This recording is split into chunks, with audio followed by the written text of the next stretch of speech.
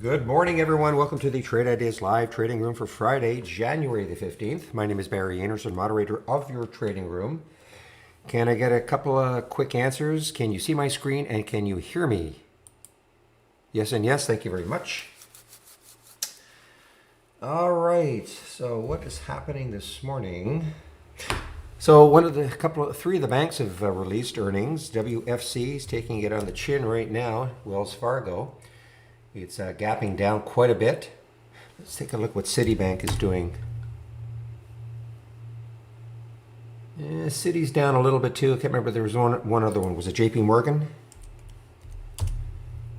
JP Morgan. So actually the banks are taking a bit of a hit, especially WFC, Wells Fargo.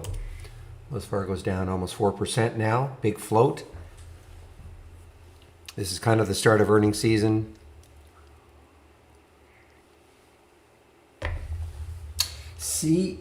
CHRA. Is this still holding its gap? It was a big gap up at one point. CHRA, yeah, it's still pretty good in terms of the gap. 638. It's dropped $1.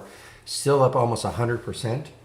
Awarded a 12-year Ash marketing contract. So that is their news. It's a low float, 11 million in the float. DBVT.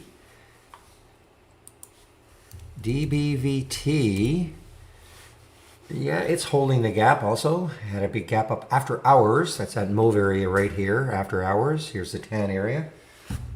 Pre-market and positive FDA feedback. This is not a low float though, 109 million in the float, but it's still a 40% or 50% just about. Lots of, well, let's see. Take a look at how much room this one has. 604 is the next high looking left on the monthly chart. OBSV.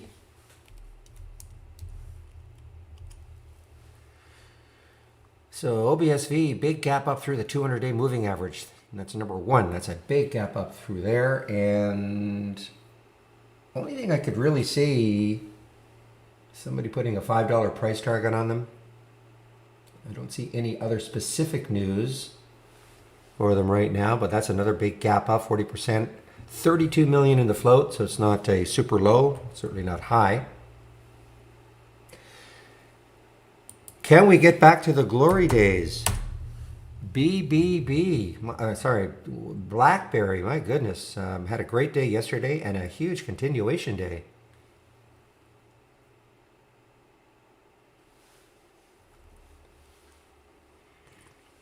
Excuse me, that is a big gap, guys. I mean, this is, looking back here, the high was 1023, so we're way above this high now on that monthly chart.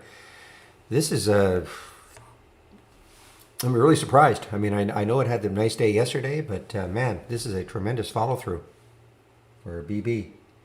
Triple D, all the 3Ds. Sorry, all the 3D systems, I think most of them got a big downgrade this morning from JP Morgan. Stratasys, definitely. So let's take a look at SSYS.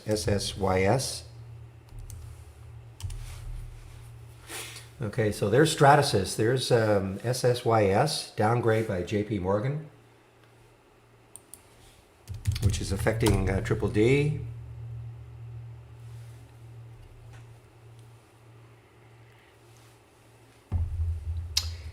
UAVS, man, what a nice continuation now from that trade of the week a couple of weeks ago. Up 7%, pretty good volume. Look at the move it had towards the end of yesterday. Did pull back a little, but it's still up 6.8% right now. AT, is it still holding its gap? I think it's got a fairly big float. Yeah, 85 million. Big gap up here. I don't see. Okay, announced the company has agreed. Oh, it's an acquisition. They're going to be acquired by I Squared. Okay, so kind of forget about them. EDTK. Excuse me. EDTK, China Education. So that's actually, just one moment, please.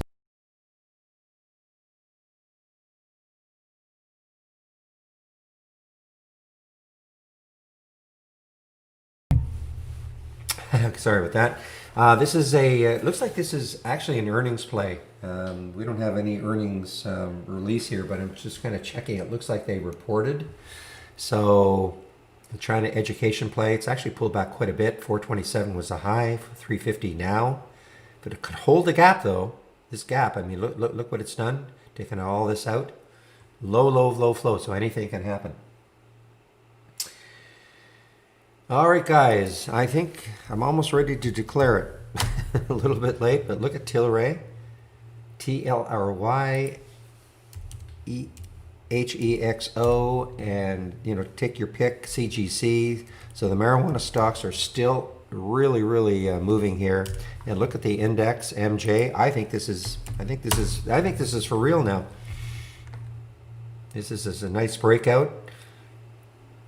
Of course, all to do with potentially a lot more legalization in the US. So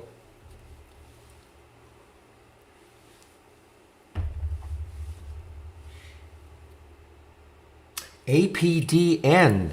This could be really interesting. Take a look at APDN.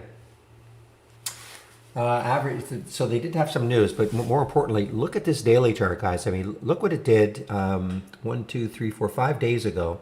It was at 563. That was the low. Got all the way up to 1241. And then the last 4 days, it is just flattened right out. But look at what's happened today. Over $10. Big psychological area. It's up 12%. Decent volume. Low float. So again, anything can happen. But this could be really interesting if it holds over 10 and starts to move.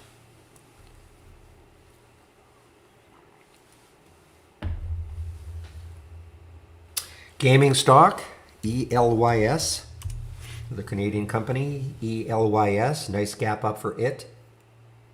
Not huge volume, but it's a low float, 9 million in the float. I'm just looking here. Obviously, if it can somehow, well, it's going to have to tack on a little less than $1 to get up to these levels, but this could get interesting. AVGR.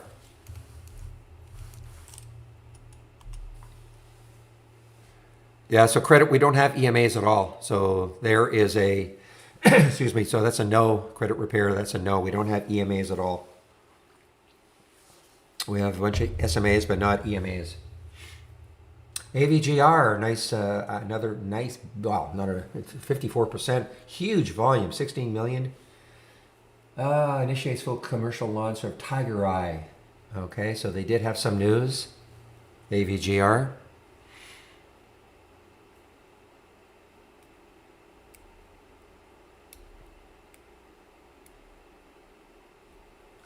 Yeah, so very quickly credit, because I'm trying to do all this pre-market work, but if you right-click, configure, search, and if you type in SMA, so the change from the, we have the 50, 20, 10, maybe we have the 8, yeah, and the 8, okay?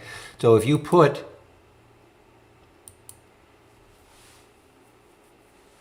if you bracket it with the min and the max, right around that that SMA, that'll show you stocks that are close. Okay. And you can, I'm just using the 8 AMA here, but we have the other, we have the 10, 8, 10, 20, 50, and 200.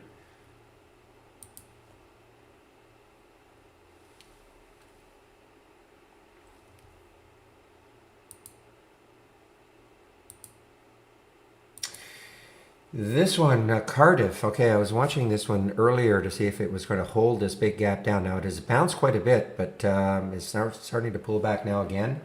When I look at this head, now first of all I can see without expanding it is presents data that continues to demonstrate but obviously, that's meant to be a positive release. But anyway, the market's reacting negatively so far to CRDF.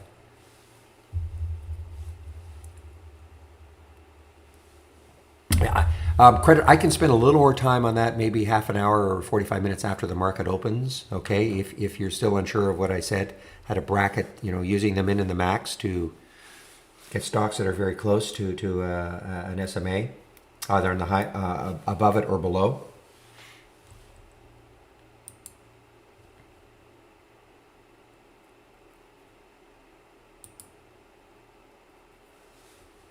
Just you might have to remind me, okay? It's just I'm a little bit swamped right now before the market opens, and in the first half hour or so.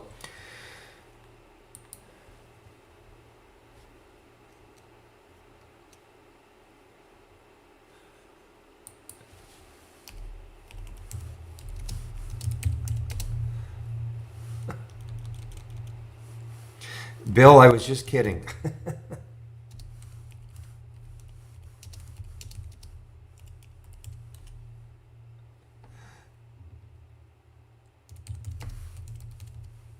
Just give me a moment here.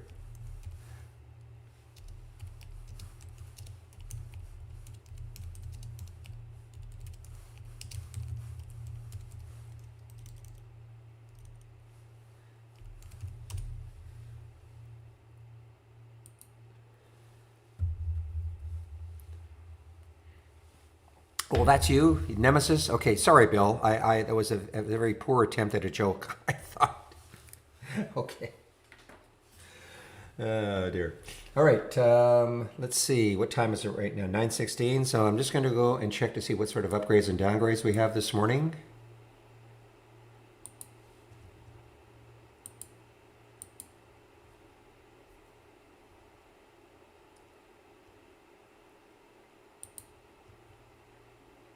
See how active they are.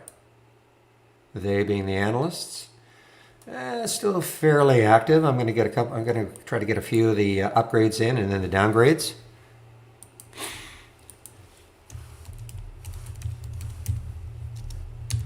Fuel cell is still weak, guys. After that downgrade, I think was it yesterday by J.P. Morgan.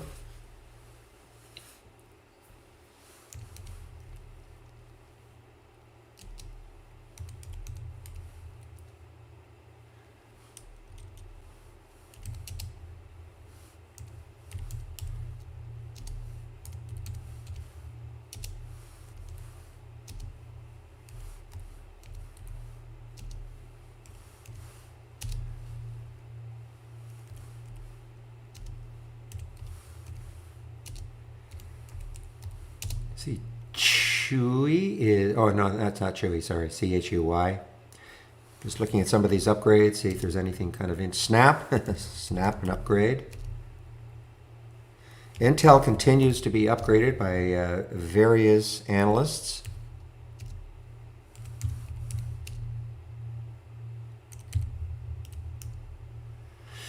All right, there are some of the, interesting. I see I have some options now within the trade, within the room of sending these alerts. Anyway, to talk to the developer, I haven't talked to him for a while.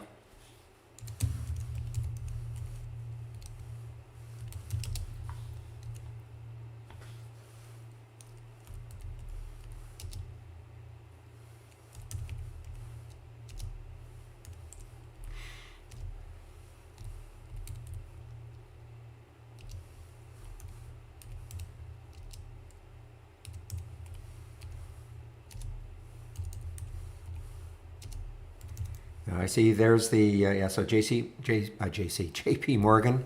I see the downgrade for Stratasys, SSYS. This is going to put some real pressure on those 3D printing systems, or that sector. So they've actually downgraded both of them, SSYS and Triple D.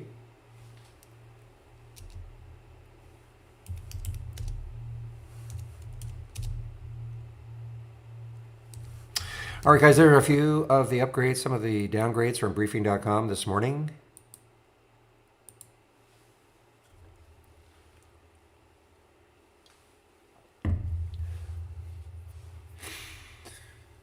The sound for price alerts? You mean our price alerts?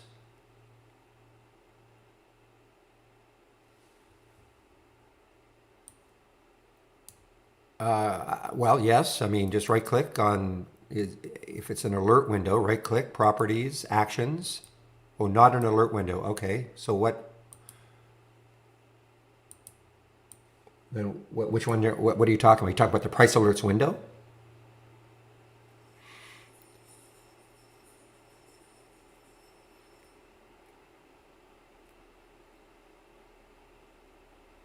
Yeah, okay, so that's the price alerts window.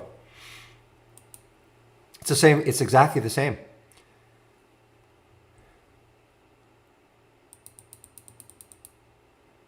It's exactly the same. Right click, actions, and it's exactly the same format setup.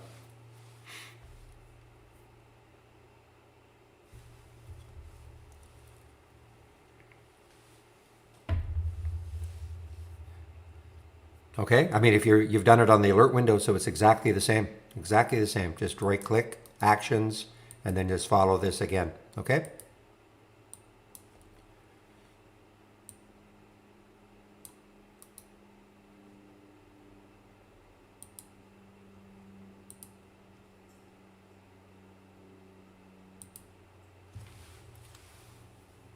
Well, I'm almost getting ready to commit to taking a long position in MJ, guys, the ETF, the cannabis ETF.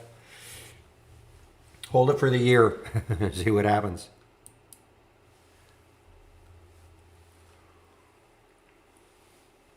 I do not have an opening range breakout. I mean, there's, there's, you can do your own. I mean, it's pretty simple,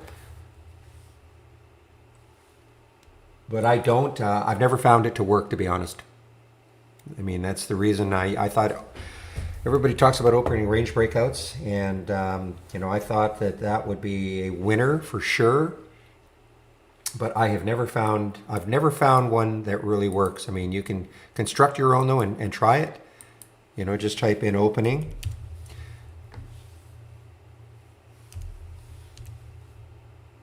So you can try them. Here they are. We've got the 1, 2, 5. And then after that, pick the time frame you want, and then just construct some other filters around it, price range, a minimum volume, maybe how much it has to be up or down, things like that. I've just really never found it to be effective.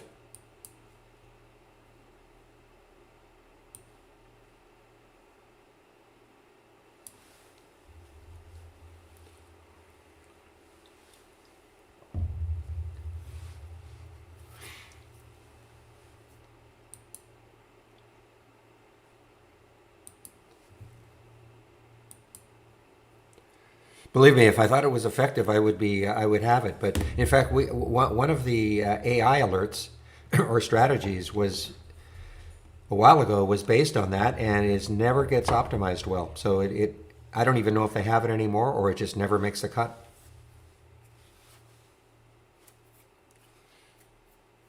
Well, I'm talking about MJ as a long-term ETF.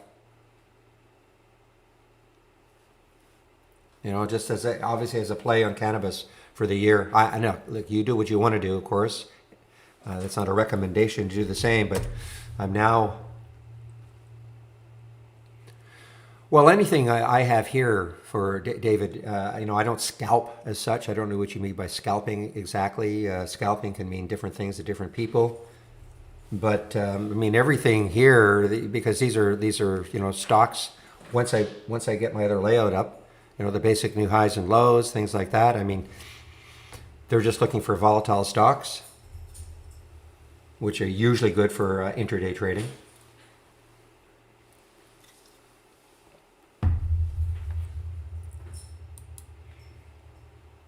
Well, in theory, I could take MJ right now. I mean, I'm not worried about a dollar up or down right now. I'm looking at this as, if cannabis really keeps rolling along this year, like many suspect it will.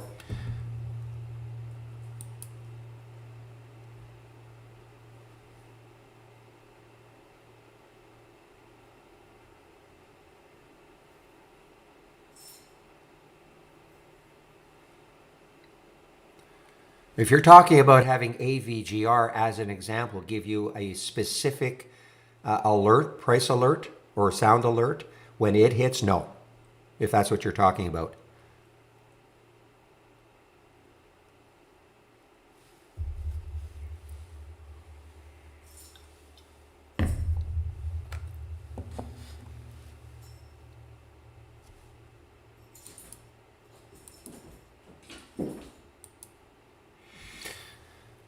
Take a look at Bitcoin. Bitcoin obviously is taking a bit of a hit this morning because I'm looking at Mara, M-A-R-A. MARA is down, starting to gap down a little bit here. And I'm sure Riot is doing the same thing.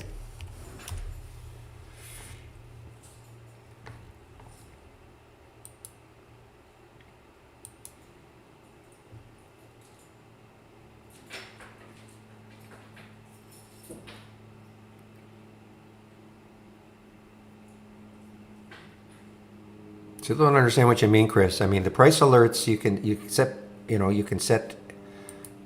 Still don't quite understand what you mean. I mean, the price alerts.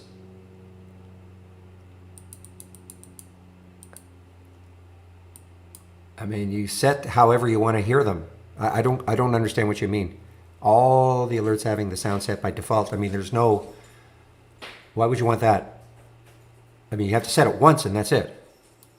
However you want your price alerts to be the sound you use, you set it once and that's it. Okay, guys, I have to get my other layout up and running.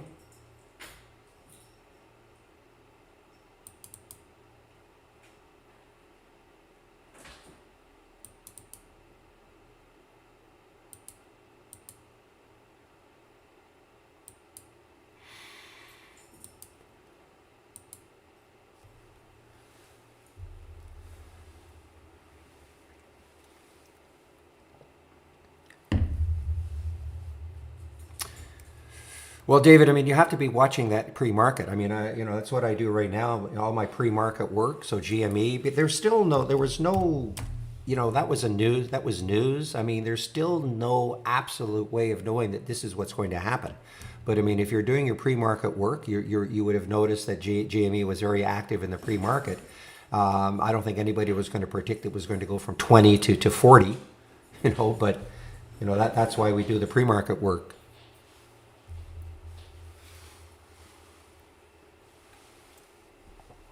I'm going to do one, just give me a second here, please, guys. Getting a lot of questions pre-market. Interesting.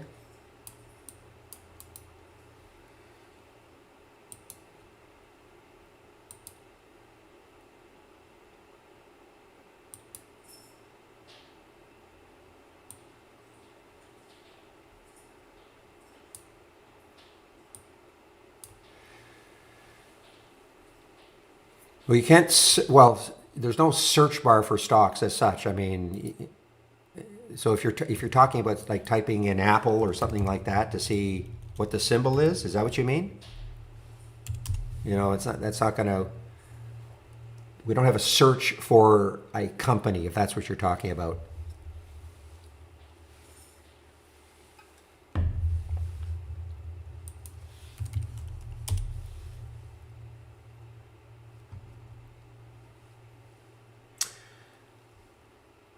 Oh, just for changing symbols. Okay, so if you're left click on a chart, left click on the chart, and then just start typing. Okay, when you start typing, the change symbol box should pop up, and then you just click on change or enter or return on your keyboard. If for some reason when you left click and when you start typing, it doesn't pop up, hit the space bar on your keyboard, and that should bring up the change symbol box, okay? Same thing though, LXRX. I mean, LXRX, there was no clue that this was going to happen yesterday. I was talking about that. There was the pre-market action for LXRX. It was identified as a pre-market mover, but there was no inkling that this was going to happen. Okay, there was some news, and it's just a matter of okay. It was when I read that news, I didn't think it was going to be that sort of a catalyst, but so. There's nothing that's going to predict these sort of moves ahead of time. I know everybody wants that, and I wish I wish there was something that would show that, but that was a combination of a little bit of a market gap plus news, and for whatever reason, that news, once it got rolling and traders started piling into it, it got it really moving. All right, guys, the market is going to close in less than 20 seconds, so let's have a great end to this trading week. Remember, Monday is a market holiday, so we'll see what happens today in terms of. I have no doubt that we're going to see lots of plays.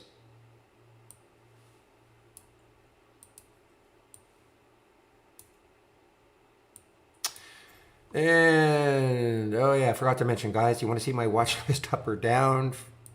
click on New from the toolbar. Click on Channel Bar, and then My Watch List, Barry's Watch List. These three windows will pop up. Nothing will happen in these two until at least 9:45. Remember, everything in the channel bar is a layout, so you have to make sure you save your layout to the cloud first. You can only have one layout loaded at a time.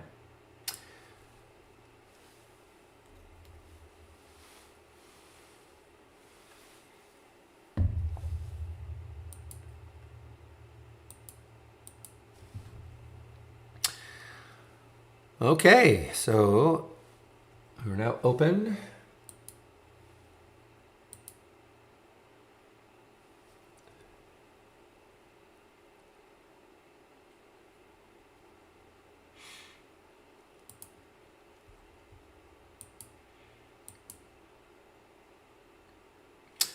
All right, BlackBerry BB, a lot of volume coming in. Big float, $500 million in the float.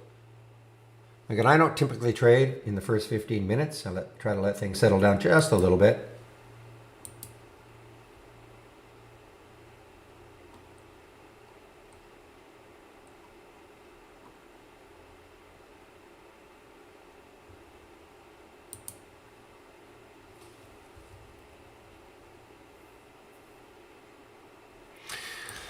How's Romeo doing? RMO. This is the one I was watching yesterday.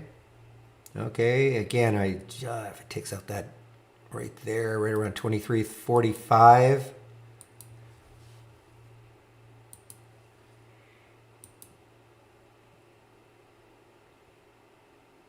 Am I going to take a chicote? Good morning. You're a new pseudonym anyway. Look at BlackBerry, guys. Hello, 2000 and, I don't know, 5, 6?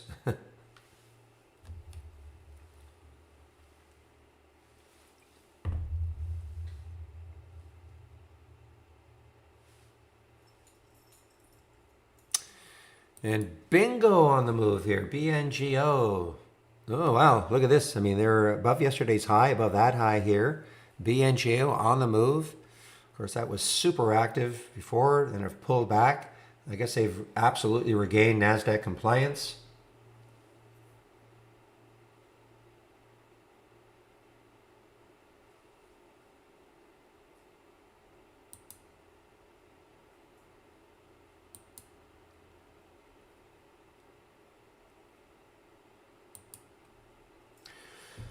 No, some of you were following Pola all day. Look at BlackBerry. It's a heartwarming thing for anybody who's a Canadian, just to see it's, first of all, still alive, but actually on the move.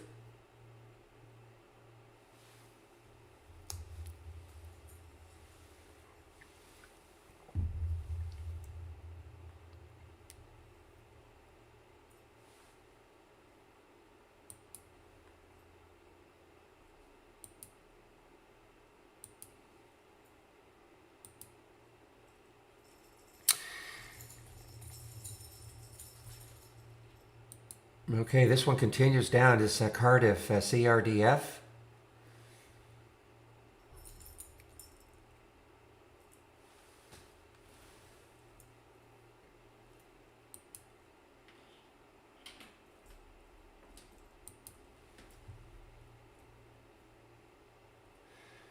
GME.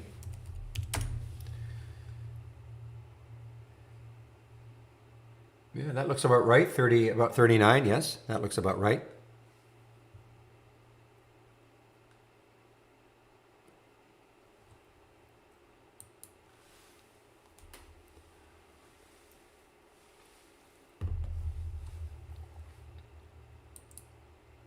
The other one that's popping here, VBIV, it has now just gone it's gone positive. And we have our first halt of the day, CRNT, first halt of the day, Ceragon Networks, Israeli stock. And let's see, you look left and the next high, so that next high is not that far away. Depending how this opens,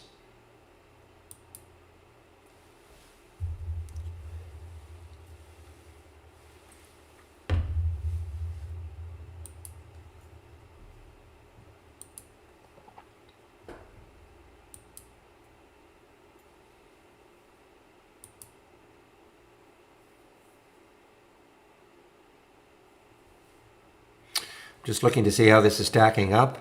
CRNT, don't see any bid-ask right yet.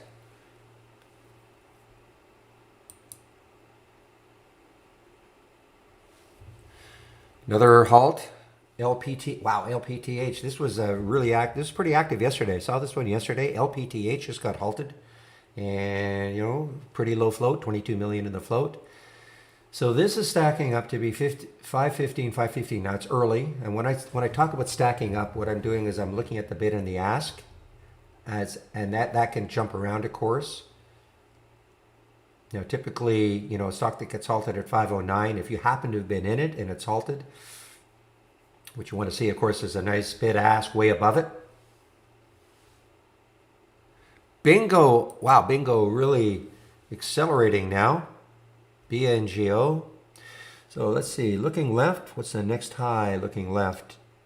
850. 850 is the next high looking left.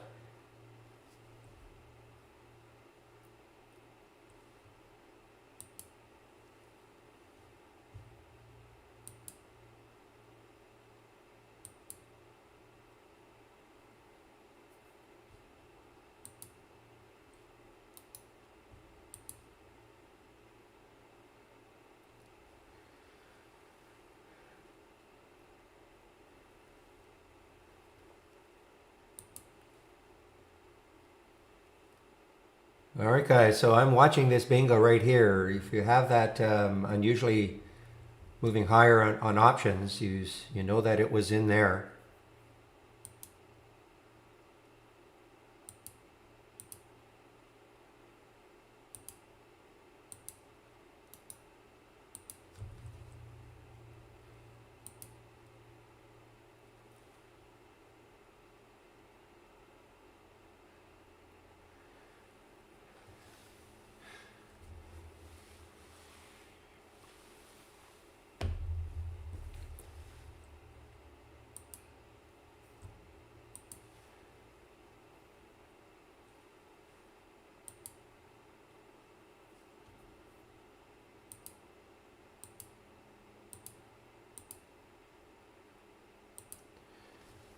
Guys, I mean, you know, if you were following,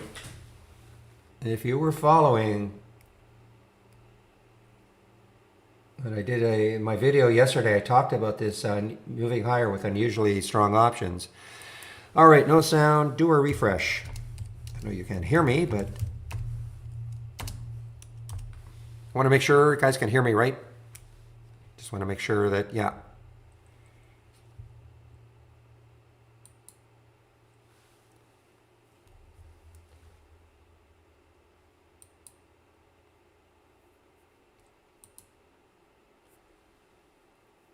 Guys, this has turned into just a really cool little simple, well, no, it's not a simple scan. I mean, it's simple in terms of the number of alerts we get today or any given day, but there it goes, guys. I mean, 839, 865. You took some out now. That's a nice little gain.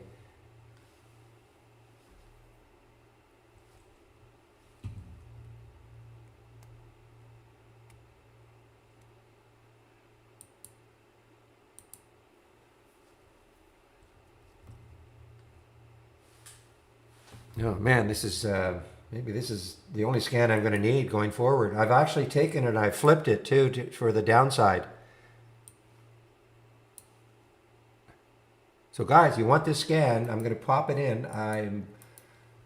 This weekend I will put it into the scans that I shared more officially. Well, it is sort of. It's in the options play magic, but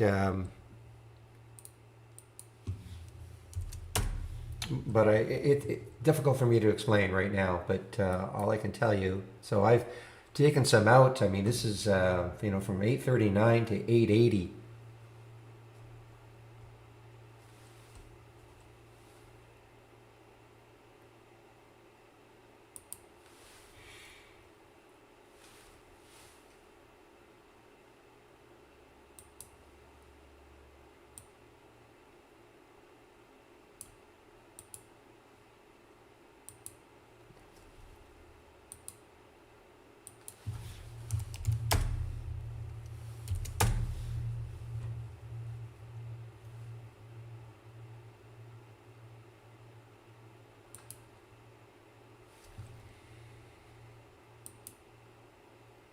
All right.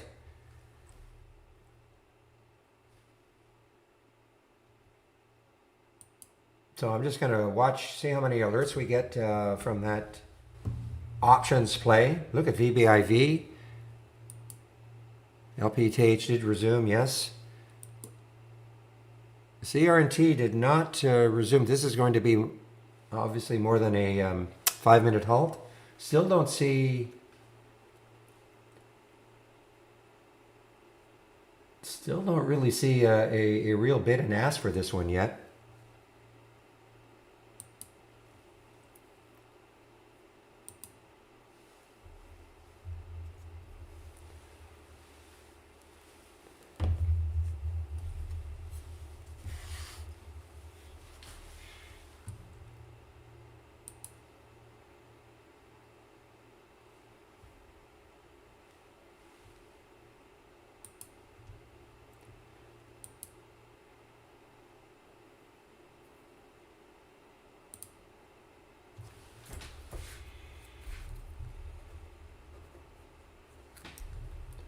Just a minute, guys. I just want to. I'm going to get my marks for bingo.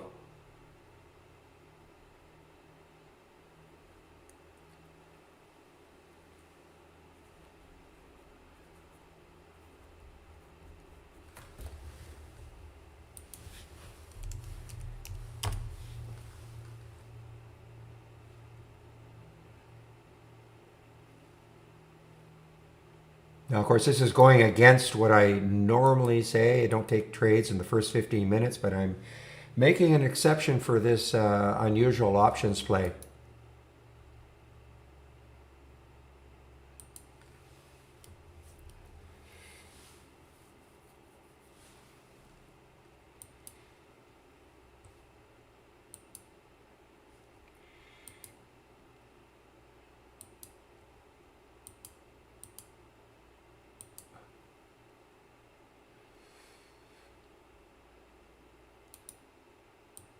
Ah, I missed it.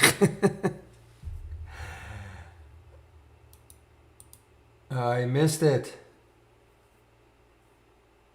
OBSV. No, I missed it. I was trying to get it and it just ran a little bit too quickly on me.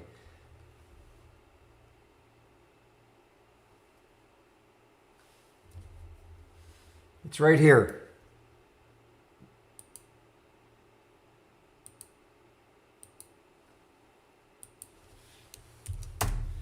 That's right above it. There's the options play. This is not trading options, guys. This is just an options filter.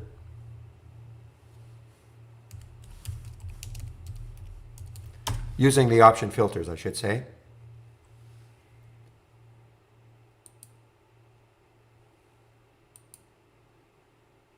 Now, typically, they don't happen this quickly. One of the reasons is, I think one of the filters I have is a count filter, so it requires, a bunch of new highs being met. So typically, it doesn't happen till maybe a half an hour, 45 minutes into the market. But we've had obviously a couple of quick ones.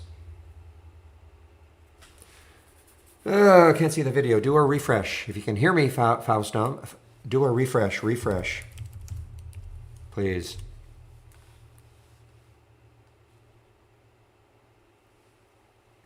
So the refresh is up here. Okay, if you can see that little, almost a circle right there.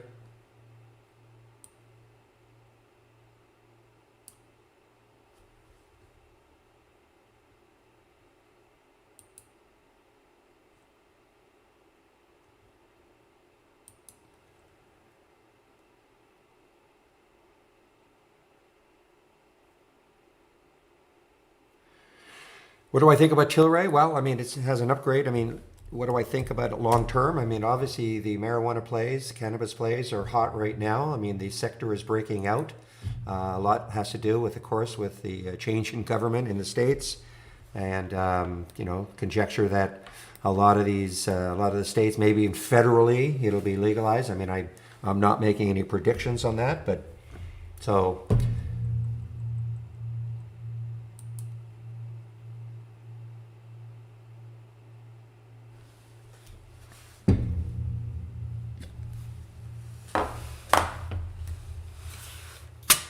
Give me a moment here, please.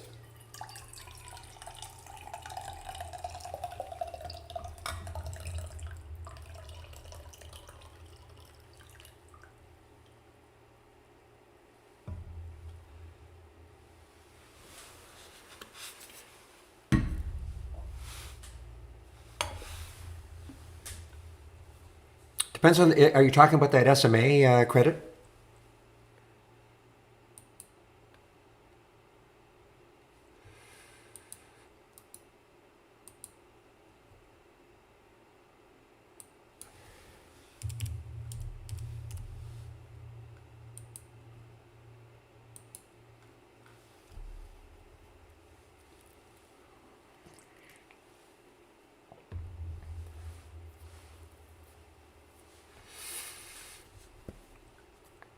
Oh man, Pola guys. I know you guys. Some of you were following Pola before yesterday. Lots of action this morning. Look at look at this action here and the momentum up. You know, it's just tons of stocks. REKR coming into it. Yes. A 5 minute pullback.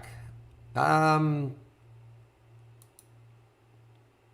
I don't know about a 5 minute pullback. I mean, we have 5 minute.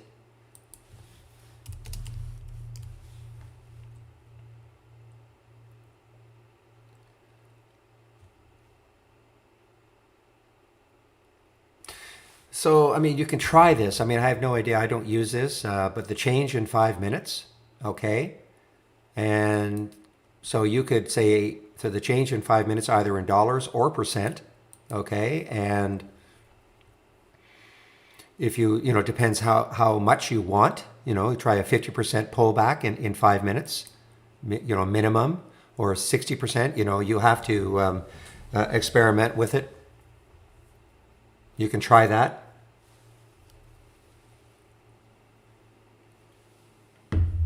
So in other words, so you can try that change in 5 minutes, and a minimum 60%, 70%, 80%, whatever you want. You can try that, okay?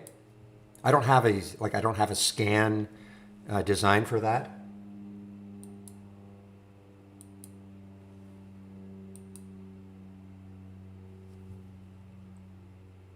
But that's what I would try first, just the change in 5 minutes on a percent, and put a, you know, a pretty high max on it, so you're getting a pretty good pullback.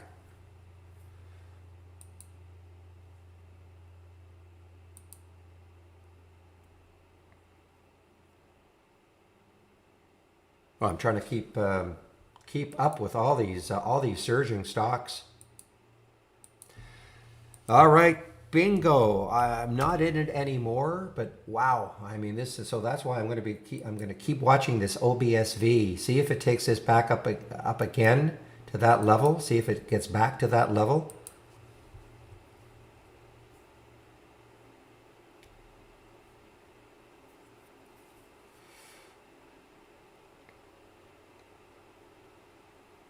So we actually have crosses. If you're interested in credit, if you're interested in the actual cross, look at bingo. Man, I'm not in it anymore. That's too bad. Cross.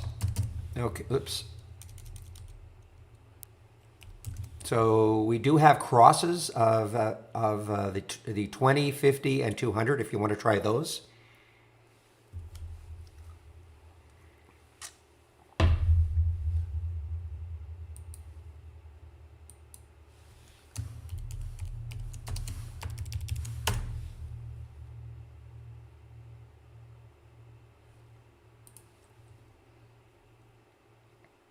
Okay, so all you have to do is go to an alert window and configure and search and type in, say, we'll type in SMA number one, and that'll give you all the SMAs, but I would type in cross if you're looking at that, and just scroll down a little bit. You can see the crosses above the various moving averages, okay?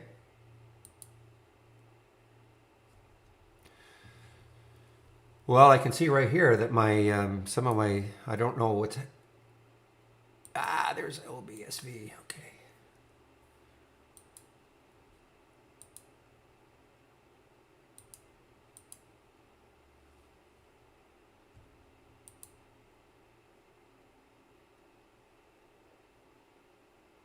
I just wish that bingo alert had happened a little bit later. You know, that's the problem in the first 15 minutes. You get the stocks and they whip up and down. I just wish it happened a little bit later.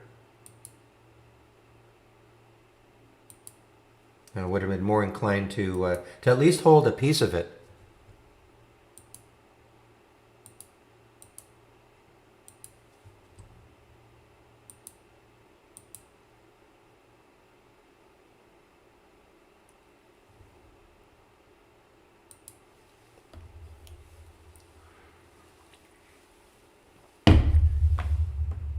VS. So you've been well. You were halted. Okay, this is. I don't know if this is actually an IPO. Excuse me. I mean, it looks like an IPO. Where are they out of? Don't know where they're out of. Very rare that an IPO comes out this early, but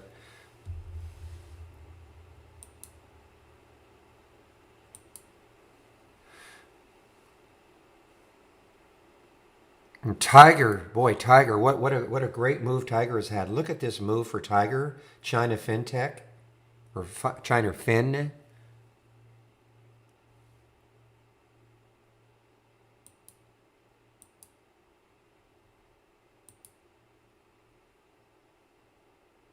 Okay, guys, I'm keeping an eye on OBSV. Probably over 20 for me.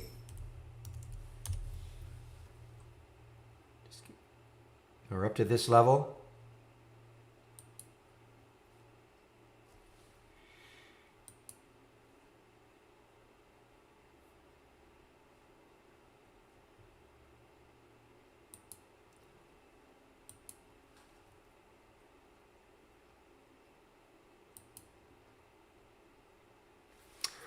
Faustum, I don't know how to help you. I mean, I don't know what browser you're using. Maybe change browsers. The developer of the room suggests using Chrome as your browser. I honestly don't know how to help you.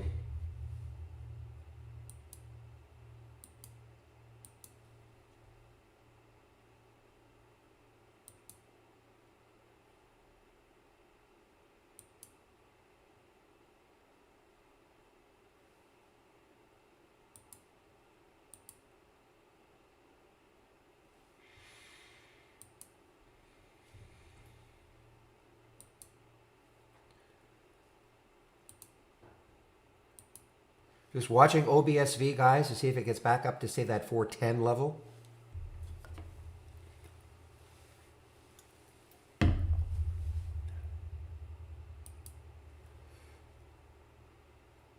Wow, look at this one, 11. I mean, I haven't even had a chance to look at my watch list. Look at Pola, 1147. What did I get up to? 1310 from that alert. 557. So what did this do afterwards? Not much. Tilray, 2237. That dropped. FRX. What did I get up to? Almost 8. But this is, wow, what a winner here. The Pola. Now, again, these are all going to be, I mean, this is all sector related, of course. It's only problem with some of these when they're just totally sector dependent as opposed to trading on their own.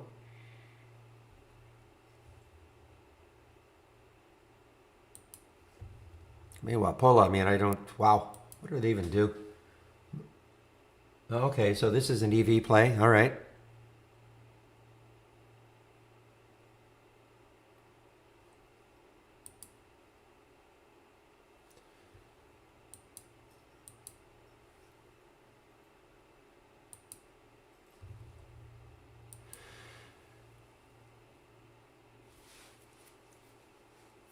Maybe it was a symbol name change then today, VS. Maybe it was another symbol before, and the company changed symbols.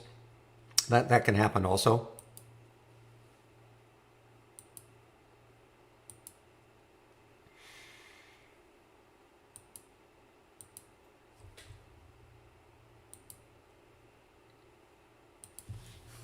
Let's see if I can see news on that. No, it says Versus announces pricing of its public offering. And that's on the 15th, so I don't know.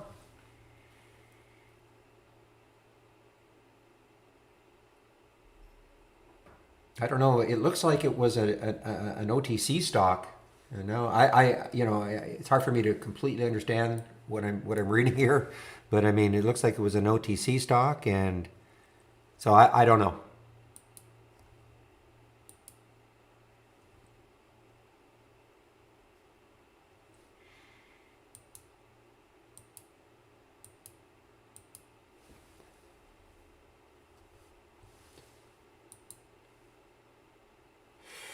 All right, guys, so you might want to try this. I didn't take this short. I did not take this short, but what I did is I took this window, moving higher with unusually strong options, okay? I duplicated it, and then I flipped it. And I just flipped it, okay? And so now this is, instead of moving higher, this is moving lower with unusual stock option volume, okay? And I'm showing you how you can do that. How to learn how to use the software.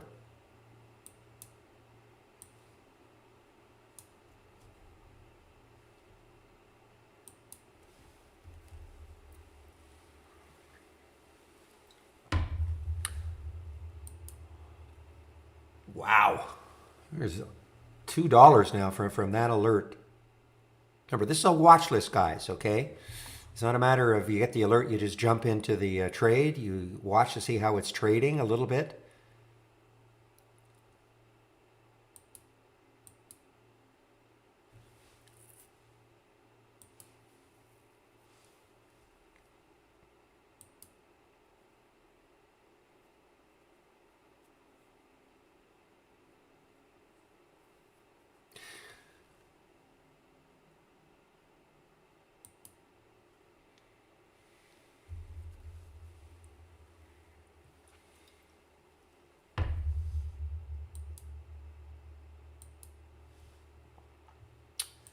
All right, just going to keep on watching OBSV just in case it reclaims 4.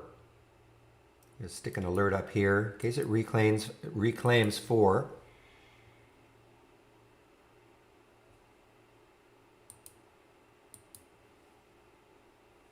Not yet. It was a volatility halt.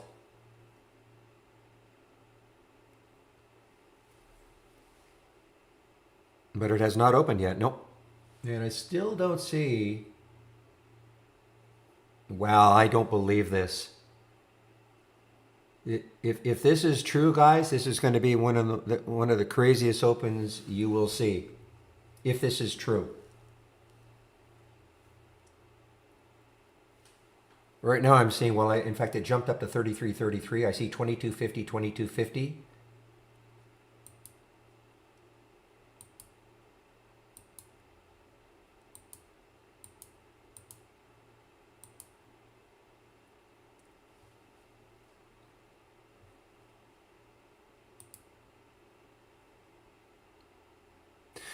Okay, give me a moment, please.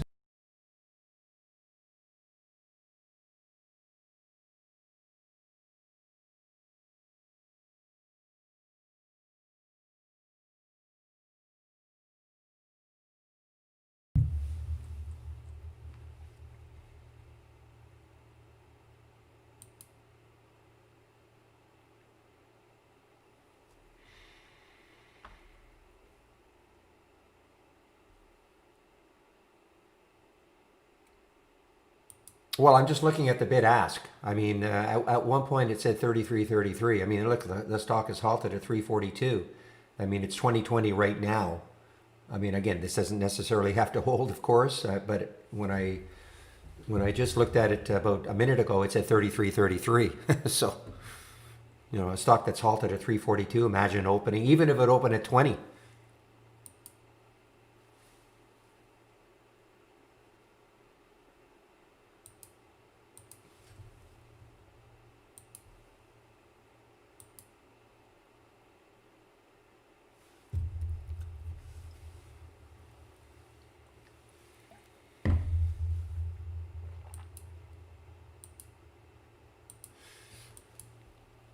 All right, so OBSV, I want to make sure I've got this alert set correctly. Right, just over 4, just in case it comes back.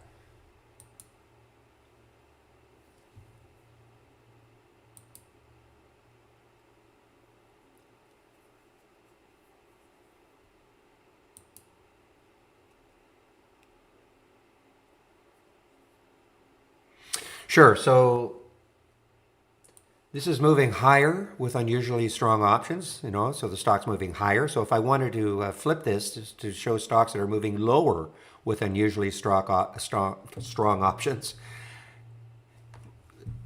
So instead of having to recreate, here are the filters that I'm using. So instead of having to start from scratch with all these filters, so whatever could be flipped will be flipped. Now, in this particular case, the only thing that's really being flipped is a new low. Because you can't flip a price range, you can't flip volume, you can't. In other words, if I said, excuse me, if I had one of these that had, maybe the stock had to be up 3% for the day also as a filter, well, then you could flip that so the stock would be down 3% as an example. So it's just an easy way, though, instead of having to recreate all this, I just flip it. So the first thing you do is you duplicate the window because you don't want to, you want to have this window still. And so you just duplicate the window. And then you right click configure and then you flip it. So notice now it's new low. But anything else that could have been flipped would have been. But there's just nothing in here that can be flipped.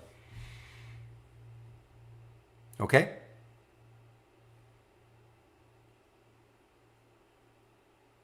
And then you give it another name. Just give it another name, moving lower.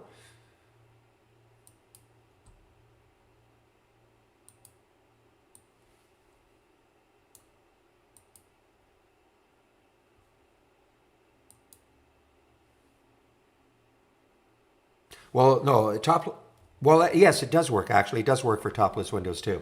Yes. Actually,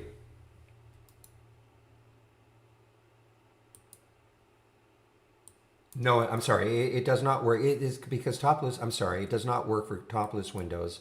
Yes, it does work. It does work. I'm sorry. It does work. Of course it does. So again, duplicate your top list and then just do the flip. Sorry, guys. It's just so much happening right now. It's kind of exciting.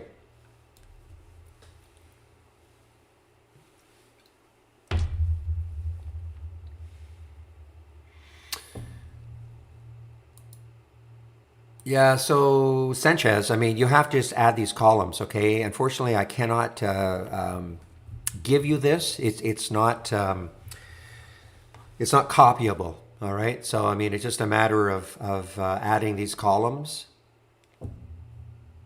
Okay, these are all columns. You just have to, if you like that look, then, this is displayed the whole day. So you just have to add the columns and arrange them the way you want. I can't give this to you because it's not copyable, like these scans. Pola, my. I don't know what to say about this one.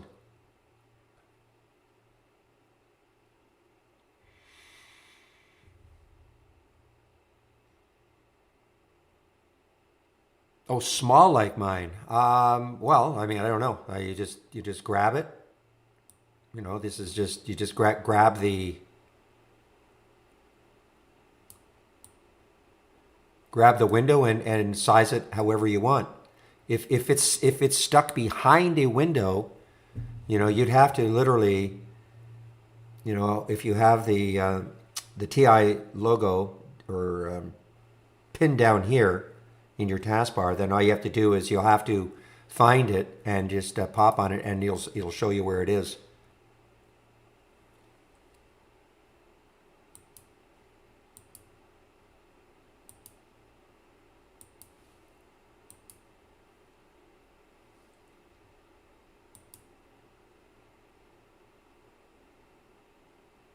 I got a twofer? Okay. Yeah, flipping is very cool because it's just a time saver. A lot of times you want to see, it's almost like competing strategies, putting a set of filters and you want to see on the high side and the same sort of filters, but you want to see on the low side.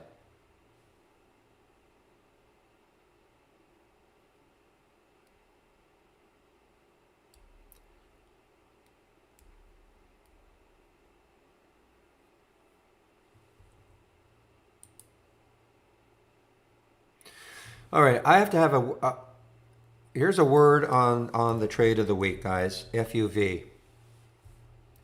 Now this is actually probably going to show up in our stats that I'm going to show a little bit later. What was the trigger? Was it 1580?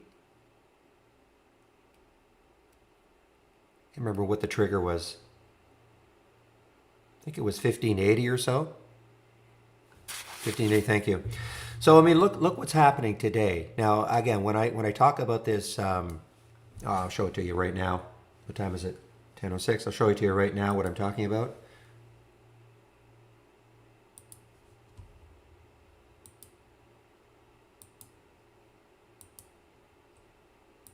Okay, so this is so what you're seeing here, this is if you took every single trade of the week since April, as long as it triggered on a Monday or Tuesday. And a trigger, because if you get the email, there's always a suggested entry. So if it does on Monday or Tuesday, hit that suggested entry, then it's counted in these stats, okay? So the premise is this, is that you put $10,000, of course, we're just using 10 if you have 5,000, whatever, but you put $10,000 into the trade if it triggers on Monday or Tuesday, and then you sell it on Friday, and then you do the same thing on Monday, the following Monday, over and over, as long as it triggers. This is what would have happened. The 10,000 would have turned into, looks like about, say, $27,000, okay? Up to this point. Now, the thing about FUV is that in theory, because remember, we're selling this before the close on Friday, probably, I mean, but you know, in the statistics, I mean, in theory, this could actually go below the today. It could go below 1580, which would actually look like a loss. I mean, so in that graph, but nobody in their right mind, if you got into this trade, you know, at 1580 or 16, and this went up to 1933, you'd never let this happen. But just for the purposes of that graph, this could actually turn into a loss.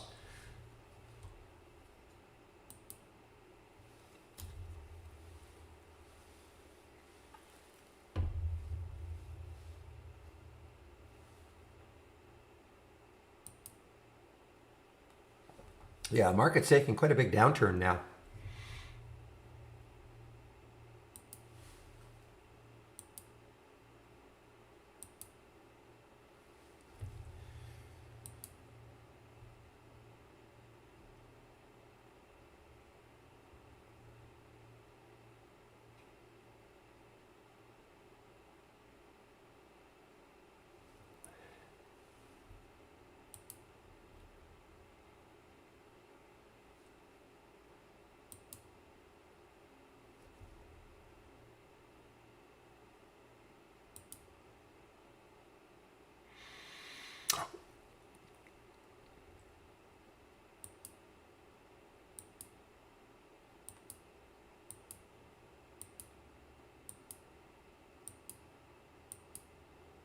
Richie, that's a good question. I'm not 100% sure. I don't know if any of them have actually fallen below that stop. Probably, but I don't know if any of them have actually fallen below the stop if it triggers on the Monday or Tuesday.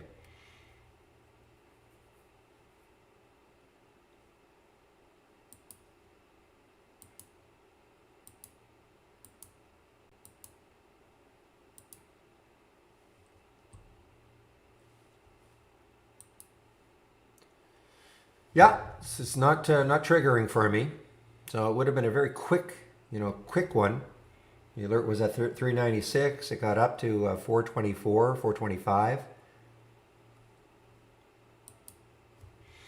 All right, so I was tempted to take this MJ. I'm going to keep watching this. You know, it's starting to pull back with this big red candle. I don't know if there's...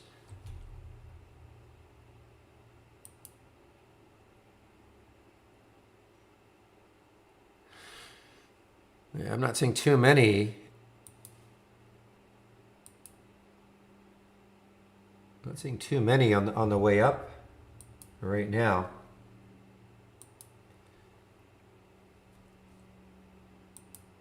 Not with this market. This is a pretty big market move down. 267. Wow. So everything is down. Dow, Tech, and SPY, and the SPY.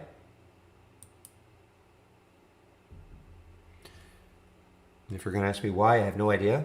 I don't know what news is coming out.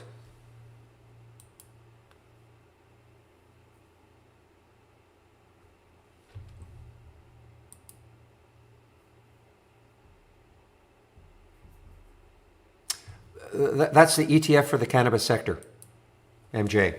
Okay.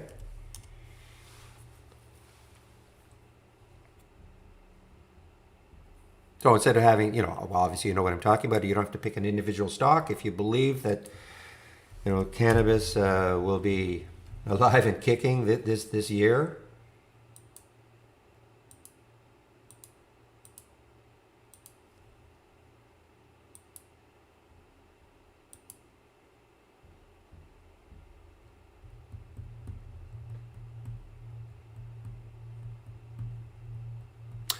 Yeah, by the way, guys, I have a promo code I can give out to you for 20% off. Yeah, the market's closed on Monday. So I do have a promo code that I can give you. Just give me a second here. Time is it? 10:12. Oops.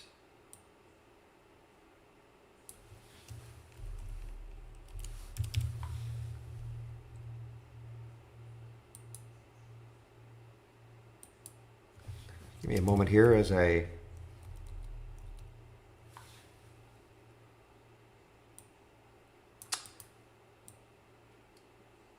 make some adjustments to the script.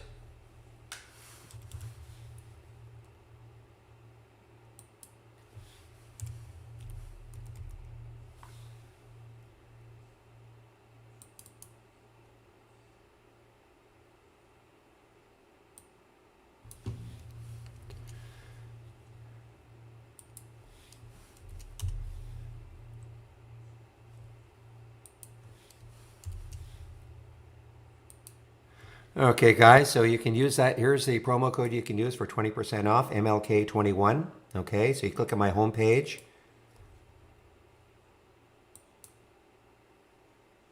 And get trade ideas. So obviously don't use that promo code. And just type in MLK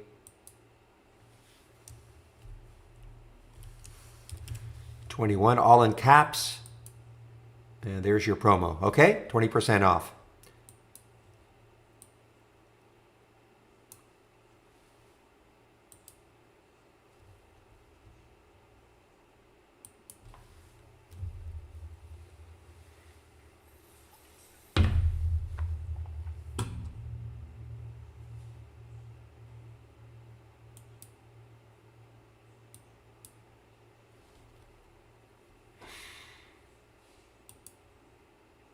No kidding, the star of the day. I don't know if it's pulled back yet. Probably finally pulled back, but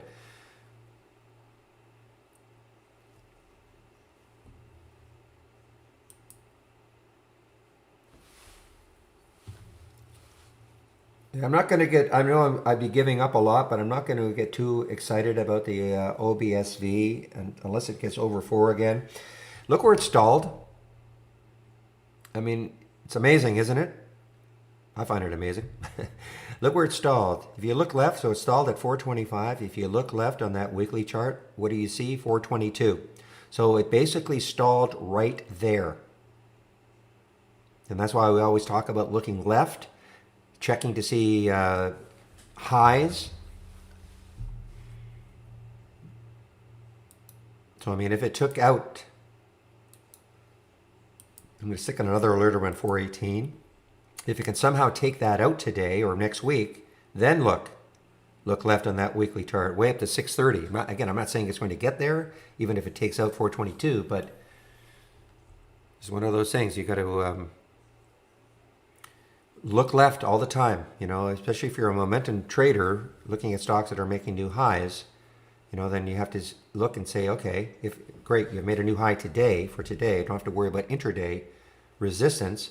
So have your monthly, weekly, and your daily charts up and look left to see, okay, where is the next potential area where it could stop? It's a whole idea.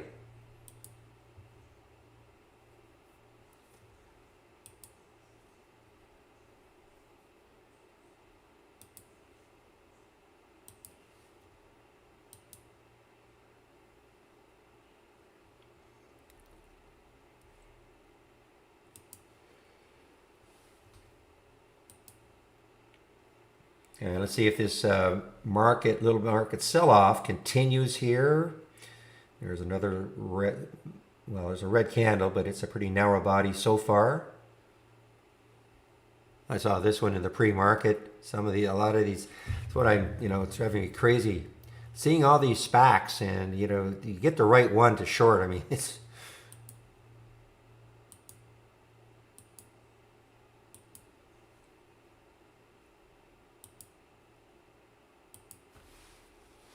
could be. I mean, sure, it could be just profit taking, but that's a pretty big sell-off.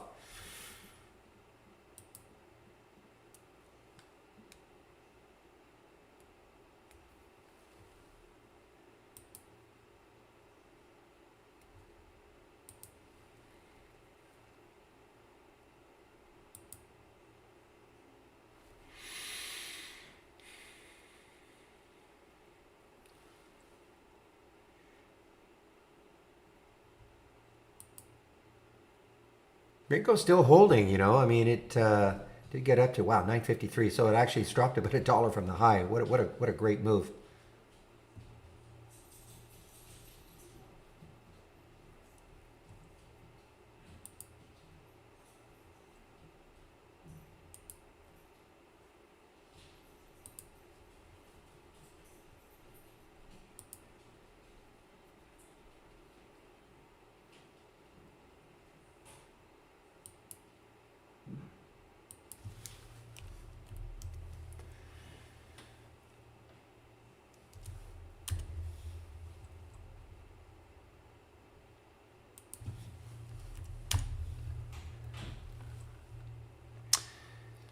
GME, I don't know what it's doing today, but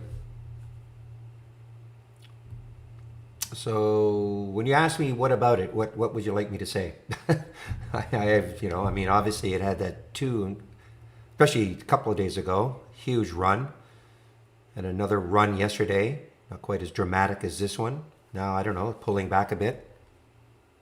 If you're asking me to, what do I think about the company and where I have no idea.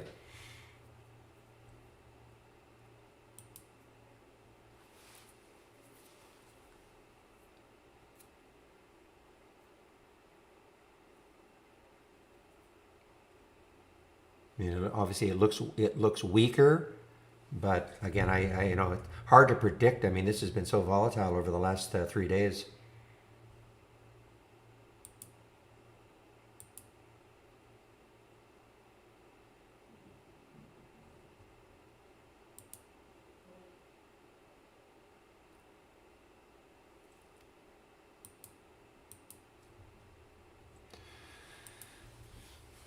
What about NIO? Let's see. What about NIO? I don't know. It's, I mean, it had the tremendous, that was the JP Morgan upgrade. I think they suggested $80. But like a lot of stocks today, everything is falling.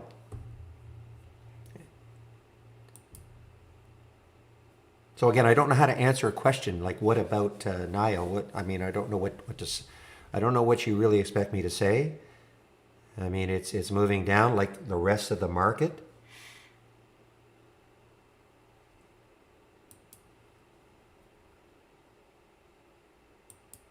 And I'm not trying to dismiss it, okay? I'm just saying I mean, I have no crystal ball to say, yes, this is the bottom and now it's going to start moving higher. I mean, just look at the market. You have to, check to see what the market is doing. The market's putting in now another big red bar, and it seems to be dragging down most stocks. Oh, well, that is something. I'm not an investment advisor, VJ. I'm not, I cannot make any recommendation on that. All I can say is that you have to have a stop, and if it hits your stop, get out of the trade. If you don't have a stop, we always talk about stops. I don't know where, when you got into that trade at 57.40, where was your stop? Where is your stop? In other words, where are you going to get out of the trade if it goes against you? But I can just see right here, look at all the EV, well, not, I don't know, but all of them, but look at here, another EV play. I mean, right now, EV is not in favor right now. All right, well, if that's your stop and it hits it, then, get out.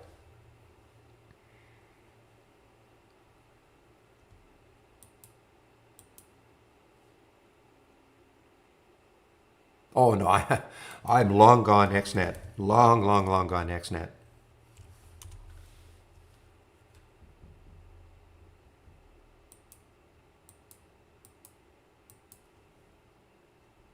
Yeah, I mean, I think the yeah, I mean, look at so EV right now is not the sector to be in today. Fuel cell, I'm sure, is still weak.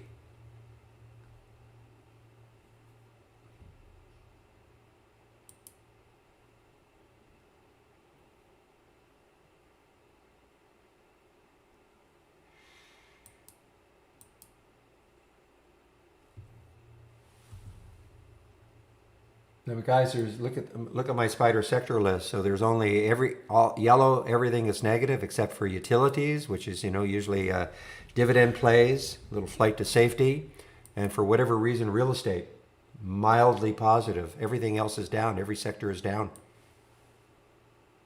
So if you're trying to go long anything, it has to be a stock that is truly and utterly trading on its own. It doesn't care what the sectors are doing. It's got some news.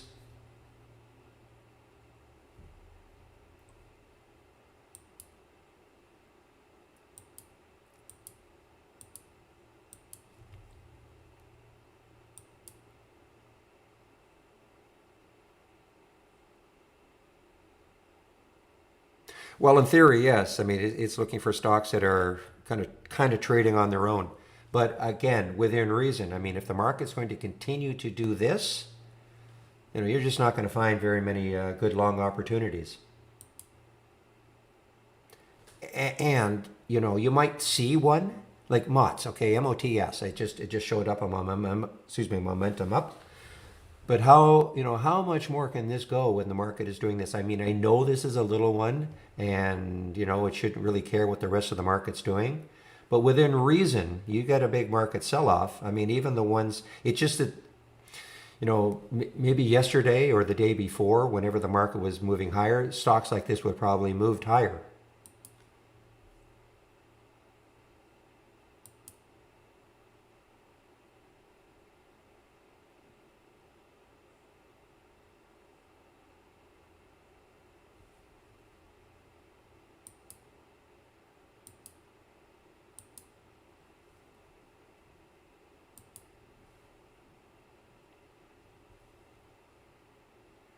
This is one I saw in the pre-market.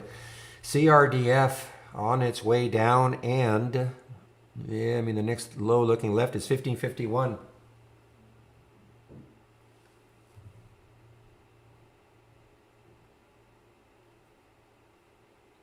Nice to know you guys are still at it. Oh yeah.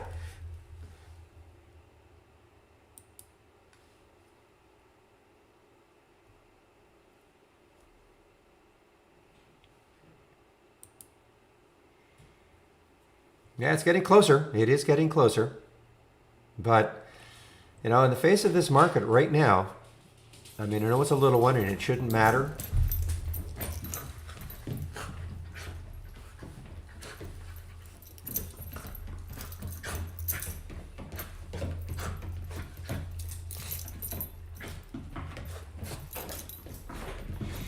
But I'm not interested really until it gets into the high 420 or something like that. Really takes that out. I don't mind giving up 20 or 30 cents if it starts to fill in this void. I just don't trust the move.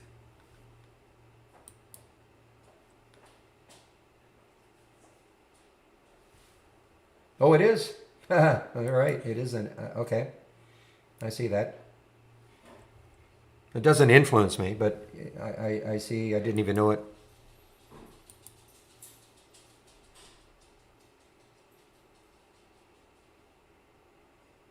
Yeah, if you want to upgrade,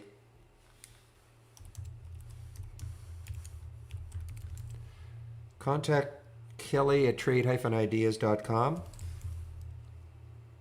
Okay, if you want to upgrade from a monthly to an annual. Okay, and when you contact her, just give her the email address that you use to sign up, so that she can locate your account. Okay, that's for you uptick seller.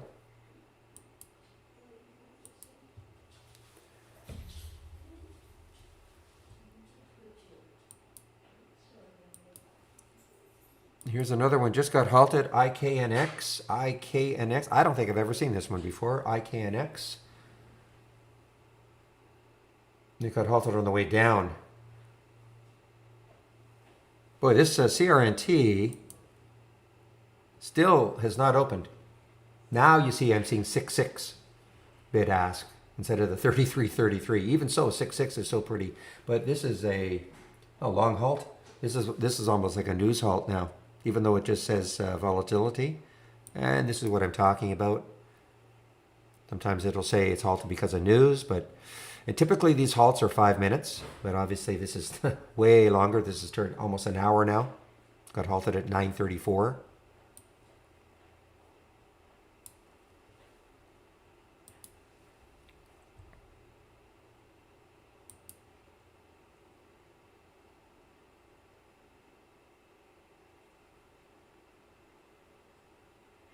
All right, let's see if this bottoming tail on the SPY is meaning anything. A little bit of a move on the 2 minute.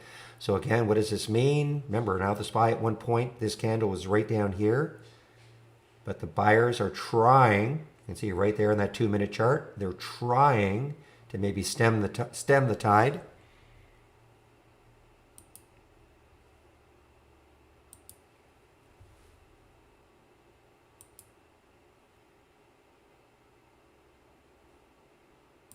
All right, guys, it's a little bit before 10:30, but I think I'm going to go into my daily spiel about trade ideas, etc. So first of all, if you're new to the room, welcome. This is the format, Monday to Friday, 9 a.m. to 3 p.m.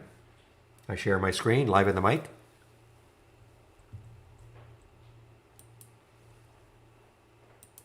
I'm going to put my home page link in. I'm going to put the link to my home page.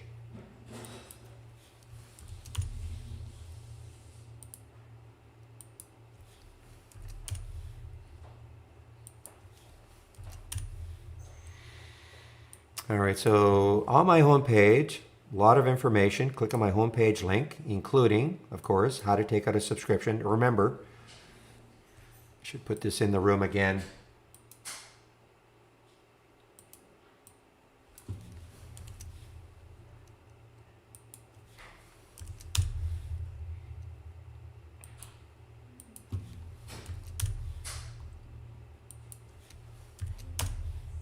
Okay, so again, you click on the pricing. Obviously, don't use the Barry for Alpha. Oops. I'll get it right there. Okay, don't use the Barry for Alpha for 15. You can get 20% off the first month only or the entire year by using MLK21. Okay, I popped that here. MLK21 for 20% savings. So we have 4 plans.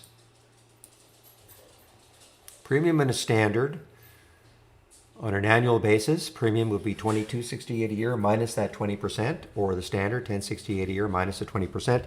And again, the big difference is the AI, which I'm going to go over. There are other differences, but that's the major difference. You don't have to take out an annual plan. If you want to go month to month, that's fine. 118 or 228, less the 20%. Now that discount's only good for the first month, okay?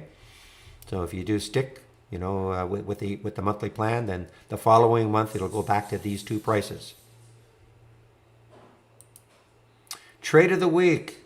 The poor trade of the week is just getting, after about a $3 rise, is sinking like a lot of the EVs. But click here, get the trade of the week sent to you before the market opens. Now obviously the market's closed on Monday, so it'll be Tuesday morning. I do a recap, what's happening in the room. All the scans that I'm sharing right here. Education links.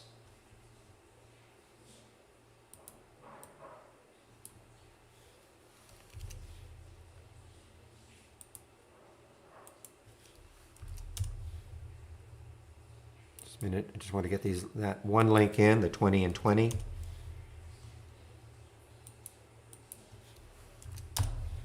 All right, if you're brand new to Trade Ideas, I think this is a really, really good primer for you. 20 short lessons. You click on that link, and what is a top list, building one, an alert window, creating one, etc. All the basic features of Trade Ideas.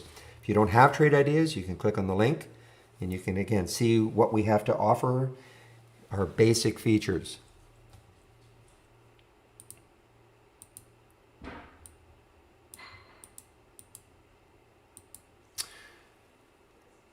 Daily support sessions. So from 12 to 1 in our YouTube room, one of the other traders takes over. I think today is Andy. Andy will be taking over between 12 and 1. I go on a break at just a little bit before 12. So you can head over there. I will put the link in before I go on my break. Daily webinars, Monday to Thursday at 5 o'clock Eastern Time. You can sign up for them all here. Educational videos right here. And some ebooks that we created, trading ebooks that we created. So a lot of information from my homepage. Now I'm going to go over the AI.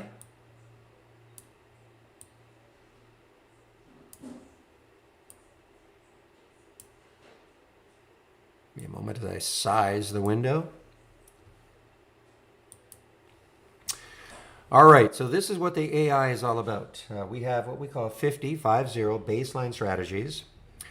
Once the market closes, the AI gets to work with an optimization routine to optimize those strategies. That's what happened last night once the market closed. These out of the 50 are the strategies that made the cut. Okay, why? Well, they had the right profit factor, win percentage combination, and several other factors come into play. What I do, I don't care what strategies made the cut. I don't care what segment from the AI. All I care about is what are the alerts that we get. So this is what I do. I click on New, AI/Holly Strategy Trades window. When you do that, this is the window that'll pop up. You'll have an entry price. You'll have an exit price or a stop price, and basically manage the trades. It's like a watch list. You can manage to keep an eye on it all day long. Sometimes, the AI might dip below the entry and then come right back up. So it might be a little bit early. So it's a great watch list for the day. And that's how I use the AI. There are no videos on how to use the AI because the AI can be used in all sorts of different ways. But that's how I use it. But I think the number one thing is just load this window, AI/Holly Strategy Trades window, and make it part of your layout. So you don't have to do it every day.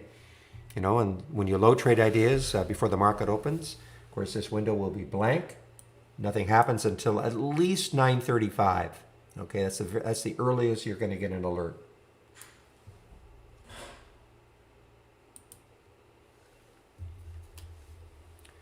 Yeah, the channel 4 now is called the Trader's Vault. Okay, uptick seller. It's called Trader's Vault.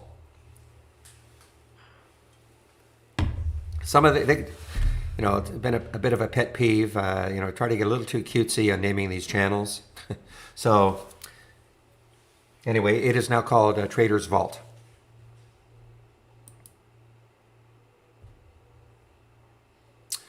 All right. I want to talk a little bit about, in general, what Trade Ideas is. We are a scanner, first and foremost, okay? This is a scan looking for stocks making basic new highs and lows with certain filters in place. Just a minute. I just want to see where this opened. Wow, so that's a big open. I mean, it wasn't 33, but look at that open for CRNT. Wouldn't surprise me if it gets halted again. In fact, I think no, it's not quite halted. So there was the halt. It was a long, long halt. It was just a little over an hour. And now it just got halted again, guys. CRNT just got halted again. All right, so this is call this the event. I'm looking for stocks making new highs or new lows based on the following filters. So this is this is sort of the event. This is the price range I'm using, the relative volume. trading at least 4 times normal, the minimum number of shares of 400,000, up or down 4%. Doesn't really matter what filters I'm using. I'm just basically showing you that you create your scans, and of course I'm sharing this scan and many others, but once you get used to Trade Ideas, you might want to create your own scans. So if all these filters are met and a stock makes a new high or a new low, I get a real-time alert. That's why I see these. Okay, that's why I see SCPL. Every time it makes a new high, I'm going to know about it. All the filter requirements are met. Now, you can create your own. We have many, many alerts and filters. There's no programming language for you to use. We have a lot of alerts and filters that you can pick from. I'm not going to go over them all, of course, but these are all the alerts. And then once we get to this icon these icons down here, where are you? There you go. These icons here are the filters. Typically what you do is you want to start off with the filters. You want to, maybe there's a price range that you like to trade, a minimum volume you want to trade, minimum, maybe the stock has to be up a certain amount or down a certain amount, depending on which way you want to go. You start off with the filters, and then you then you add an alert. Could be a new high, new low, but new 5-minute high, new 5-minute low, lots and lots of alerts to pick from. So we don't force you to learn a programming language. It's sort of a la carte, pick and choose, and create your own alert or your own scan. So that's what Trade Ideas is. Now, we also have what we call an external linking tool. And what that means is we can link with quite a few brokers. All linking does is it's a time saver. So if I click on an alert like AT, instead of my having to type it into my order entry in my broker, if I have established the link, I just click on the symbol and it'll load into the order entry in your broker's platform. And then from within there, you trade the stock, okay? Now, it's not mandatory you link. We're a scanner. If you just want to type in the symbols, that's fine. Because we get the question so many times, well, I have, XYZ broker. Can I use Trade Ideas? Well, you can use Trade Ideas with any broker, okay? We're a scanner. We just happen to have a nice little tool that it's a time saver.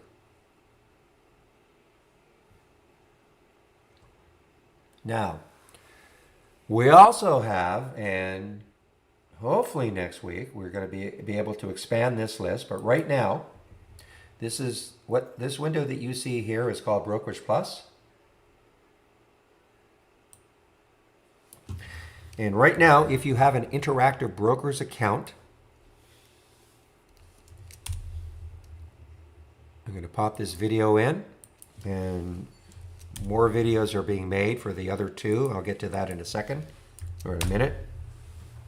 If you happen to have an Interactive Brokers account, click on this video, and this is going to show you how you can actually use this window right there to trade from within this window, rather than trading from within your Interactive Brokers account. So why would you want to be able to do that?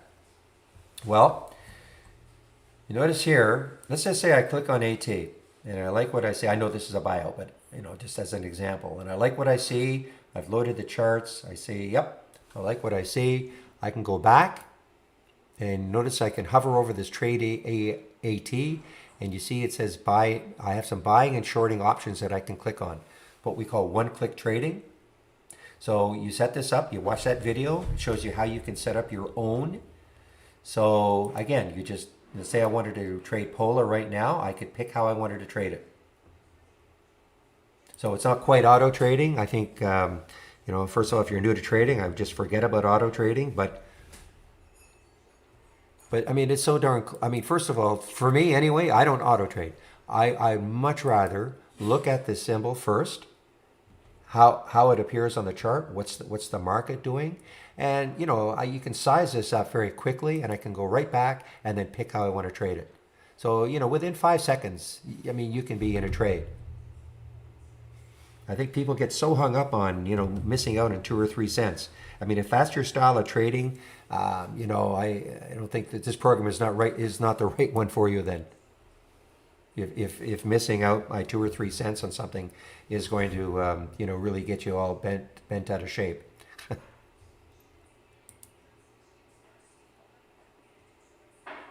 Okay, DTL, I'll show you how to do that. If you click on Tools, Options, and then in Appearance, uncheck the Enable Snap Windows. Now the reason is you probably have a whole bunch of pinned windows that you're not aware of. But to start off, just uncheck that Enable Snap Windows, okay, and then save. Okay, so I'll do that again. Click on Tools, Options, and in that Appearance section, uncheck the Enable Snap Windows and then save. So that's how you can use this. Now we are adding 2 more brokerages. And that'll be TD Ameritrade and E-Trade. I'm keeping my fingers crossed that it'll be next week. I'm already able to do it in a development version. So I mean, it's that close.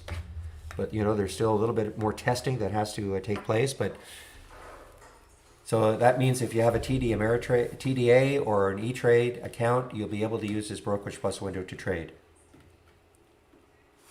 And hopefully that'll be released next week.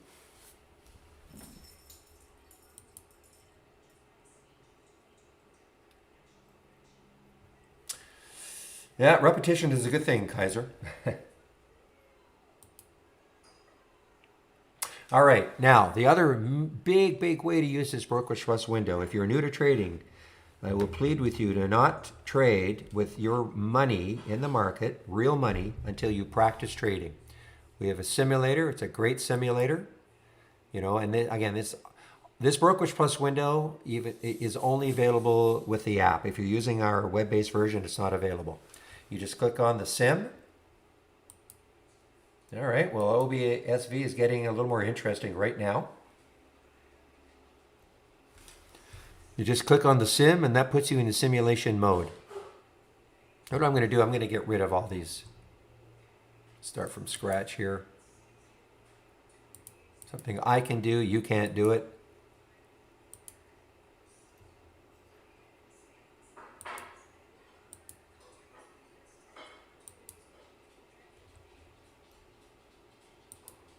Okay. I want to show you how you can use the simulator. Now, first of all, it doesn't matter what broker you have. Okay? It doesn't matter what broker you have. This is using our real-time data. So again, it doesn't matter what broker you have. Wow, that REKR. How do you use your stop plus? I'm not sure I understand that question. How do you use your stop plus? I'm not sure I understand the question.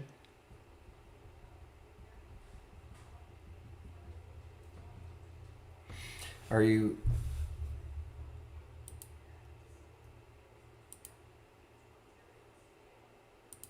I need more information. Sorry.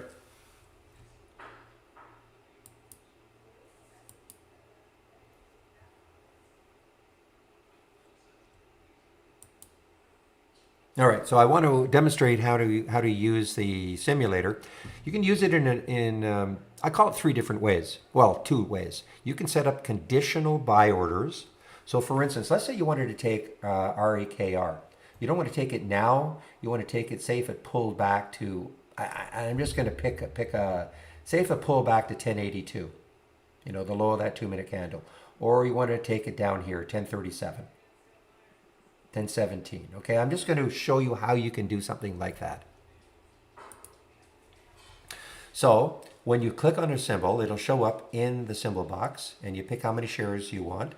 And again, if I wanted to take this, I mean, that'd be a big pullback. Let me see if I can find something else a little more.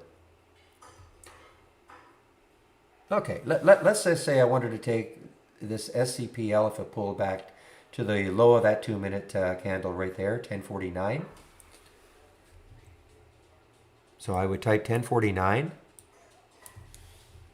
Sorry, 1849, 1849. in both boxes.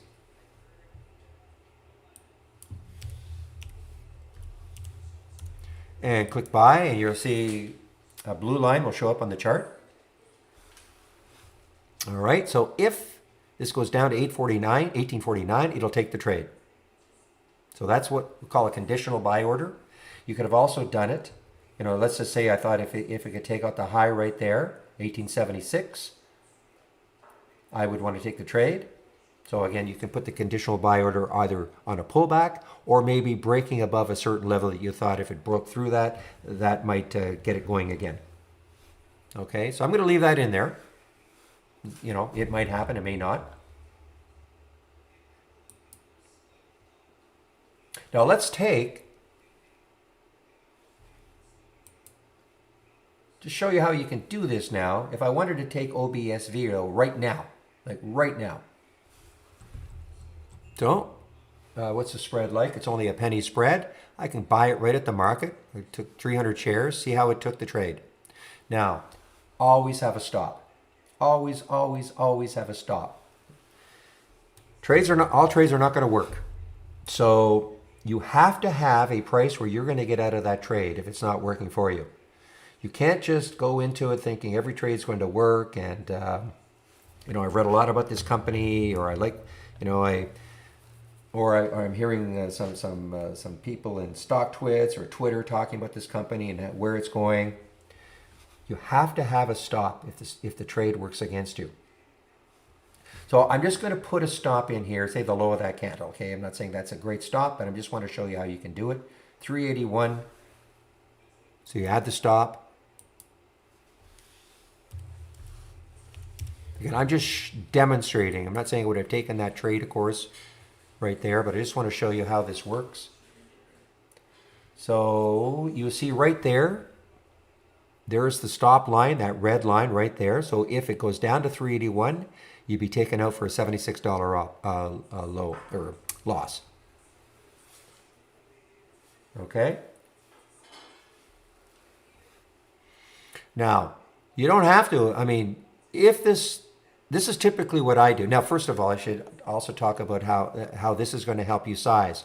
When you get into a trade, you have to know where your stop is, and that is going to help you size, because you would basically take your entry minus the stop. Let me see if I can make this a little more math friendly.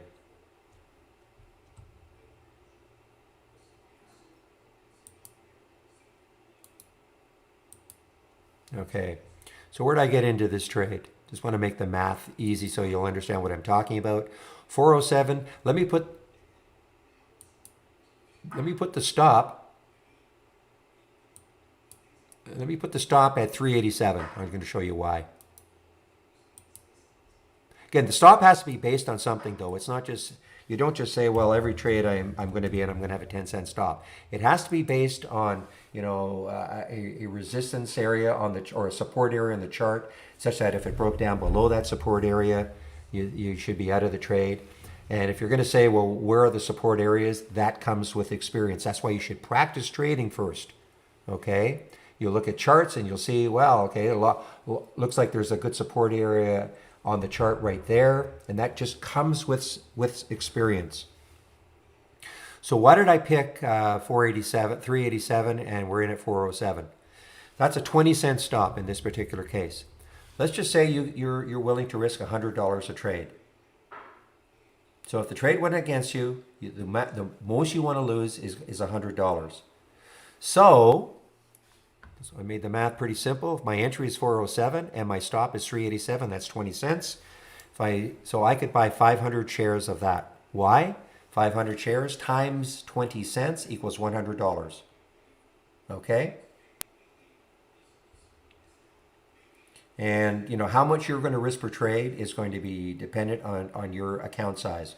If you have a $5,000 account, you're not going to risk $1,000 a trade. So practice. Practice.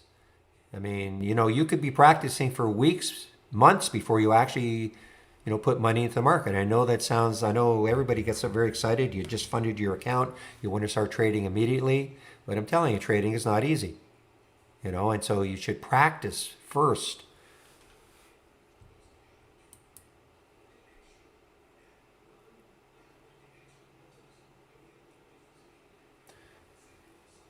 So the score is the stock composite rating. Okay, so this is this basically takes into account technical and fundamentals. So the higher that number, the stronger are the fundamentals and the technicals of a company.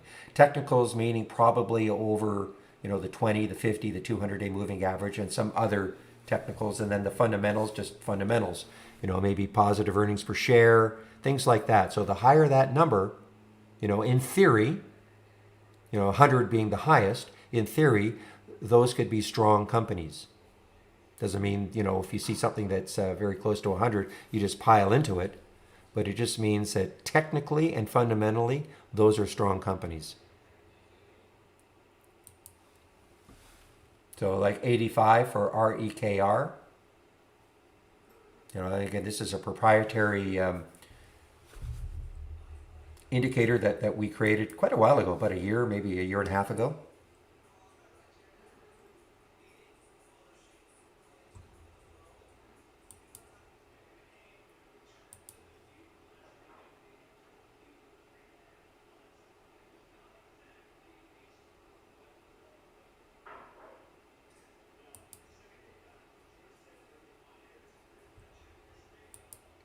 No, it's still a volatility halt for CRNT. I still don't see any. 115, that was yesterday. There's a higher price target from Needham and all that, but that was yesterday. So there was no news that I can see. Maybe if you really scour the internet out there, you might see some news, but I don't see any. I don't see anything in our news or an IB News, Interactive Brokers headline. I don't see anything.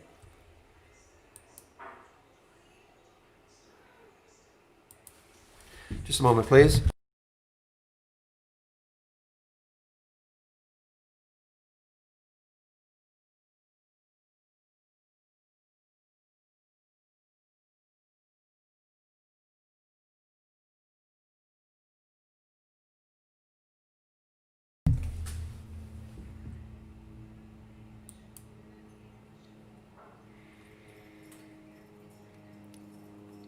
So the way I trade, if I had taken this trade, okay, again, this is in the simulator. This is the OBSF. I put a stop in, that 387, okay, just to demonstrate how you can put a stop. That is what I call my get out of town stop, okay? I will never, if I can, sometimes, if the stock just rips right through your stop price, there's nothing you can do about that. But I'll do my best not to let it go down below 387, and that's when I'll get out of the trade. But I can get out earlier. If I don't like the way it's trading, I could certainly get out earlier. I don't like the way it's trading right now. So what I'll do is I'm just going to go right here. I'm going to flatten the trade. These are hotkeys. So that just got me out of the trade. Okay. These are hotkeys. Flatten gets you out of a trade. Half gets you out of half your trade, or double. Okay, so what I was trying to demonstrate there is that you can put a stop in, but if you don't like the way it's trading and it starts really approaching your stop, you can get it earlier if you want. The other great thing, though, about placing stops, and let me find another one.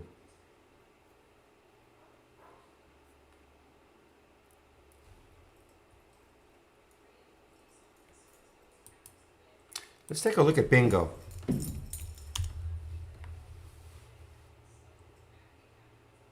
Okay, I just want to again demonstrate this. Okay, so I'm gonna take 300 shares of bingo at the market. The spread's only 2 cents, so it's not a big deal. So I'm gonna take that. Now, if I said, again, you got to know where your stop is before you take the trade.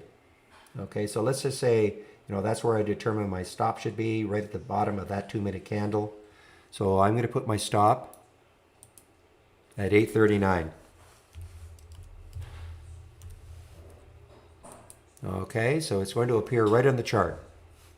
839 right there. So if you've been listening to me and you're nodding your head saying, yeah, I understand, I should put stops. And you have all the best intentions to obey your stop.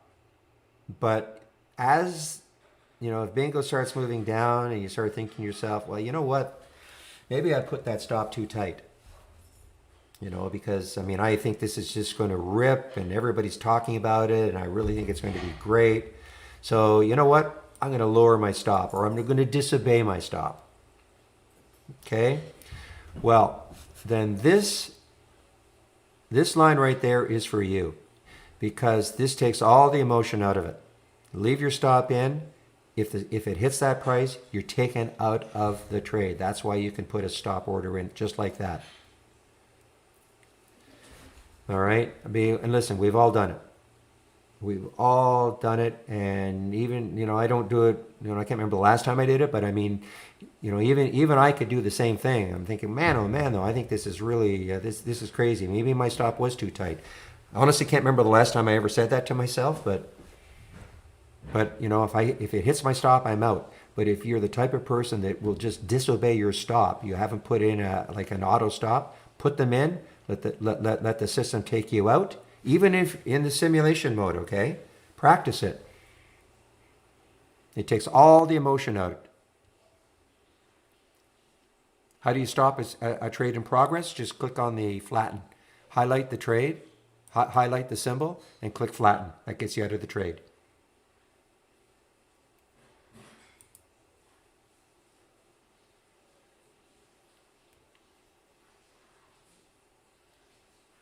Okay, so this is sort of a bit of a mock-up of I think I've been asked for my layout. It's got most of what you see here.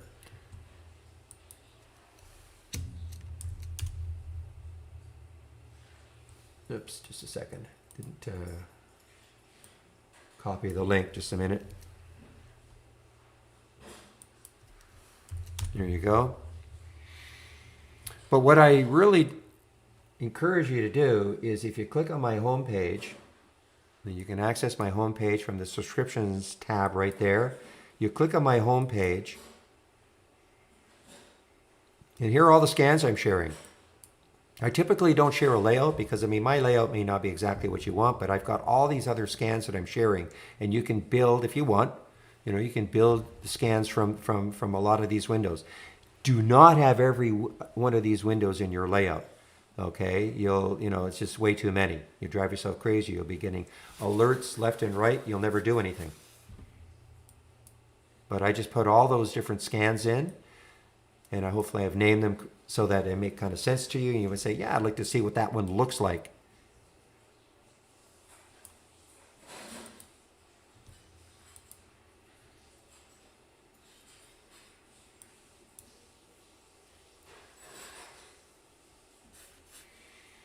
Limit out basically is going in, you know, not at market. You're picking a price, but you'll notice here, well, you can limit out, and that's picking a price, but you'll see that you can create what we call an offset, so that, yeah, I want to go in at, like, but what if I wanted to get out here? This is a fast moving stock, 291, and I said, yeah, I want to get out, but by the time I want to get out, it's at 290, okay? Or 290 or 289. So you can put what we call a limit offset, saying, okay, yes, I do want to get out at this price, but the max I'll go below it would be, say, 3 cents. All that is covered in this video. You know, the whole concept of limit and limit offsets.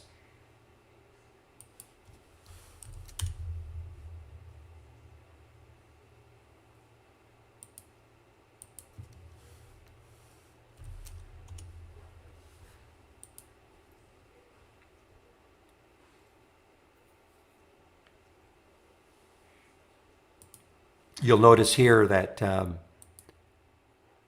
you know, here are some of the, and again, watch the video. So you see I have a limit offset. It says minus 11 cents. That means, you know, it's up to you, you know, because we get this question all the time.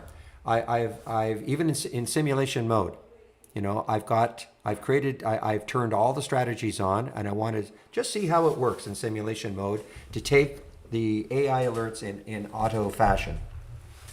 And we get the question all the time, well, how come it didn't take the trade? You know, I've got them all turned on. The reason being is, and I don't know what the limit offset is, I don't know what the default is, but let's say it was only 2 cents. Well, the problem is, The problem is if a stock is moving quickly, even in auto mode, you won't it's very doubtful that you'll get right at the alert price. Because if it's moving fast, even in auto mode, you won't get a fill. So that's what that limit offset says. It says, okay, I want to take this trade, even in auto fashion at 299, but it's moving so quickly. How much higher would I be willing to take that trade? Would I take it at 303? Would I take it at 304? Would I take, so that's where the limit offset comes into play. 4, 5, 6, whatever that number is. We get that question all the time. How come it didn't take the trade? Because your limit offset probably is too tight.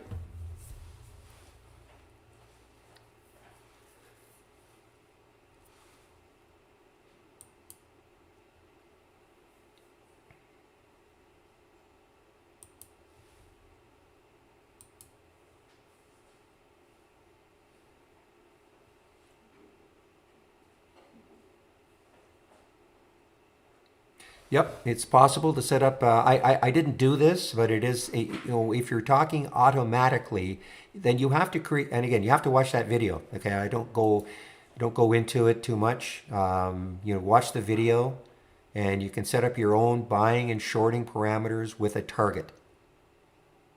Okay.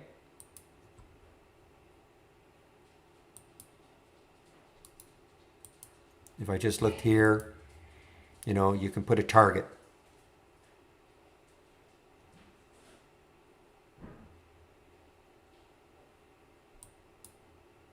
So the answer is yes. Personally, I don't put targets. I have an idea, if I get into a trade, an auto target. How's that? Because for instance, let's just say I get into this OBSV again. Did I exit it? Yeah. Okay. Let's just say I get into this again. I'm going to buy again at the market. Okay. So I'm back in the OBSV trade. So let's just say I can put a target if I want. Add a target order. I want to put it. Okay, I can put it say 450. I just want to put a target order in so you can see how it will appear on the chart. So you see on this weekly chart right there, so if it got up to at 450, it would take me out for a $111 gain. Okay? Now, if it starts approaching the target, why would you get out? Okay, that's what I'm saying. You could start moving this up. These lines are movable. Okay, I could move it up. Because if the trade is still working, why would you get out of the trade? Now, I guess if you want to, move away, step away from your computer, and you're happy with doing it that way, okay. The same with the stop. I should have mentioned this. Let's put my stop here. I'm going to add the stop order. I'm just going to put 4. I just want to show you what I'm going to do here. Okay, so there's the stop at 4, right? If this trade starts working well, it really starts to rip, I can use this like a trailing stop and keep moving my stop up on areas of the chart that make sense. What I mean by that, again, is that, if I see an area of support and it breaks down through that area of support, I should be out of the trade. So you can use this like a trailing stop.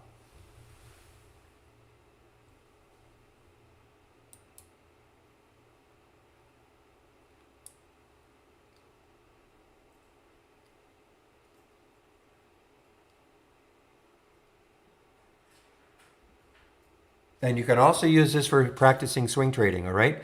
If I take a trade today and I don't exit it at the end of the day, it'll carry over to the next day and, next days as long as you want.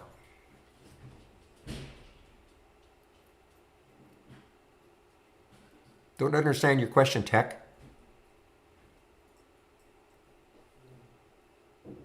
Brokerage Plus is part of the standard service, so you only need our premium service for two reasons, okay?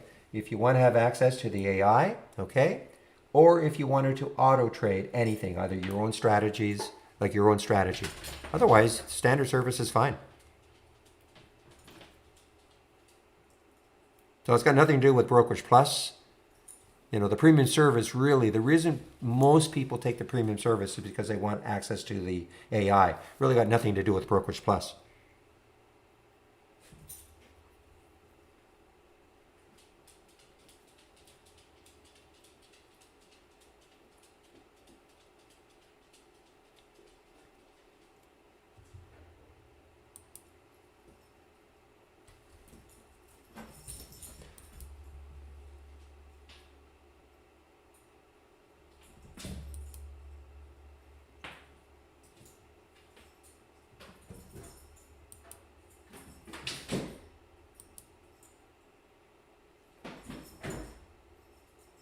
Okay, guys, just give me a moment. What time is it? 11:07. I'll be back in about 3 or 4 minutes.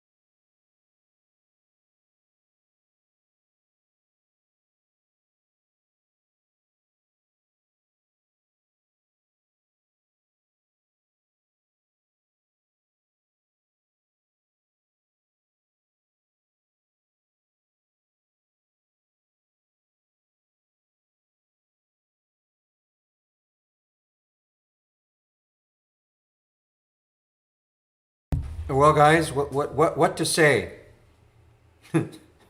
You know what I'm going to say.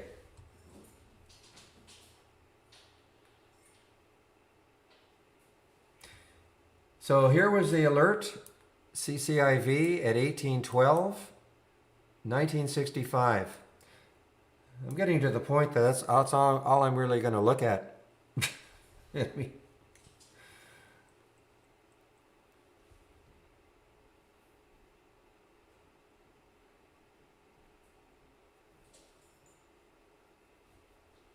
you know, just use it. I mean, don't get too many alerts over the course of the day. So,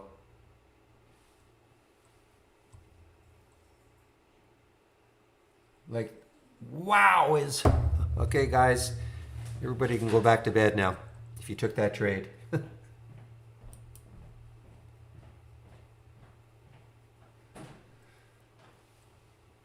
And we've just been halted, I believe. Well, the .U was halted.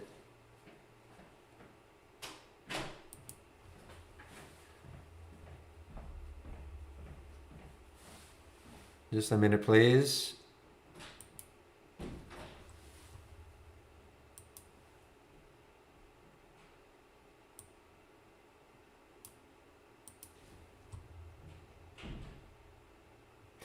Just a minute.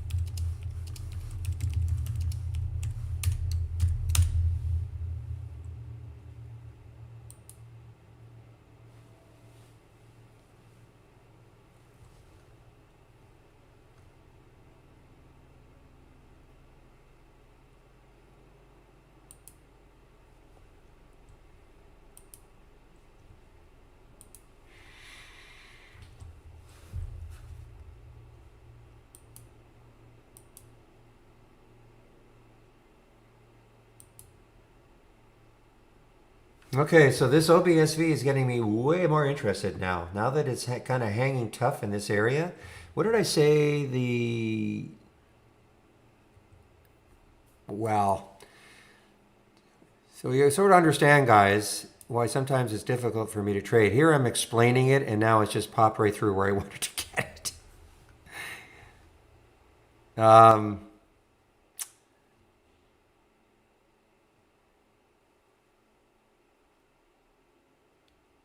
And okay, and notice what happened here. Remember I put this, what I call an artificial profit target? Would I have taken this out here? No, of course not. So it took me out of the trade.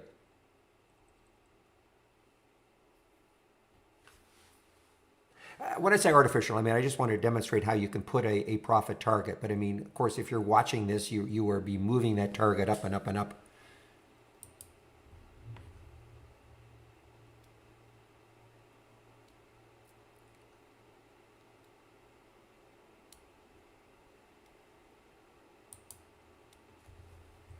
It's still pretty erratic though. I mean, I'm not don't like the way it's trading. Again, what was that high looking left? It was I think it was 420. This happens. Why does it not? Okay, let me go back to OBSV.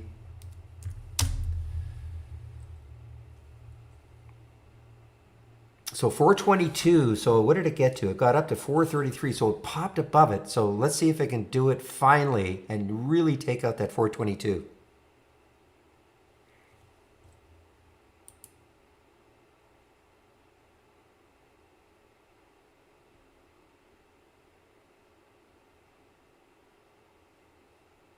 Ali, I don't understand your question. Why it take time when you buy submit order? You talking about in the simulator? I don't quite understand your question. You know what stock? It might be your limit offset. I mean, I don't understand your question.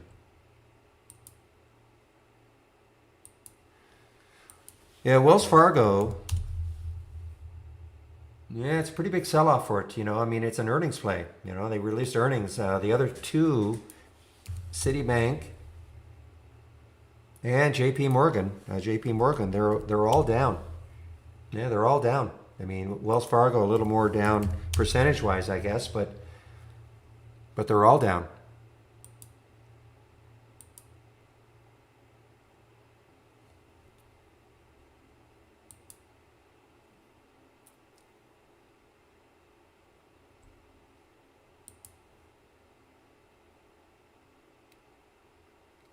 Okay, yeah, I'll just demonstrate how to do that. The question was how to get rid of several at once. Okay, so you can do it this way. If I see this one I don't want, so I've got the control key, press down on the keyboard, okay, and then like a lot of programs. So you can highlight what you don't want, or you can just left click and drag it down and then delete, okay?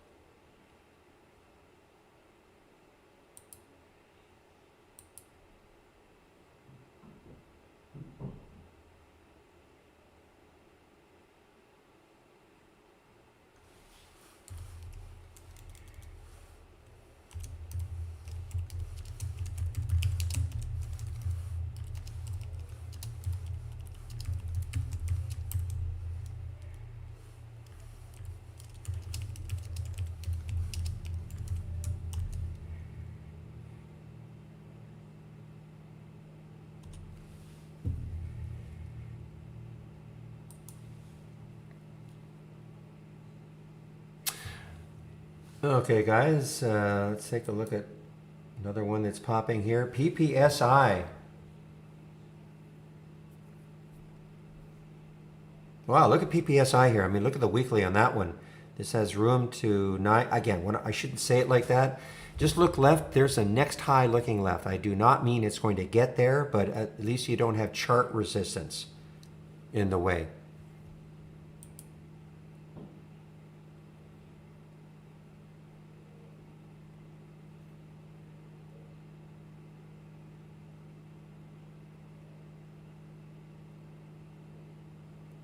Well, are you going in a market order, Ali? Are you doing this manually?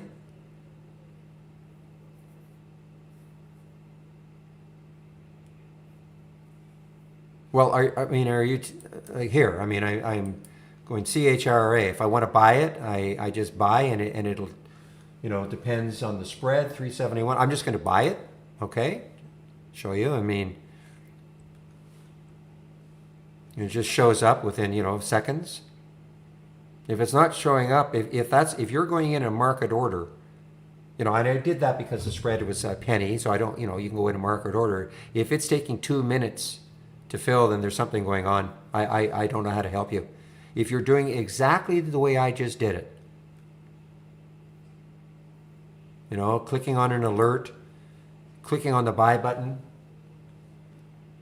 and especially if you have it on market, and if it's not filling, I don't know how I can help you. You're going to, well, do you have it in the positions? You have your positions tab? Okay. Don't know how I can help you. I mean, that doesn't make any sense to me. You have that ball is green. You do have a live connection.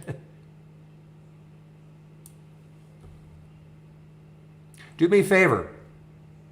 Click on CHRA and, It doesn't matter how many shares you want, but just, and then click on that buy button with it being in market. And if you tell me that it's not filling, then I don't know how I can help you. I probably have to send you to our tech.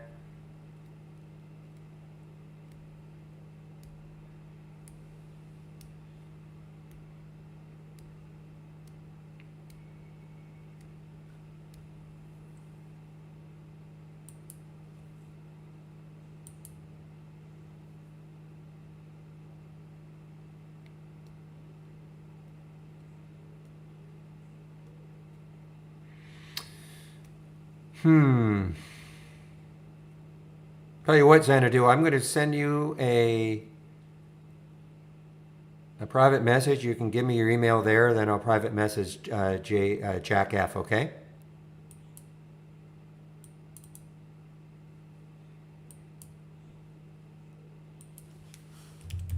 Okay. So I've just private messaged you. Hopefully you see that, and then I'll give him your email.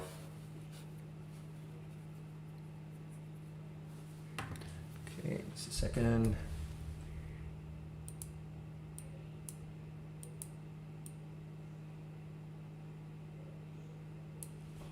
Okay, I've got it.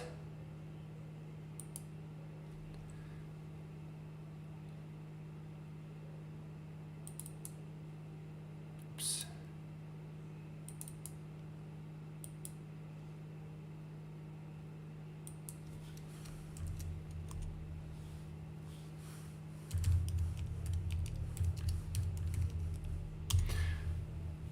Okay, did you get that, Jack F?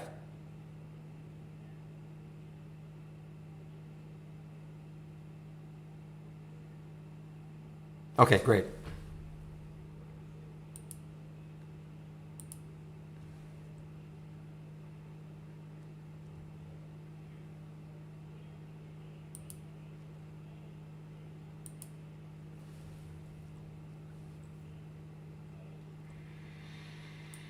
Man, this hard. If I want, I saw this one pre-market and it was already down quite a bit.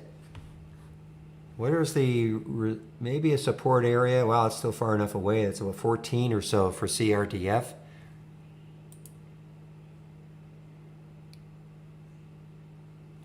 Yeah, I really have to put a note to myself to add it.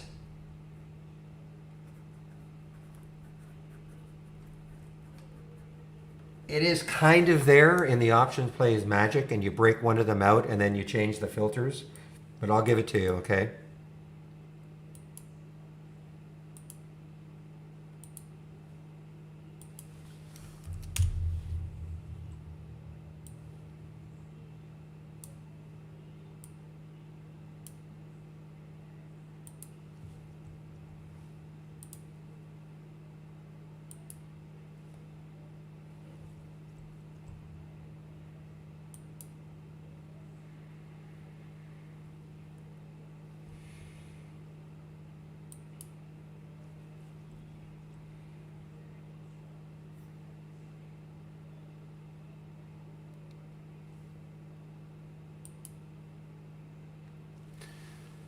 All right, so this one, so if you're wondering why this wouldn't show up on even though it's up huge, the PPS, well, not up, well, it's 27%. It doesn't trade options, no options, so.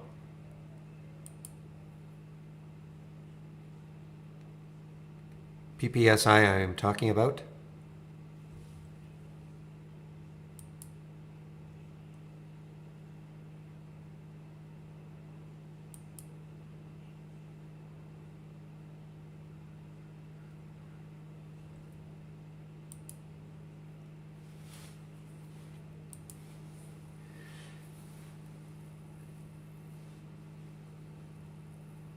Okay, I don't know if this is technically part of the EV sector, but anyway, PPSI.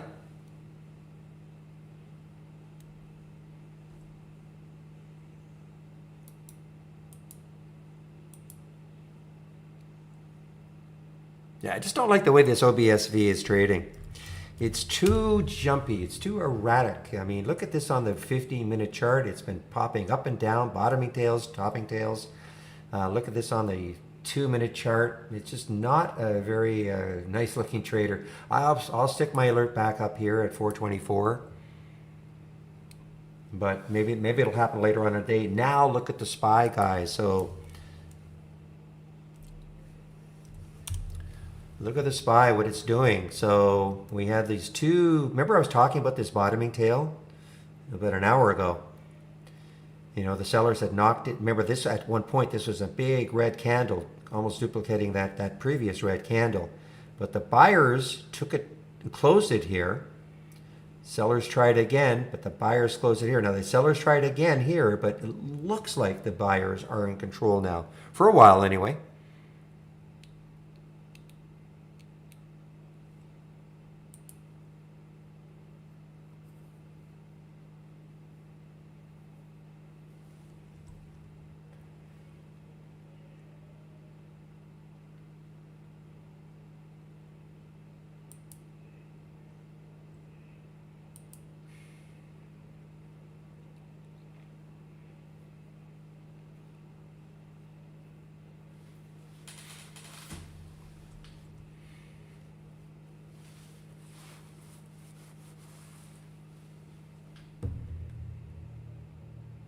Yes, my homepage, sure.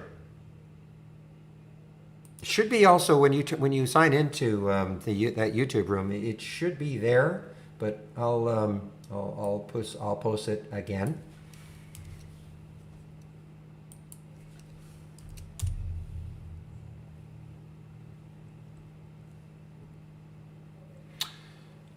It is the one I was watching. Don't think it.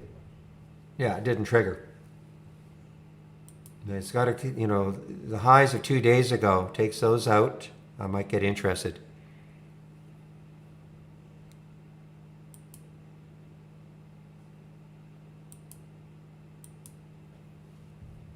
Yeah, I didn't know this. Well, I should have realized this is a buyout. This should not be here. AT.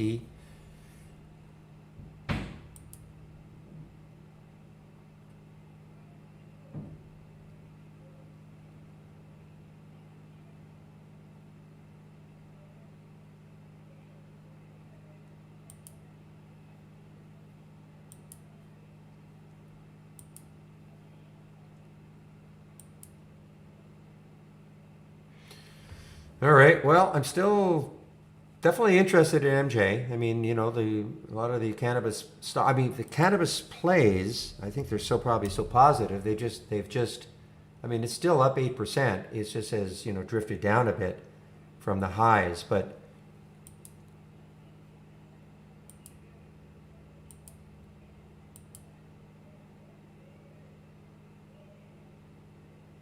Come on back, FUV. Just for the statistics.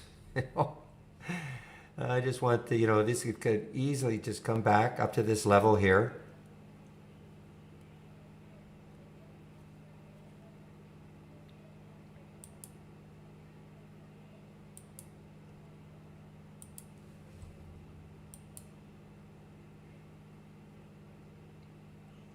What did it get up to? 10. Wow, it got up to 1046 actually. Yeah, that was right at the hot, right at the opening 15-minute candle. And then look what it did. I mean, all the way down here. I was talking about this one. I mean, if it can, get over 10 and hold, I mean, you look left and it has some room.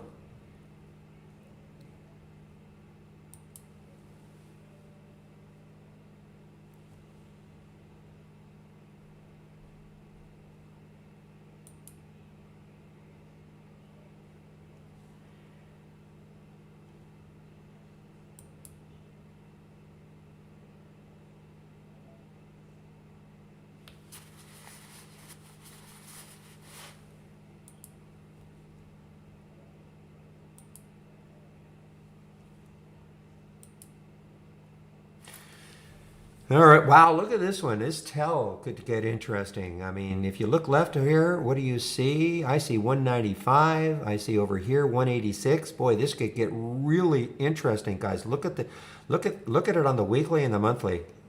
235 is the next high. So back here, this was what month was that? That was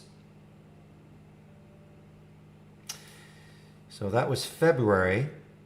So almost a year ago, approaching the high of almost a year ago. So I'm going to stick an alert right around there. Probably won't happen today, but if it takes it out next week, look at the room this one has, this TELL. That's all you do. Just, use our price alerts, and then you can just kind of forget about it.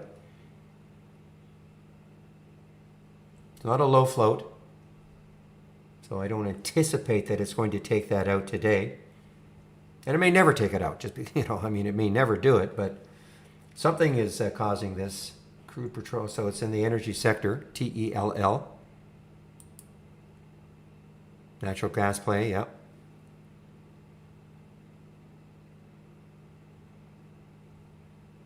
Sorrento.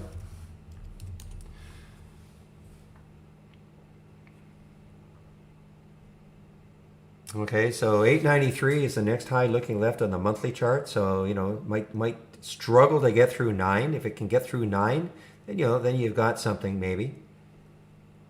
But right now, the struggle will probably be to get through 9.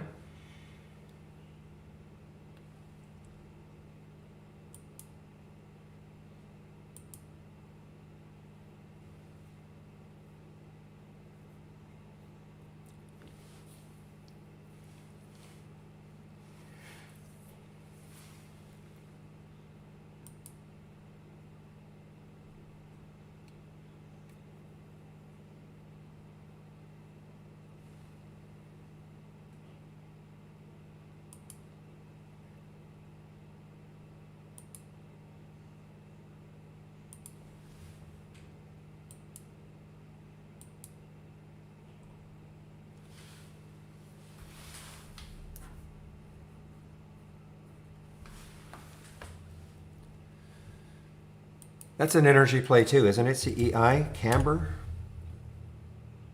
But it's not moving. I don't know what to say. I mean, look, it's a pretty big sell-off, percentage-wise. So I know it's still up a lot, but that's a pretty big sell-off, and it's moving. It's moving down. So not too interesting to me. Chopping. Look at that 2-minute chart.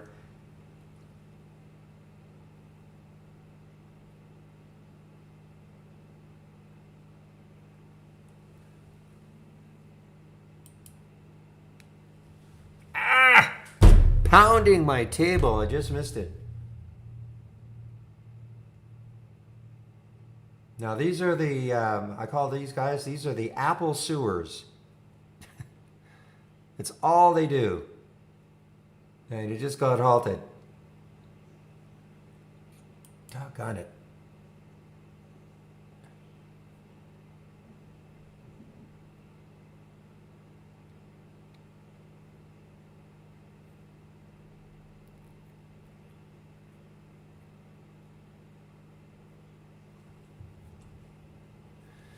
Hopefully next week, Michael. I mean, no guarantees, but hopefully next week. I mean, I have it in development version, that it's live.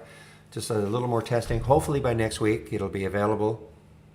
The question was Brokerage Plus with trade, TOS and E-Trade. Or I call it TDA, but okay. Hopefully next week. No guarantees, but hopefully next week.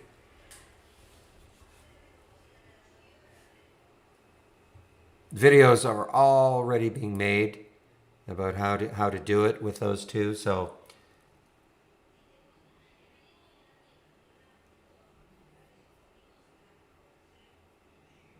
it's no longer smoke and mirrors, I guess is what I'm saying.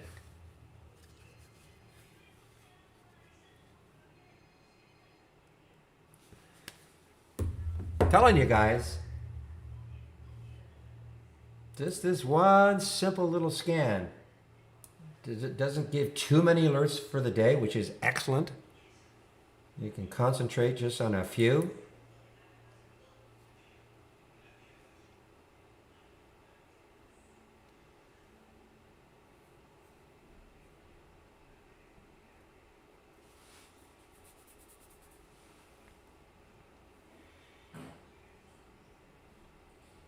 It's this one right here.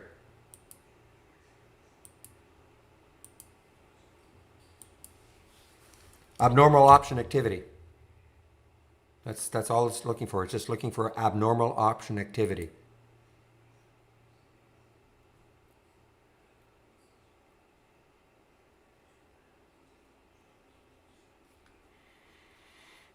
You talking about this up here, Ali? This is just. Don't think I've done anything special. Let me see if I get rid of this. No, I don't do anything special. Pola guys. Oh, man. Unless it's in the...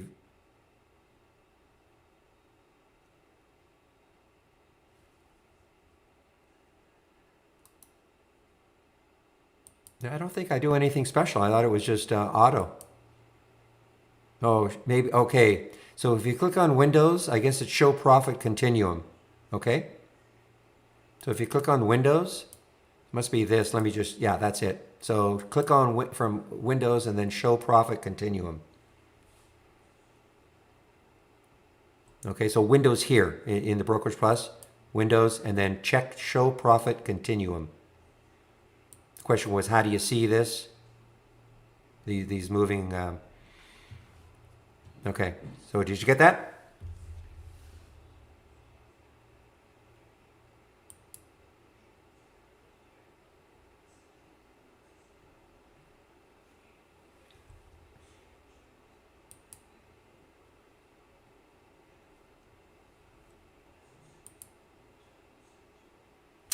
Man, you're having problems, Ali. I don't know why it doesn't work.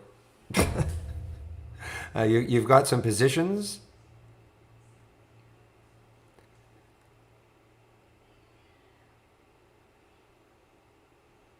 No, I don't backtest anything. You know, I'm just looking for the alerts, you know, and then I make a decision. I don't backtest anything. I have no explanation in Ali. If you've clicked that and you're not seeing these, I have no explanation. I better send you to tech support. You know, there's not a heck of a lot that I can do for you in that regard. So go to the home page. Maybe somebody can help you. I just don't know why. If you've done that, go to tech support. Not this tech support. I mean, I know this is, you know, there's a limit to what I can do. So click on that link and start a discussion and say, you know, I don't get those arrows, even though I have clicked Windows and and clicked on the profit continuum. I don't know. Yeah. So downtime, I'll give that link to you. Wow. So we got, what did it get up to? 628. Now it's, so VHC resumed. Okay, so they actually, oh no, that's on the 11th. They actually had news. Typically, if you follow this company at all, they used to sue Apple left and right.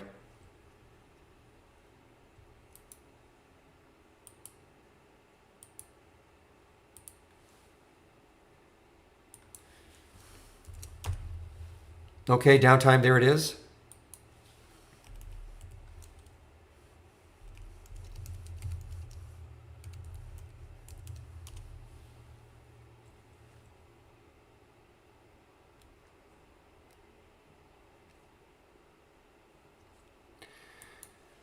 All right, now this is not a, so this is the latest entry to the SPACs, so to the SPAC world, HCIC, U.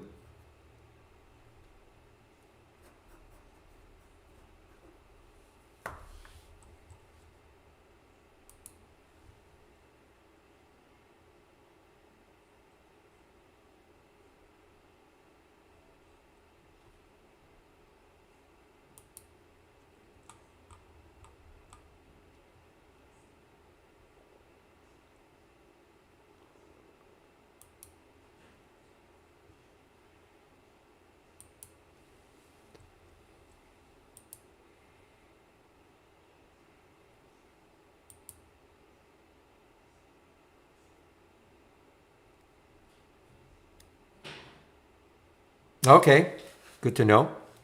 Thank you, Bern.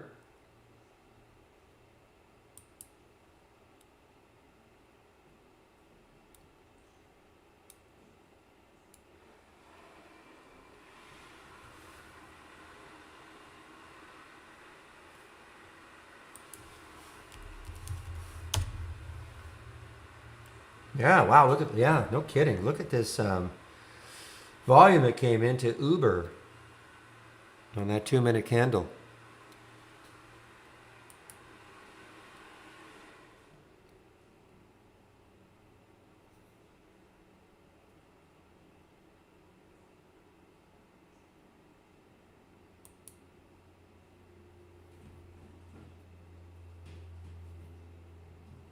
Yeah, I'm going to have to just completely forget about OBSV.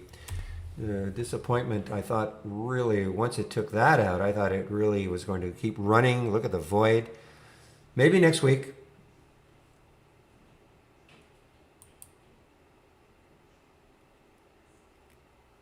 Yeah, FUV. Well, I said it. It looked like it was going to get back up to 17, up to this. So, just for the statistics, that's all. I mean, if you were in this trade, I mean, you had to take some out. 1680. Even if you got in around 17, plenty of time to get in. Yeah, stock goes to 1933 in 3 days. You've got to take some out.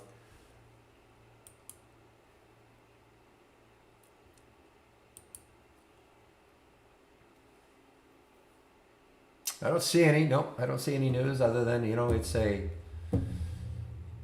EV. I'm going to assume it is.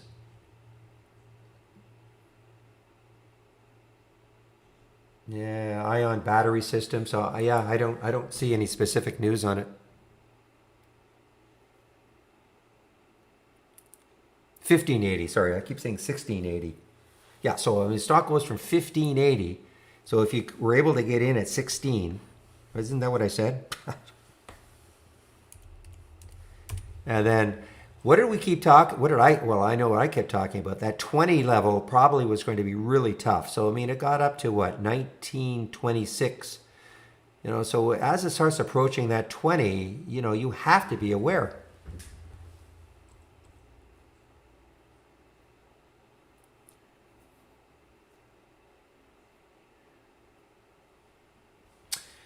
All right, I am assuming it's going to be Andy today.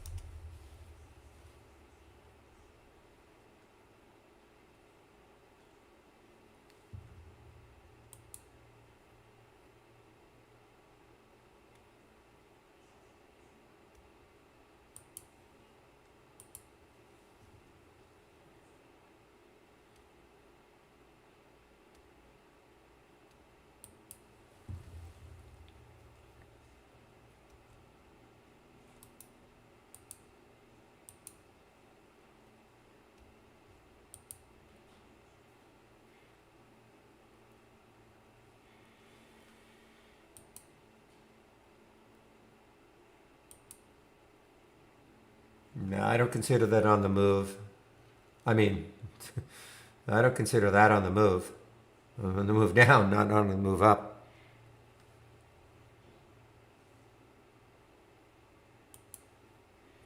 Okay, guys, I'm just waiting for confirmation that it is Andy in the YouTube room today.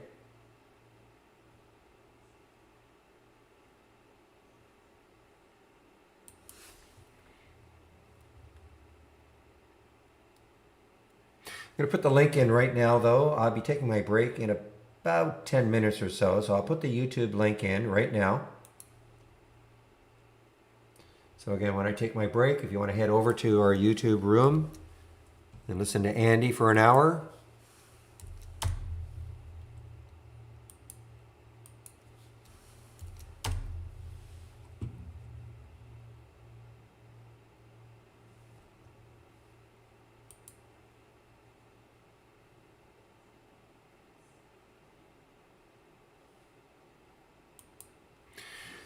All right, ALDX is on the move. This is not, no, I thought it was an all-time high, but I don't know where the resistance is. Have to go back to Yeah, not 3 years ago, but back to 2018, October of 2018, before, actually, I'm wrong, right here. In October of 2018, before we see those levels for ALDX.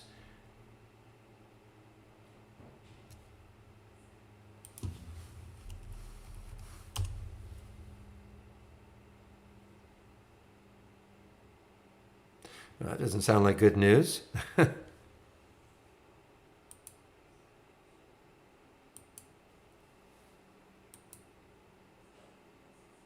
Okay, bingo on the move again, guys. BNGO.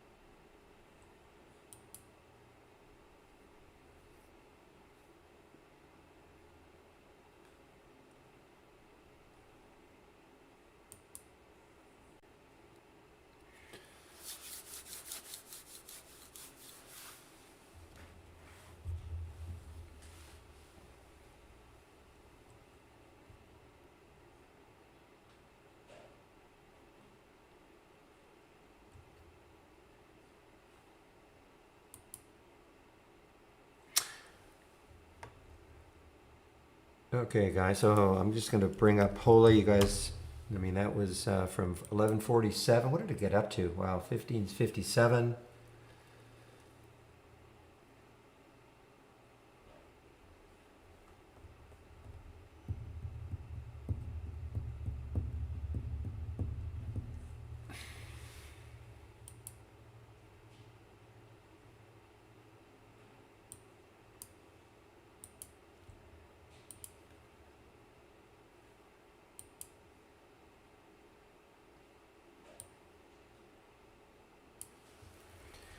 Oh, DBVT. Look at the wow. Look at the volume that just came into DBVT. This was a big mover in the pre-market. This had some kind of positive FDA feedback, and now look at the volume coming into DBVT.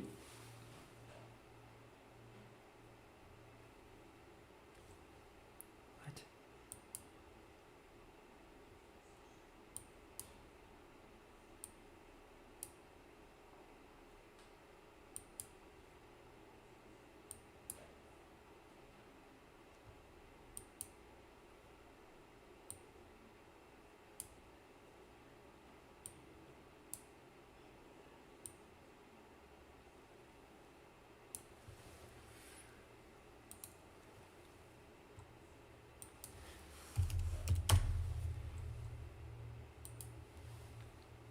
Okay, yeah, just got a confirmation, so it'll be Andy in the YouTube room at noon. So I'll be taking my break, probably about 5 minutes or so.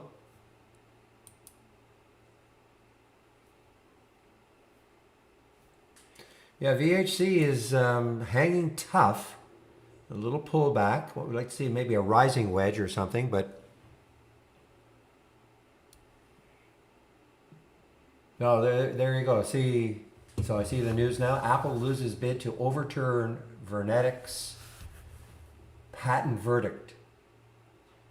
Again, if you've been following this company, I think it's been a decade of suing Apple, if not more.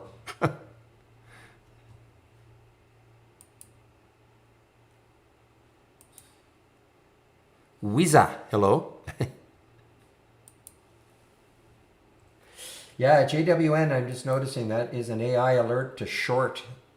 It sort of had an interesting day yesterday. I mean, the big sell signal came on yesterday, but it actually, sell signal in terms of broker or analysts were dumping all over this, but it actually closed higher. But now it looks like it is, well, obviously wanting to move down. 35.30 is the low of yesterday. 35, actually, let me make sure. 35.43 is the low of yesterday. So it's getting close to that low.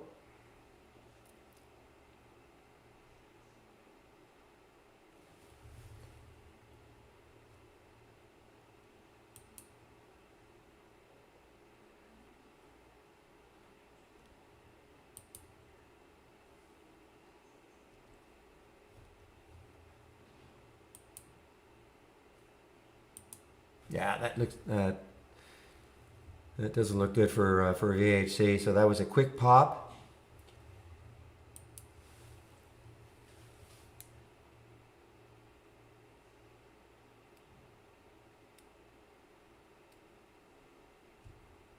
I mean, there's the news on it. I mean, it looks pretty dramatic, you know. Rejects Apple request to overturn a $500 million patent verdict in favor of Vernetics.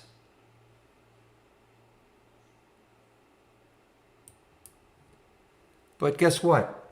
Apple will appeal, and it goes on for another decade.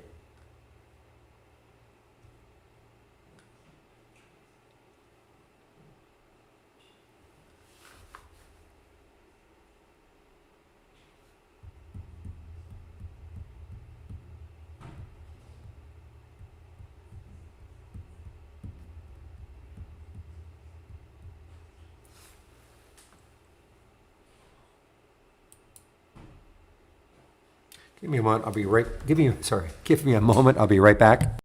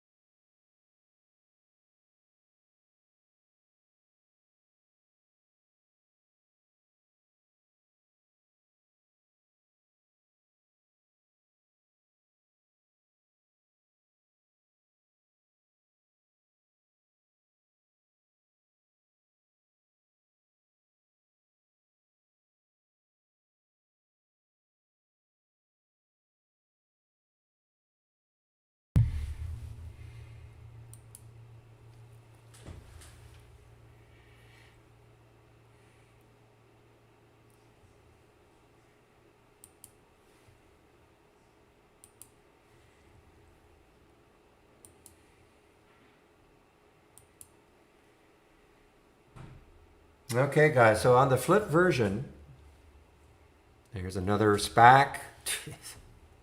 OCAXU.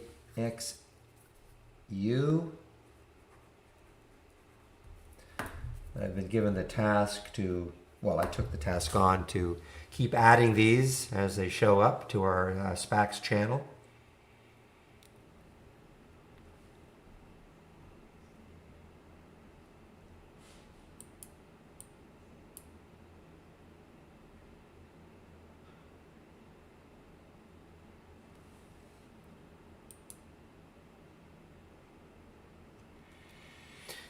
So when I flip that option, unusual options, BB now shows up. Bulletin board. BlackBerry now shows up. Interesting to see what it does from there.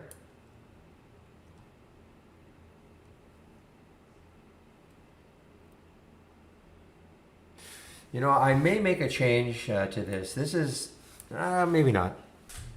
Talking to myself. See, this is still up for the day. I'm wondering if I make the change here and make these, they have to be down for the day also. But we'll see. I just want to track it to see how it works.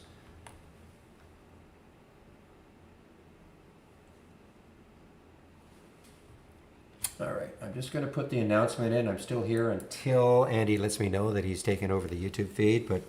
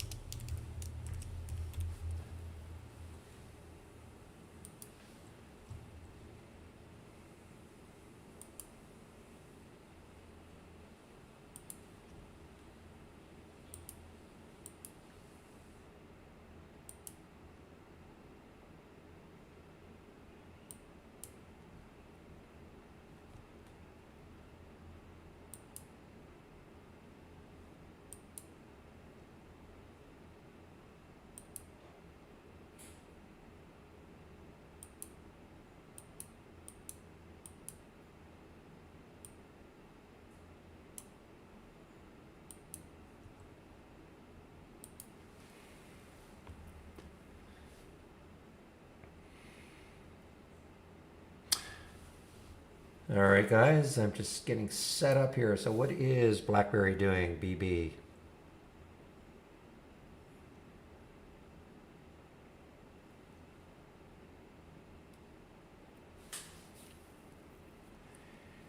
Yeah, maybe Ron. I mean, I look. I still have my alert set. I think around 424. It may happen later on, right up here, 425 ish. It may happen. Absolutely right.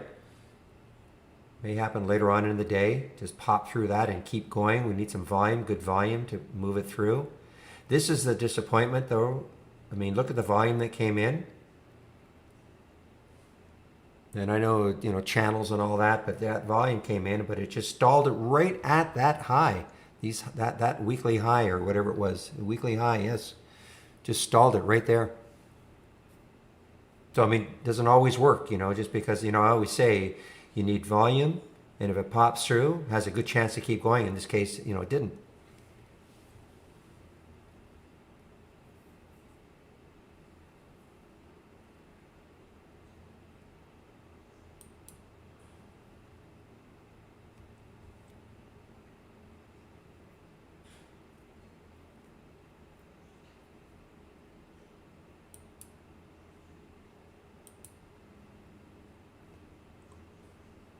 Okay, Andy, I see you've started to stream, so I'll stop the stream and have fun for the hour.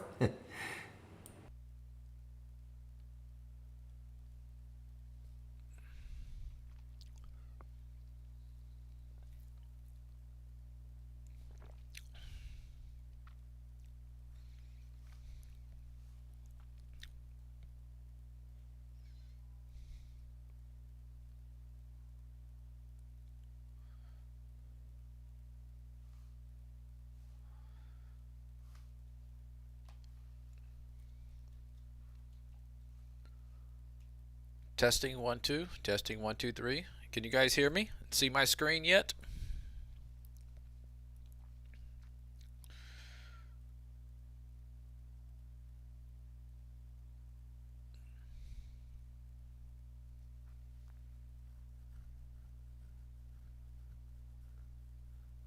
Oh, great. All right. All right. Thanks, everybody. Hi, downtime, Mr. David. All right. Waiting for Mike C to chime in, but maybe he took Friday off. But welcome, everybody. This is the support session, Friday's edition. My name is Andy. I'll be taking you through the next hour, answering any questions that you might have on the software, or any trading questions. We can always go there too if we don't have any software questions. But this is why we created it, though, so people can come in here and ask questions about the software, and I can demonstrate for them. It makes it so much better than just sending an email in and getting a text message back. So uh, welcome, and yeah, let's fire away if you have any questions. Meantime, you can sit here and watch me lament this CBAT that I got stopped out of this morning. And of course, you sit in it for 4 days and then nothing happens. And then on an ugly day in the market is to get some volume coming in. But maybe one to watch here. Interesting there. If it gets above yesterday's high. I always have a tough time, though, if I'm stopped out jumping back in. Plus, I feel good, pretty much being flat going into this weekend. For some reason, I'm not liking the market action. It closed yesterday, and the pretty much most of the day today, except for the last what's that? Had a little pop there in the last 45 minutes.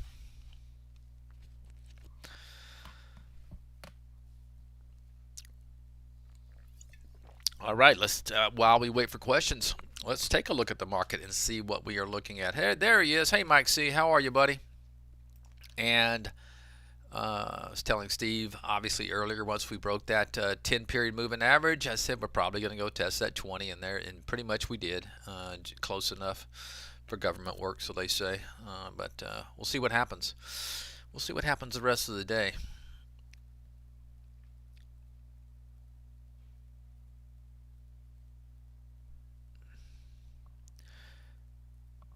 Yeah, tell me about that. David says he held TTMI. Oh yeah, I can see. That's what happens a lot of times in these bull markets. You get these moves. well, the close yesterday, and then the gap down today, and then the move lower. I pretty much cleared the decks. I was already thinned out, and I was probably in 80% cash, but coming into the day.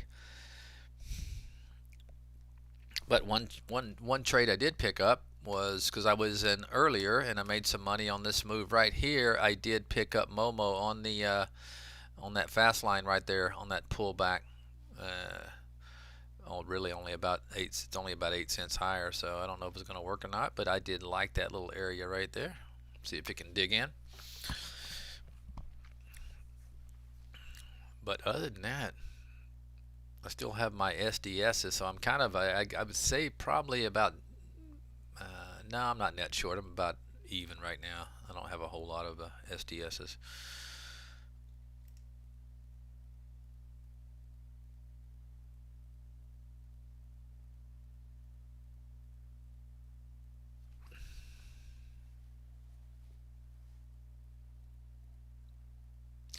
Are you talking about?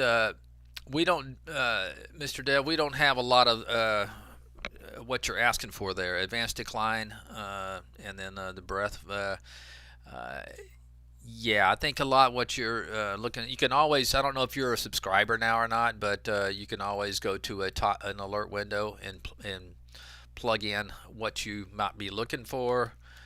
Advance, and we're not going to have advanced decline any kind of data on that. We do have something what we call a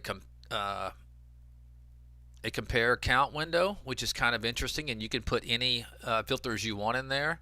So let me see. This is our compare count window. I've been running this all day, which is showing you big cap movers to the downside and big cap movers to the upside. Now, the way I configured this, and you can configure it any way you want to make the kind of advanced decline that you want to. But the way I did it was I am looking for stocks that are hitting a high and are doing it on at least 1 minute volume of 300%.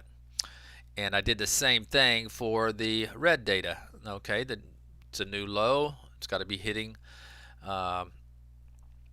Doing 3 times normal 1 minute volume when it does it. So I'm looking for real movements and not just things trading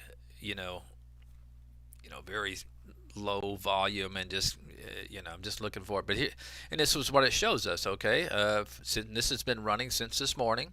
Okay, so since the opening, we've had 67% of the alerts coming through or to the downside, hitting new lows, and 33% to the upside. And we do have a little, obviously, little lines that track each movement.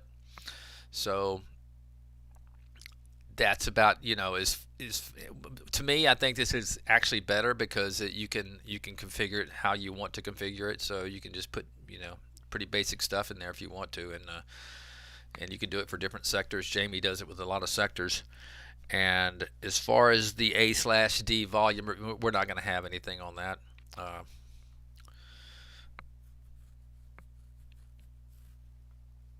Advanced decline volume. Okay, well that would that kind of what I did there. That was you can use whatever volume you want to. So the compare count window does the magic for us, the traders here. We like to use that.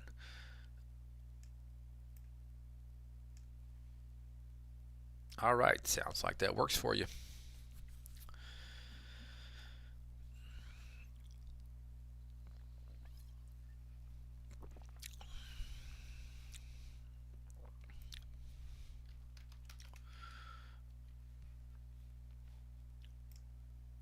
Some stuff moving to the upside today. Not huge volume, a couple of good volume bars there, but it's definitely dying off now in this CBAT. So maybe I won't be too after when the close comes around. But you always hate getting stopped out and to move lower, to move higher after that. But we'll see how it closes.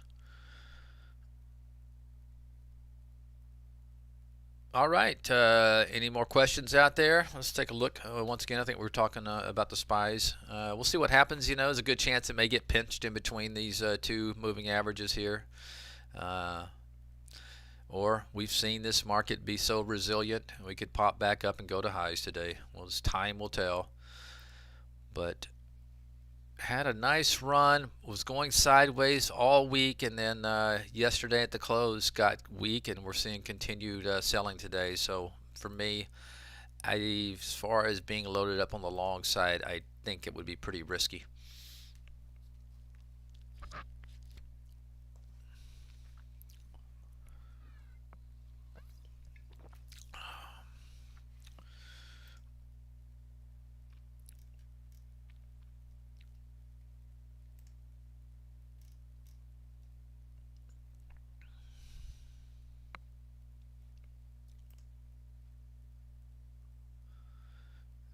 What I just lose my top list here?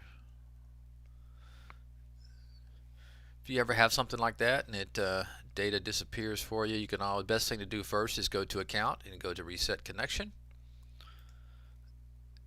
And it may just be a glitch in that I clicked on something.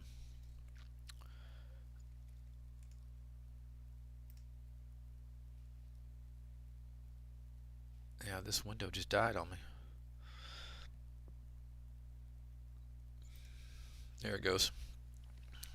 It's probably a little internet glitch or something.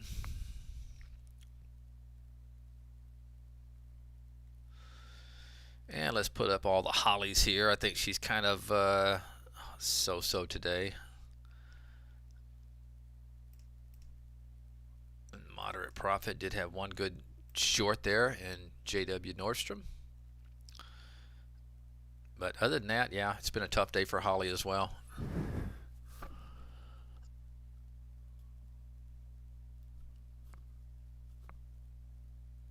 And that'll happen sometimes with Holly when you get kind of a change in direction in the market because you know, a lot of these strategies they're based upon back testing, you know, past data, and then all of a sudden you get a change in a market direction here, and it can make it tough, you know, sometimes for the first couple of days when you get a change because we're back testing a lot of these strategies on past data, which has been very bullish, and then you come into the day with let's see, actually about the same number of shorts and longs. So the JW one. So if you were looking to the short side, of course, a couple of these did get stopped out. But so far, that's been the big winner right there from a strategy called Downward Dog. All right, Gary comes in. I was playing with a post market and have a little trouble. Would you be able to look at it to see if I am doing time frame correctly?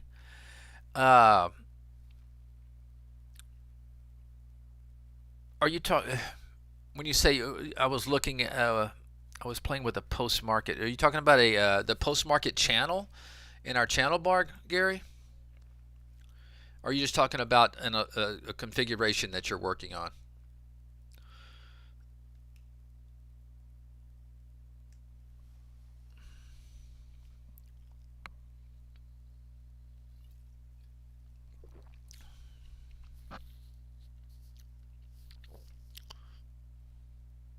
Okay, a scanner you set up. Okay, so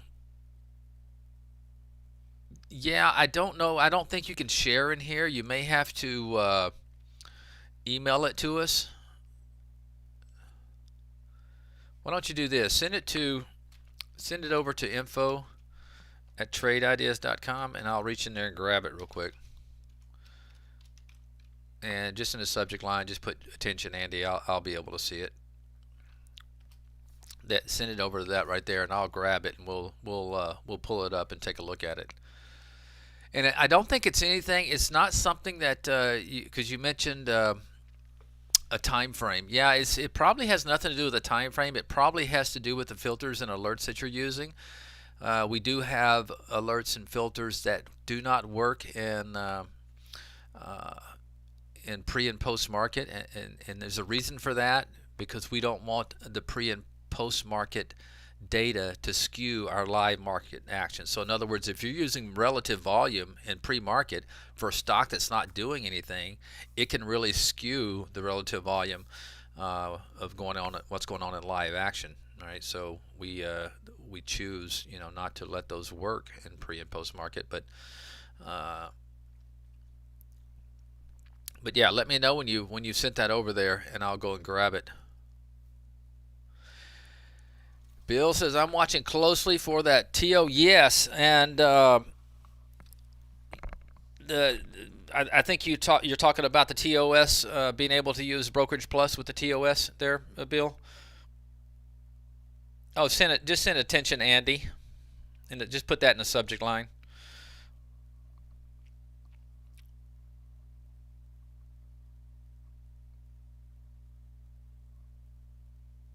Yeah, yeah, a lot of people are looking forward to that. Now, you guys remember, take it easy on us when we first launch it, okay? Because I can promise you there's going to be a few bugs, okay? So it's two things you want to do. You want to take it easy on us, and you also want to paper trade for a while till we make sure there's no bugs in this thing. I mean, because obviously we beta test this stuff and bang on it all we can, but once we get it out live to everybody, there seems like there's always a few things that come around and will bite us. Let me see. There you are, Gary.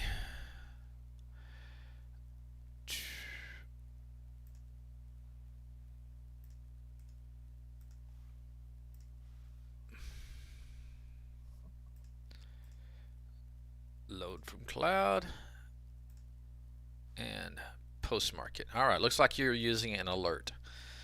And let's go to the configuration here.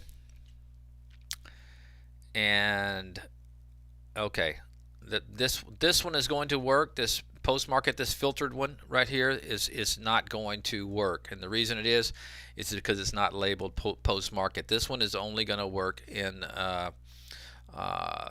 live market action, so we can take that one out. This one will work, so let's pull up the filters here and see what's going on. Post market. Okay, you're looking for 4,000 shares. Okay, this is not going to work right here. Anytime you have a volume percentage filter, it's not going to work. So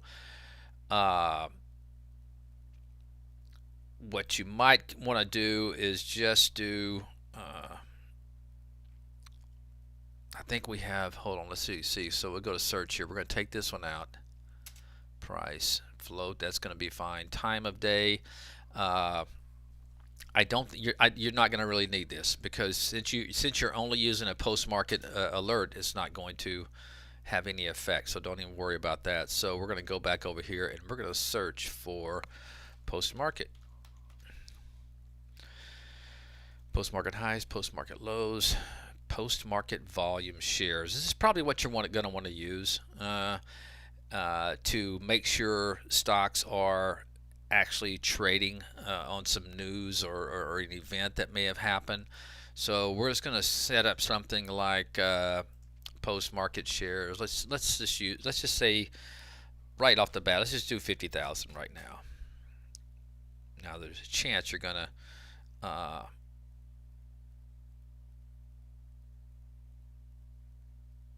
let's do, hold on, because you're going to still get a lot of the big ones coming through, the Apples and things like that are trading. Let's do 100,000 shares and see what happens here. And let's go to history and yesterday. All right, so we are getting data.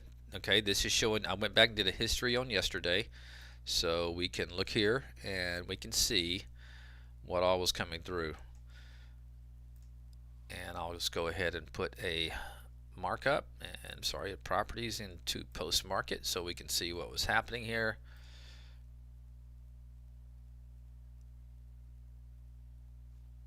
And let's do this as well. Let's add a column called post market volume. so you can see how many shares it's doing.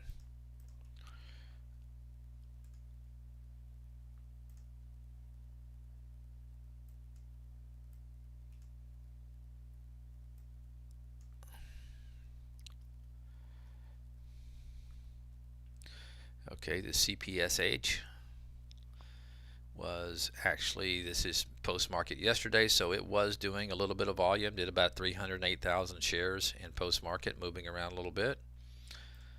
Now obviously when we get probably next week, you'll start seeing this thing a lot more active, because what's going to happen is you're going to see a lot of people with earnings after hours, and that's when you're going to start seeing this thing really get active. And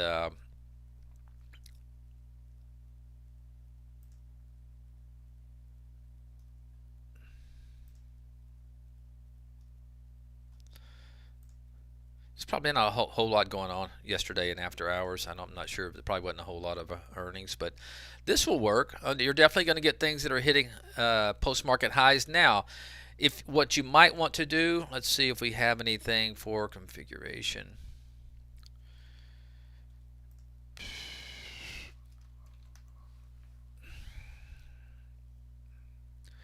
Change in post market. This may be a pretty good, this may be a filter you want to use, okay? Because what you want to eliminate is those stocks that are hitting a, maybe doing a little volume for whatever, and they're hitting highs because but they may only be 2 or 3 cents up in after hours, or 4 or 5 cents. It doesn't have to be much. It just has to be hitting a post market high.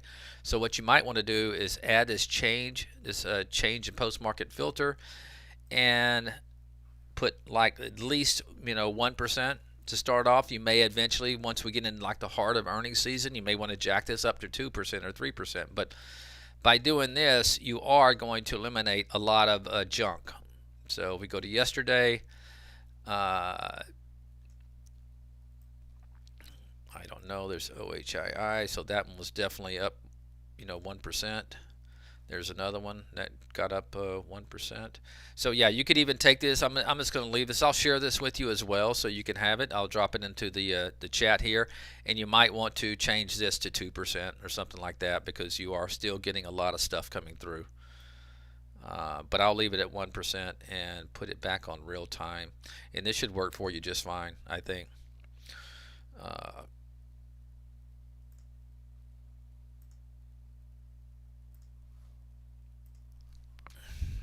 Post-market highs. You're welcome, Gary.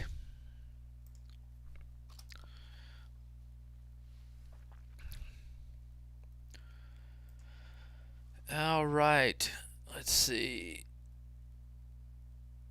All right, looks like no questions followed up after Gary.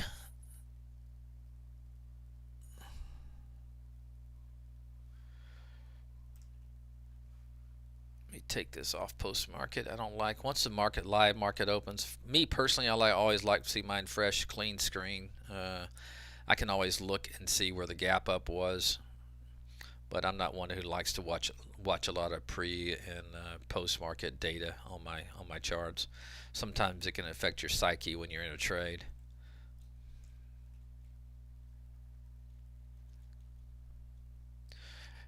Pool man, I sure can. Okay, so you want to make sure you're in an AI strategy trades window, okay? Don't try to go to the AI strategies window. This is not where the alerts come through. They come in through the strategy trades window. And then once you go there, just right click, go to actions. You want to play sound, and then you got to set up sound. Okay, so make sure you just don't go play sound and get okay. You got to set up your sound. Now, the two I like are beep and text to speech. Okay, you can, pull an audio from your computer if you want to do something like that. Some people like to do it, but I don't like sound anyway. But I would prefer text to speech is kind of pleasant. That's a good one. And then once you've done that, choose which one you want, then you hit play, OK, and that will fire it up. It should be ready to go. Make sure you save your layout after you do that. Anytime you make a change, regardless of what it is, and you want it to open up that way the next morning, make sure you save layout. So hope you got that, pool man.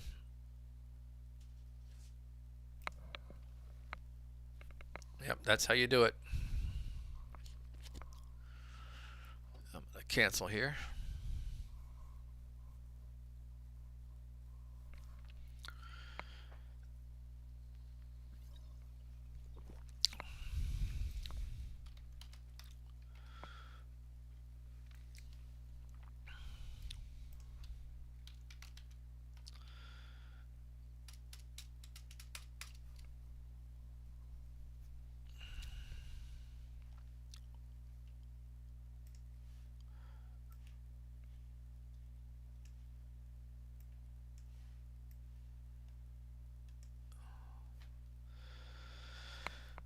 Oh, great.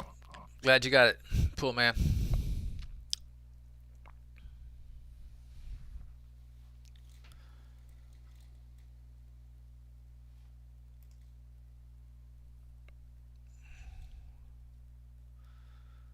GPN having a tough couple of weeks there.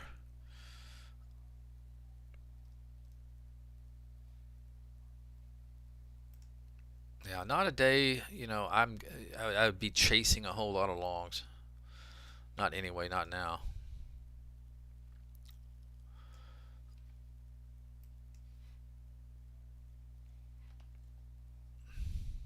Now, this pullback above 50 SMA Pro, this is one where, I will start to keep, especially if we have another couple of days of sell-off. This is one that I'll really focus on, and you guys will have access to this. Just go to Traders Vault and you'll see it. It's pullback. I think it's in the lower right.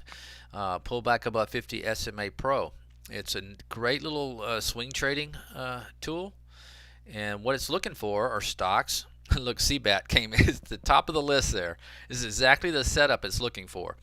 A stock that, has been in an uptrend, okay, and has recently pulled back in the lower end of its 5-day range, but today it has to be in the upper 25% of its intraday range, which means it tried to sell off harder, and then buyers came in for some reason. And you can see, just like I was telling you, that CBAT and it may have disappeared because it just refreshed and maybe it dropped down, but it's in there somewhere.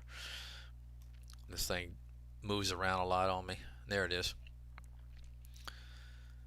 So I'll keep an eye on this, and there's another beautiful little chart there. See, there's a couple of really good, 3 days good move, and then it's pulling back.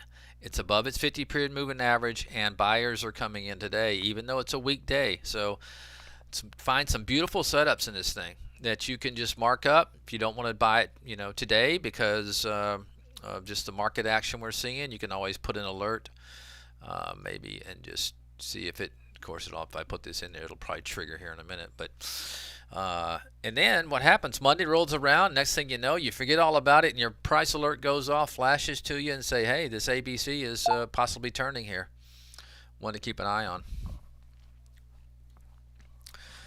So keep an eye on this. If we keep pulling back, you'll see a lot of nice little pullback buys potentially. Okay. Tony writes, "Can you help? I had a symbol trigger set for Home Depot, but showing 28 minutes ago, but not filled." Oh, Tony, that yeah, it's tough for me to basically troubleshoot. Are you talking about? Was it from one of your strategies? Are you like auto trading one of your strategies? When you say a symbol trigger, a price alert, are you talking about a price alert, or are you talking about a symbol trigger in one of your one of these strategies? If I pull up my Brokerage Plus and go to strategies, okay, so it is from one of your strategies there. Home Depot,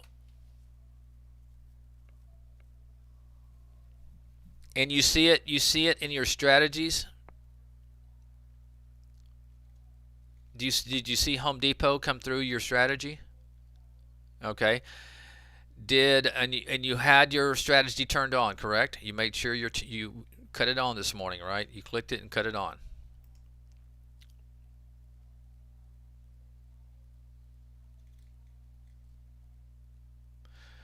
Okay, yeah. If you say you can, that tells me you didn't have it cut on. So if it's not cut on, right, it's not going to fill you. I don't know if you're paper trading or you're live trading, but if you're paper trading or anything, you always have to cut these strategies on if you want to use them. Just go. Well, then if it worked for other symbols, it's got to be turned on. So obviously it's turned on. Um,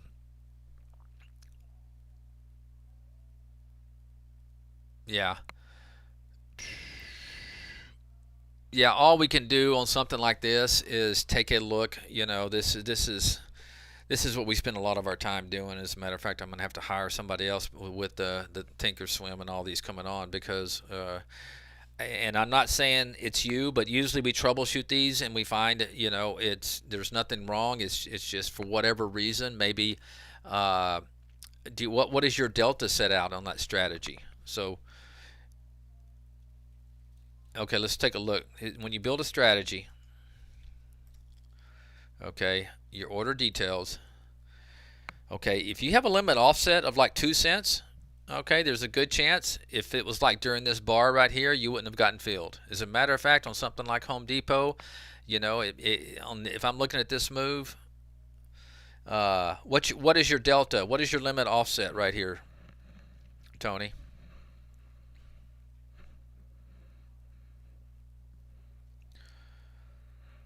Oh, it's a market buy. Okay, well, it's a market buy, yeah.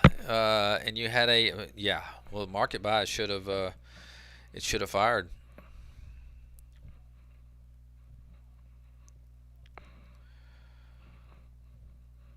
Okay, here's the only thing we could do. There's no way I can troubleshoot this without seeing your files or your. And so here's what I want you to do. I want you to send an email to info.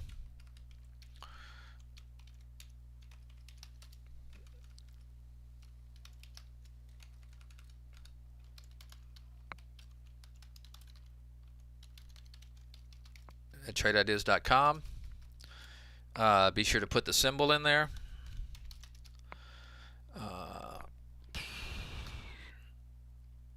Put the symbol.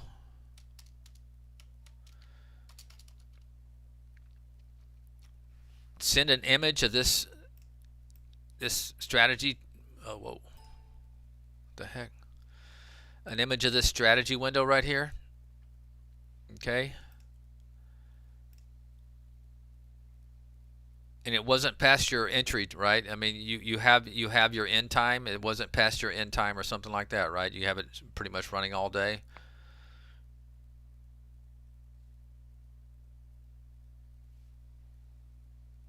So anyway, send an image of this orders detail image.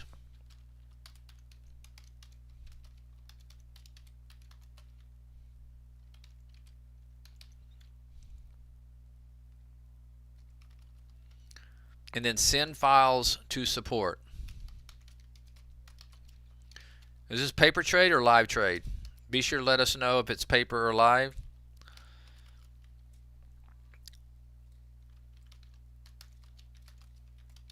And I'm going to show you how to send your strategies to support. Okay, what you want to do is you want to go to the toolbar up here and you go to help and just click on send files to support. And let us know in the email that you did send your files to support. And then be sure to say that Home Depot did trigger.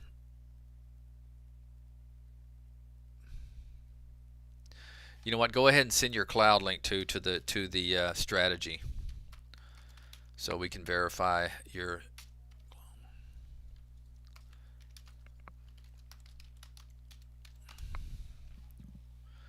Anytime you build a strategy, guys, don't go in here. Here's the way you want to build a strategy. You want to build a strategy in one of your windows. Yeah, it was at ABC that just went off. you want to build a strategy inside Trade Ideas. In other words, go create your strategy with an alert window, and then what you want to do is make sure you right click and then load it from cloud. Okay, you don't want to build it like this, just go into new trading strategy and start working like that. That's if you're only wanting to build risk parameters for something. If you want to use the charts to right click and send a order manually and use your parameters as your risk management. But if you're actually wanting to like trade one of your windows in auto trade, you want to make sure you right click and load it from the cloud. And then that way you have all your risk parameters built into your window already, your A window, and then it'll migrate over once you load it. So you don't have to go through all that stuff. You'll have to go through the time and force, obviously, and the delta and all that. But as far as your stops and targets, you won't have to mess with any of that.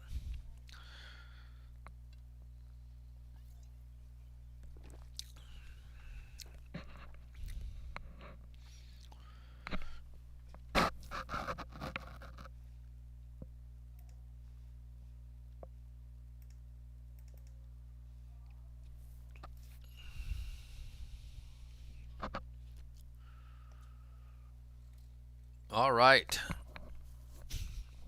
Got about probably 20 more minutes, 25 more minutes in here. So some good questions so far, but we're all ready to go for the next question.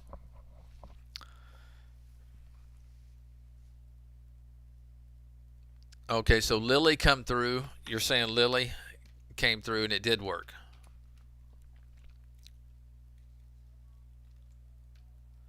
Are you paper trading, Tony? Or are you live?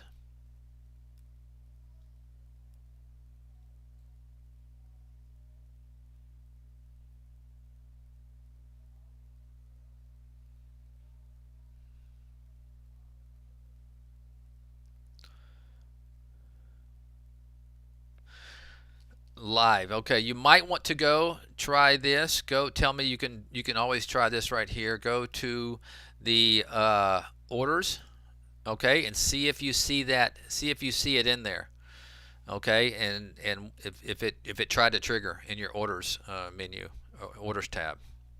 Then you can always go to messages and see if you're seeing anything. It could be something from Brokerage Plus if you're live.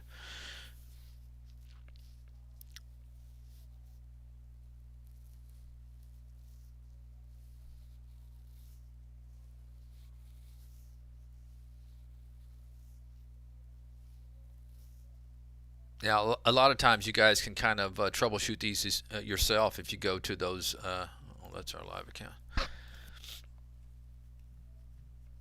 Yeah,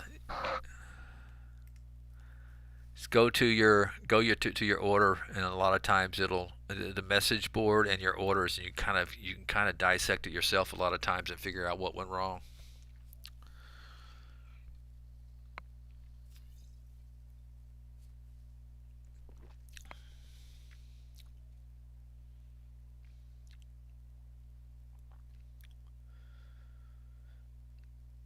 Hi, Gain. Yeah, it looks like it's going to be sometimes next week. So we're right there. Now I don't know an exact day. I know there's still a few little bugs to work out.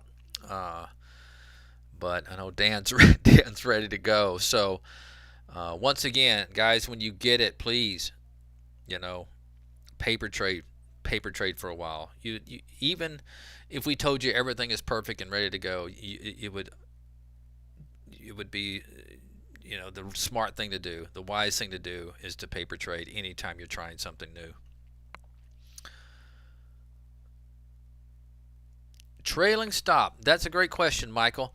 Now, here's the problem, and I'm talking to Michael the other day, and we're going to make a recommendation because this is kind of quirky. And if you use a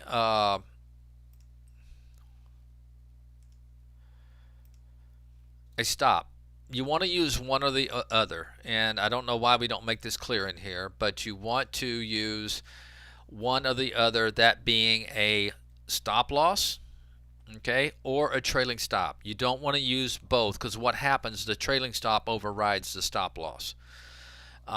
It's not sophisticated enough to use both at this time, unfortunately. And so, in other words, what I would like to do would like to use a 3% stop loss in my swing trades, and once my profit gets to a certain level, I would like my trailing stop to kick in.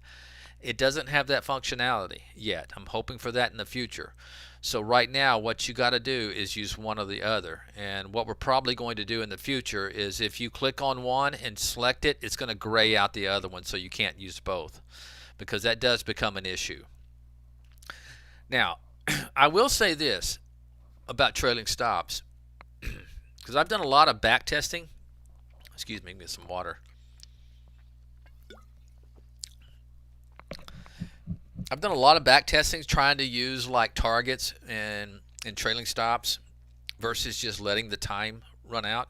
And it's very similar to what you see in Holly, okay?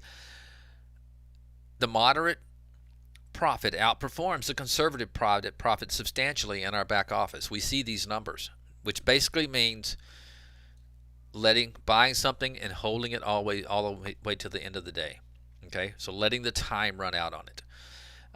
Same thing can be said for swing trading a lot of times.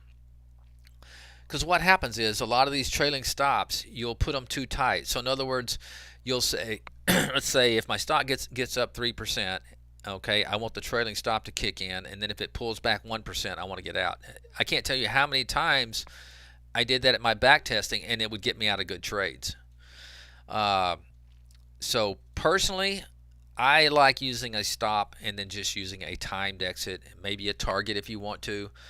But trailing stops have a tendency to really get you out of good trades. And right now, we cannot use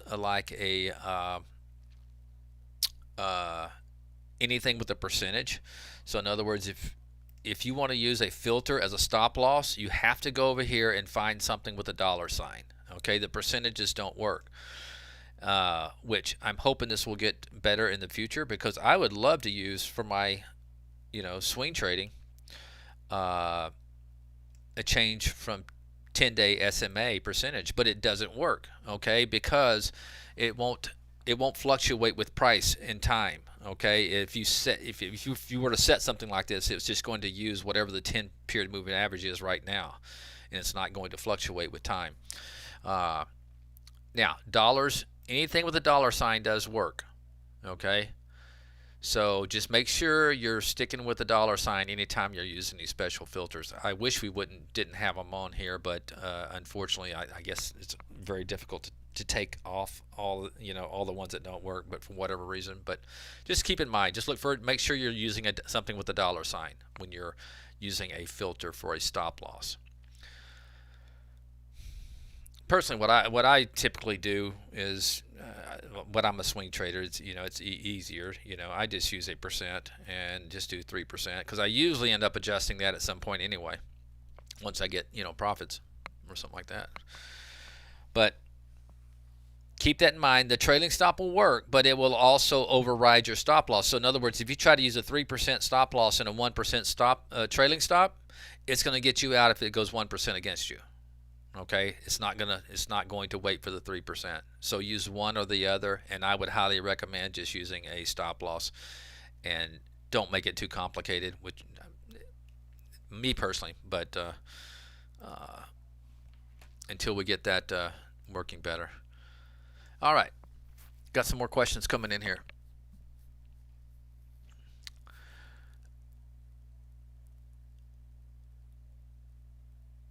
Okay, Andy, are you saying the stock, Nicola? Is that what you're referring to there? Hold on, let me see. I lost it here. KR.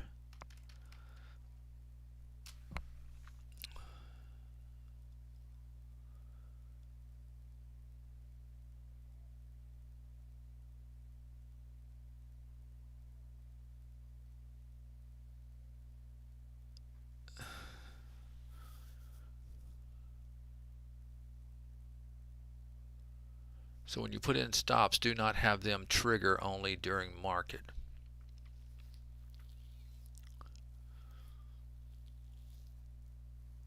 Are you saying, okay, are you saying a stop triggered in after hours?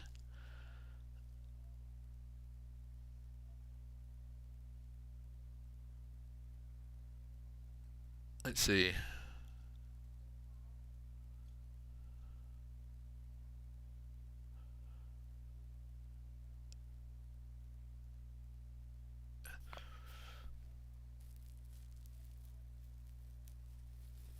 Well, that. Oh, yeah. But it didn't execute, right? Because you can't do market orders in after hours. So, and I think a stop is. See, I mean, if it had to trigger only during market, then it wouldn't have kicked me out. So, what you suggest? Uh, yeah, that's probably one of those ones you're gonna have to do the same thing that I just told the gentleman earlier to do. You're gonna have to send the files to support. A stop should not kick you out in after hours. Okay, if because after hours through Brokerage Plus, you can only use limit orders, and if you have and a stop is going to use. Are you trying to use a limit order on a stop?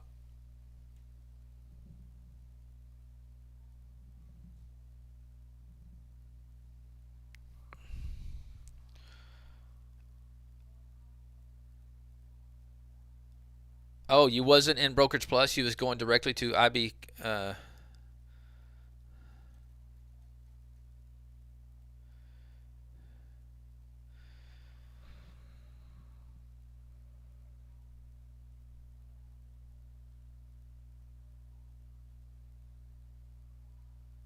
Yeah, I'm trading through IB, and I've had stop orders all the time, and I would come in and uh, they would not trigger in after hours. As a matter of fact, I would come in and see that they were lower or something like that. I would just go in and remove my stop order. So if you have something like that, send it to do that. Do send it your files to support, like I showed.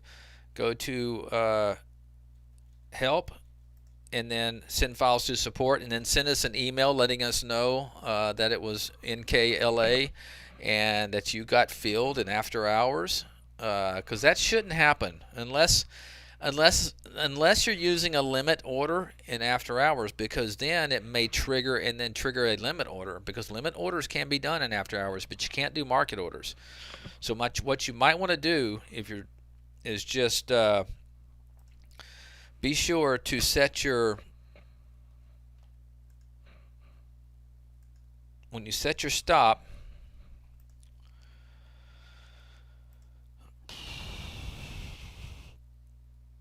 or if you're setting your stop in here, are you doing a manual stop? Are you setting it in a strategy, or are you setting it in here? So in other words, if you had a position like in this Momo and I was going to stop out, you're not putting stop price and then putting limit, are you? Because if you do something like that, I can see where it would trigger. Okay, an 8% trailing stop. So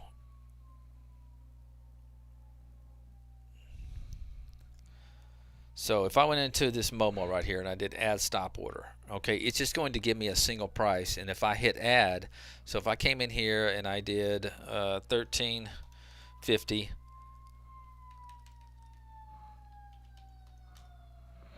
and did add, okay, it's going to put an order down here. Now that's going to be, because there's no place if I did it that way for me to put a limit order. It's going to be a market order, and market order will not execute during after hours. So I don't know if somehow you're doing a limit order, because if you did a limit order for a stop, I can see where that would possibly execute in after hours.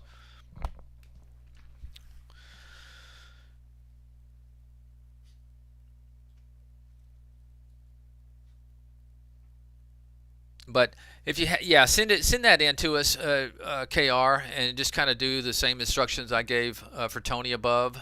Just give us a stock where you got stopped out and after hours, and then send your files to support, and we can take a look at it.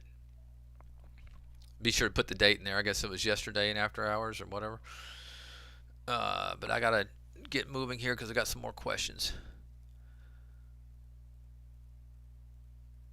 No, Tony. Right now, I mean, there's no plans for the European stocks, just because it's mostly a supply and demand. I mean, obviously, we have to get all the data for it over there, and there's just if the demand's there, I could see where maybe in the future, because we got to do support over. It's a big undertaking, but maybe at some point.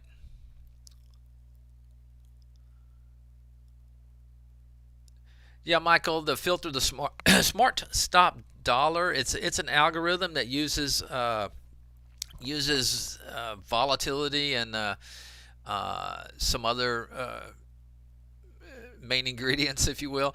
Uh, Probably average true range, volatility, and it calculates a smart stop. Should never be more. I'm always careful using that one because. Uh, it seems like to me around 25 cents or lower. So for me, that's just too tight of a stop. I prefer a lot of times it's for obviously for day trading, but uh, uh, what you might want to do, an easy way to kind of get an idea of what it's using stops for, is build you a window or a T window, whatever you want to do. Build a T window, and put a column in there. Put a column for smart stop, and it will give you that calculation. All right. Can you show me how to build a setup for a pullback for SMA? Good. Is that for the daily there, Michael? I'm sorry, Chris.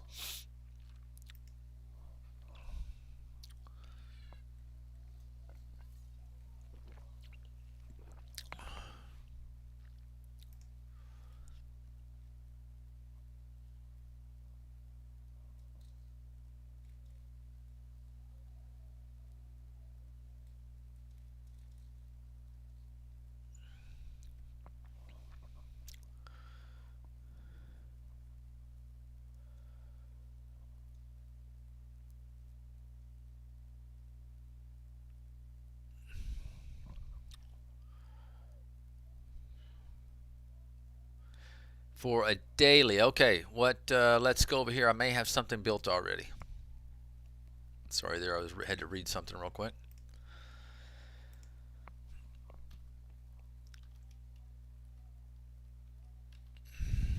Let's see.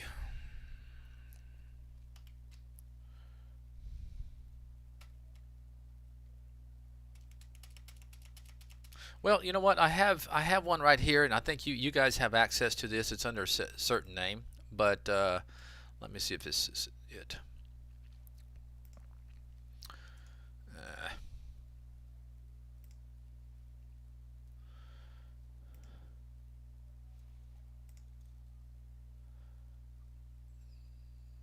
okay, this has changed from 8-day SMA, but you would do the same thing for 10-day SMA.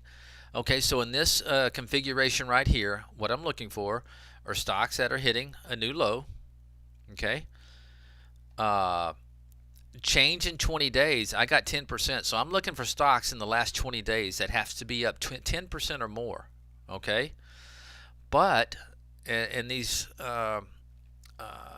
change from days and position and range, I use those a lot, man. And this is one where you can really easy configure. So let's say you're not really caring that much about stocks that had explosive moves and were up 10 or 20%. You just wanted to see stocks maybe that were up in the last 5 days. Okay. And let's say 5. No, let's keep it at 10%. All right, we're going to take out this and we're going to add your 10-day moving average.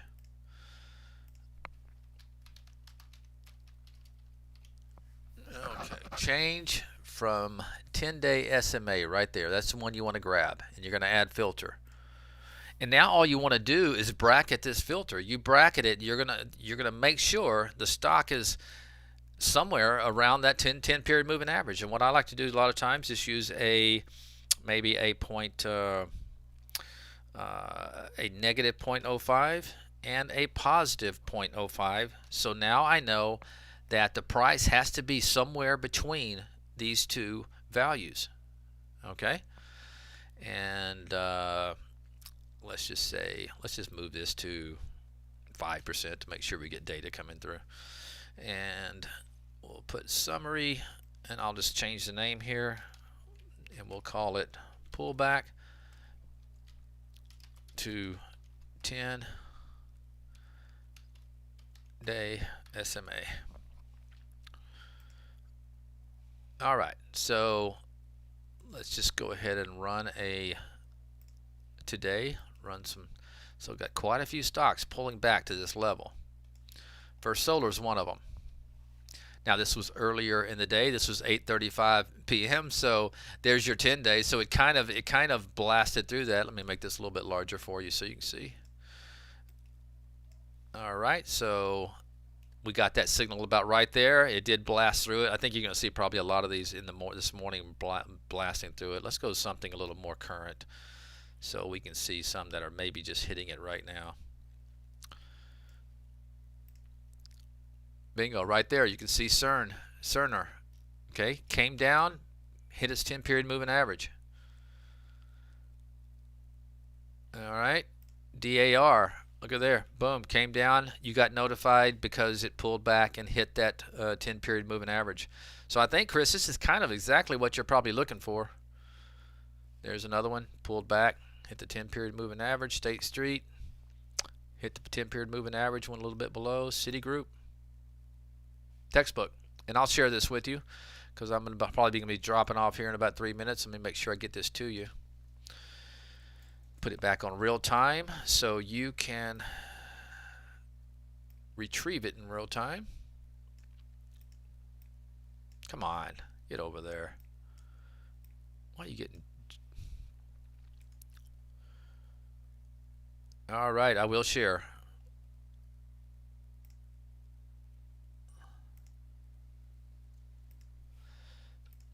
And pull back to 10-day SMA.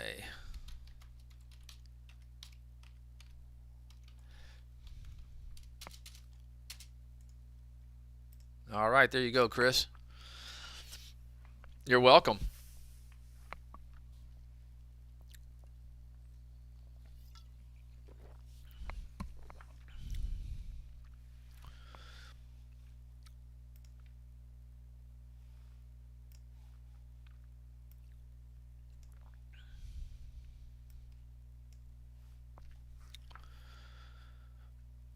That's the beautiful thing about trade ideas. Okay, nobody has like real-time alerts like you do. A lot of people can build scans where you can kind of look and find these areas where stocks are, but if you want something real-time, using these new new low alert, and you're going to get instantaneous. Once it gets down to that 10 period moving average, you're going to be notified. Hi Dom, how are you, buddy?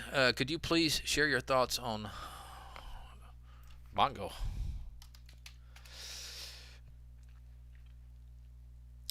Yeah, it looks great. Me personally, I have a thing about anytime a stock has gone from 50 cents all the way up to 8.50. It doesn't mean it can't keep going. Obviously, you never make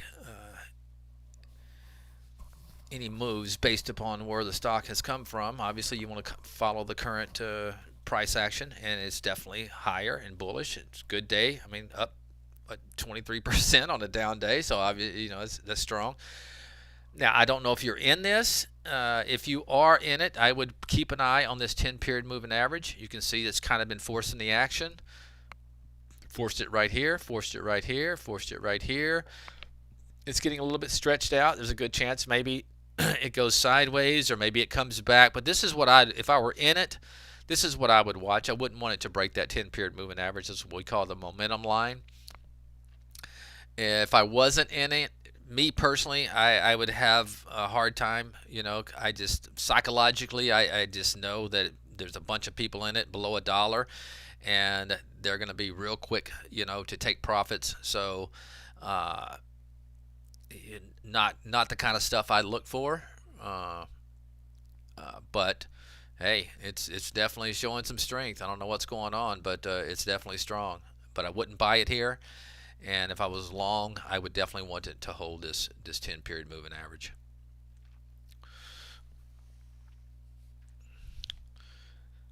All right, let me see if Barry is started streaming yet. No, he hadn't notified me.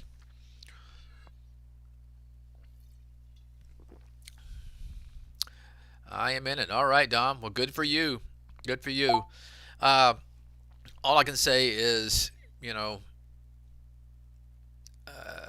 I don't know where you're in it from, but that's what I would use. I mean, it's definitely a momentum stock, and if it breaks that momentum line, there's a good chance, then it would pull back all the way down to this red line. Which, by the time it does it, this red line may be at 550. Who knows? But that's the 20-period moving average.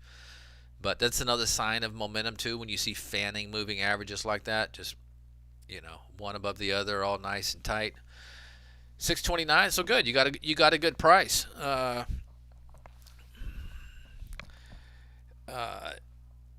Oh, good. So, boy, you're learning somewhere, Dom. That's a great. You already sold half. That's what you do. You lock in those profits. Now you can maybe let that other half run for you. And what I'll do is sometimes, if I have conviction and I don't want to get out too soon, I just go ahead and I put a stop at my entry on my second half, so I'm guaranteed a profitable trade. Because the last thing you want to do is let that, and by the time it gets to your entry, this 10 period moving average should be, obviously when Monday opens up, if it holds up here, it's going to be higher. So if it breaks that 20, there's a good chance, your stop's going to be just below it. So that's hey, you're welcome, Mike C. Yeah, I'm going to have Barry crank it back up. Let me tell him, okay, are you ready?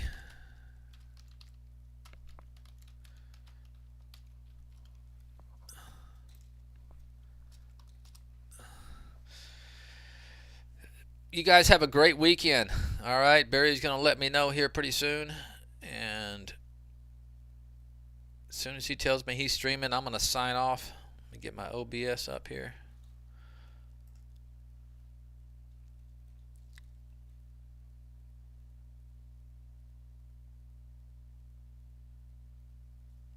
I can't sign off until he lets me know he's streaming.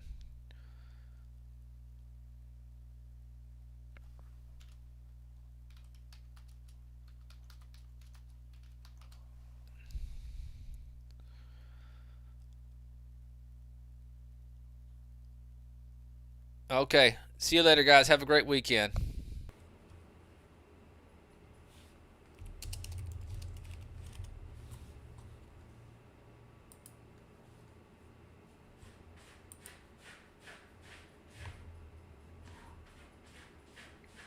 I'm just waiting for him to log off.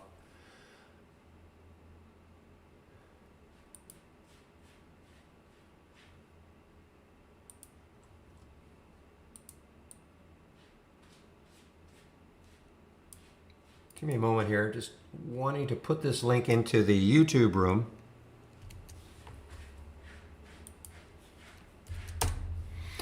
Okay, guys, so for those of you who can hear me in the YouTube room right now, if you click on that link that I just put my home page, that option scan is now available.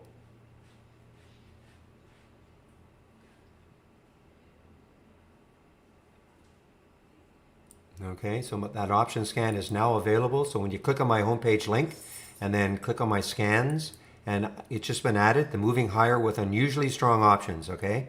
I've just been added, okay? Thank you, David.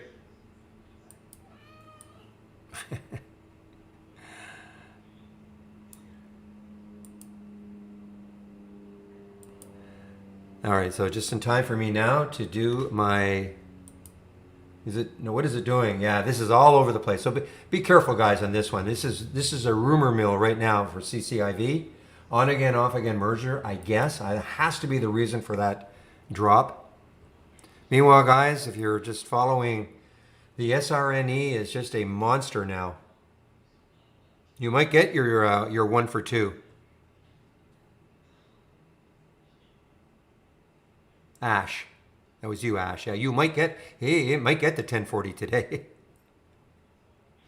All right, guys, it's 1:02, so I am going to do my video. So I'm just going to put, first I'll put my link in. You want to subscribe to the videos I do every day.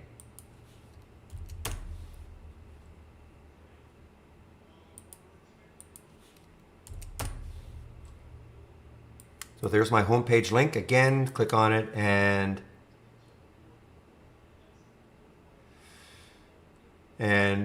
recap videos right here.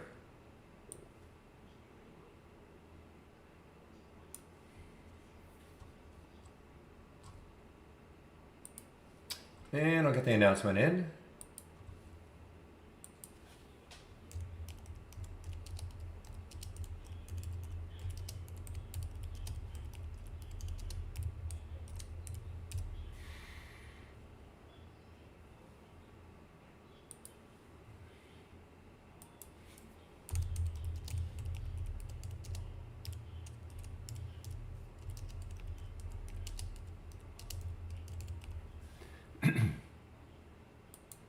All right, guys, putting myself on mute right now.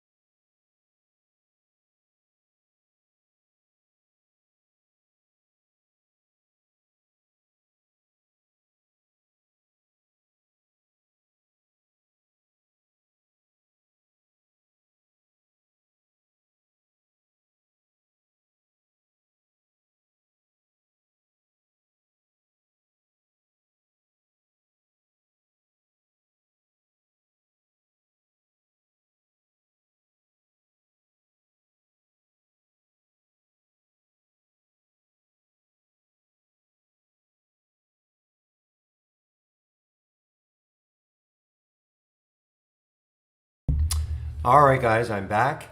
So, MB, okay, I'm going to answer your question. Okay, look at Pola as an example. Yeah, I may click on Pola, but remember, if you have trade ideas, you can always have my scanner, so you don't have to wait for me to show these things on the screen. Okay, I mean Pola, the alert was at 11:47. Okay, now this got all the way up to 15:50 as an example. So it's not like you had to get in right at 11:47 to profit in that. All right. I mean, it went straight up before it had that pullback. And I'm not trying to defend anything here, but it went up to 1461. So you don't have to wait for me to show you things on the screen. Same thing with with the bingo. You had the alert at 8:39 right here, okay, and it actually after that alert, it actually stayed there for a bit before it got all the way up to 950. So I mean, I'm not sure what to say. CCIV, now that really moved quickly, but that's where you had the alert. Now that really moved quickly. I mean, some of them are moving very quickly, but I can't anticipate ahead of time that that's what's going to happen. So all I'm saying is that you should, if you have our program, you can always, download some of the scanners that I'm showing, and you don't have to wait for me to click on them to show you what they look like on a chart.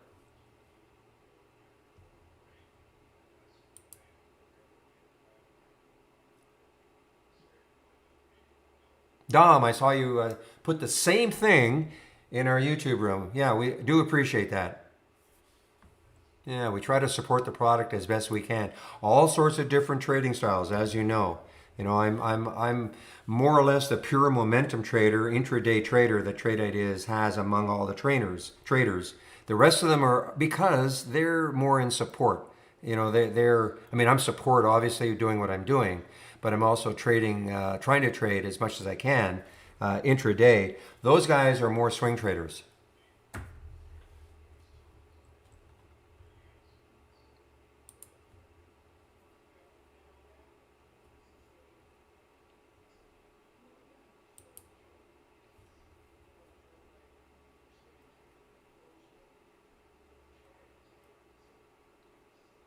You don't have to sell the trade of the week today, okay?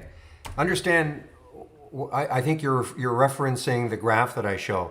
That's just for our internal statistics to show, okay, what would happen if you took the trades of the week, if they triggered on Monday or Tuesday. Let me bring that up again.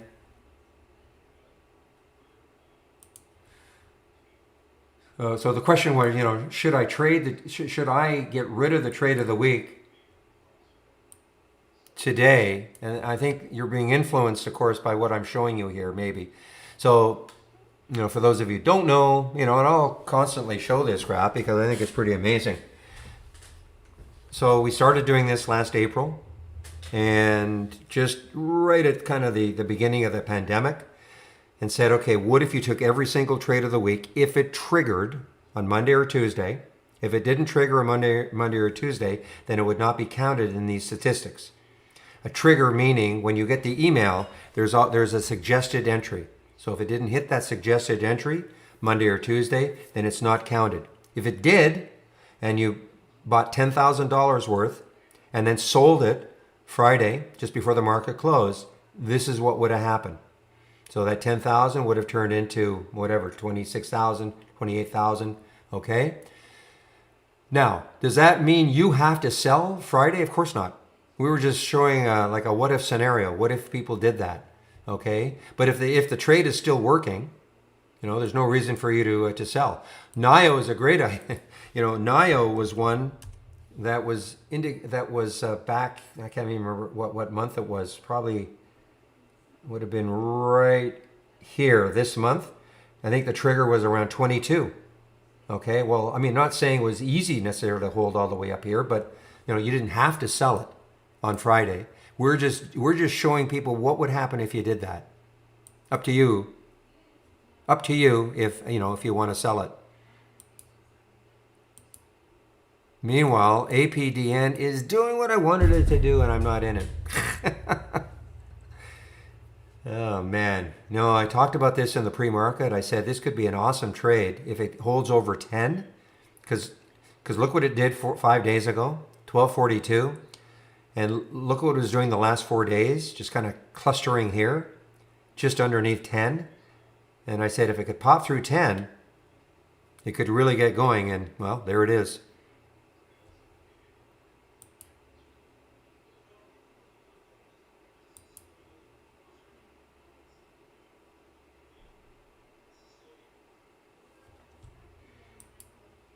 Wow.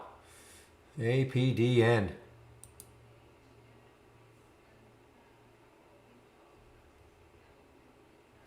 Yeah, the Momo up, and also my watch list had the Pola POLA.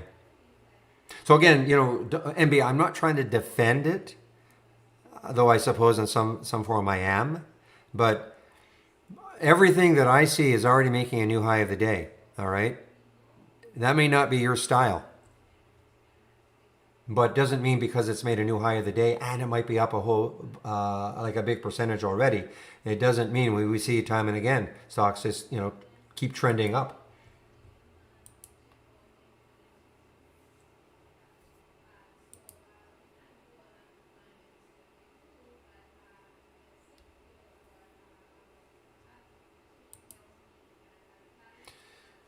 All right, this is a China stock. Now this is technically an earnings play, I believe. This is an earnings play actually. EDTK. Look at what it did pre-market.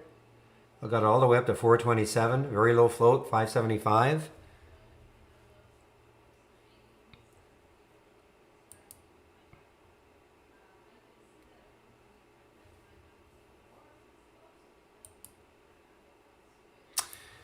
Frischel, you too. Have a great weekend. Long weekend, guys. Remember, the market is closed on Monday. I repeat, the market is closed on Monday. So for those of you who might be in Europe or even Canada, not understanding, it is Martin Luther King Day on Monday, so the market is closed on Monday.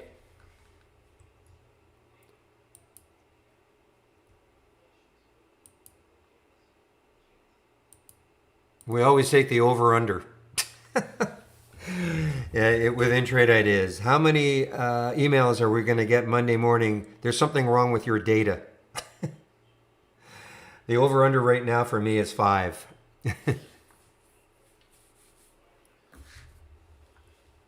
What's really bad is when it's somebody from the States who says that. Somebody did it on Thanksgiving, if you can believe it. A guy from the States said, why is the market closed? Anyway, can you explain how to get the blue and red buy and sell arrows on the chart? So are you talking about, let me see if I can get one.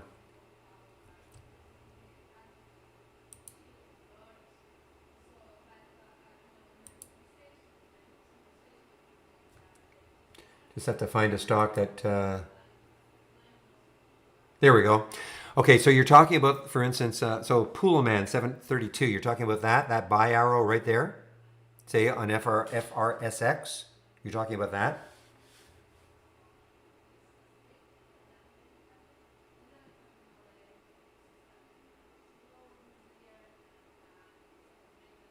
Okay, so what this this is a previous AI alert on this day, okay? So the signal was at 526, it exited at 592, okay? That's what, if you hover over that. So how do you get them? Unless you've disabled, and they don't show up on all my charts because sometimes you get some crazy ones that we've had buys and sells over and over and over again. But if you right click and properties, show AI trades. Okay, so right click properties. So if you check that, shows the AI trades. I think I've chosen maybe to not have them. Yeah, I haven't got them on the weekly chart or the monthly. Okay, so that's what that means. Previous AI alerts.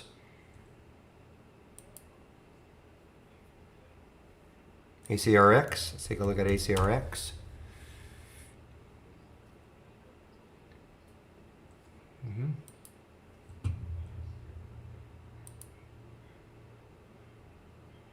Definitely keeping an eye on TEL, guys, later on. I mean, this could have some, I have an alert set up here at 242. Look at that void. I mean, this might be great next week. Look at TEL, Tell. And look what I'm seeing.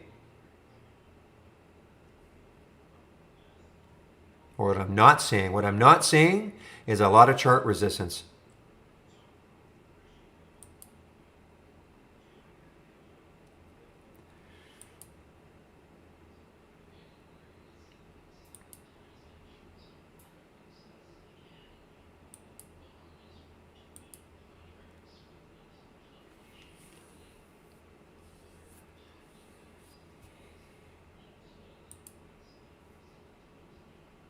All right, MJ is starting to inch up.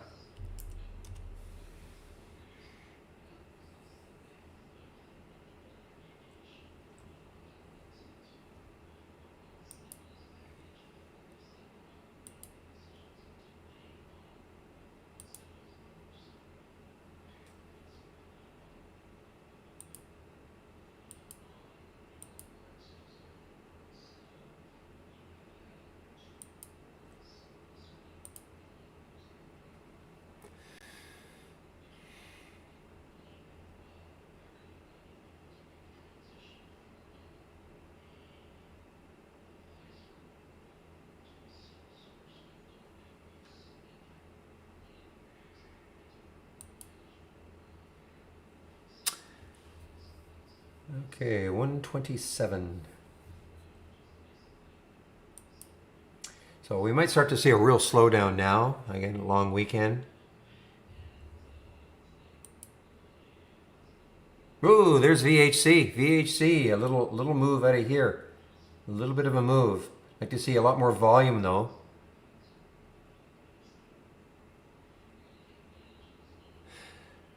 Well, that's up to you, really. I mean, listen.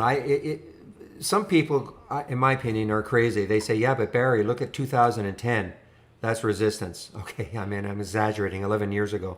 If for me personally, if it's 3 years ago, I don't really care. I mean, so much. Just even 2 years ago, to me, I'm not that. I'll probably go back a couple of years. So if I don't see anything on the daily chart and I don't see anything on the weekly chart, then that's when I start looking at the monthly chart. But if I go back 3 years and I don't see any resistance, and I don't really care. I mean, there's so much, so much has changed in 3 years and 2 years. But there are people out there that'll say, "Oh no, you got to go back 5 years." Listen, whatever works for you, I guess, is my answer. But for me personally, I don't care if I go back 3 years and I don't see anything, then I don't care. No, I haven't analyzed it that closely, Grumpy.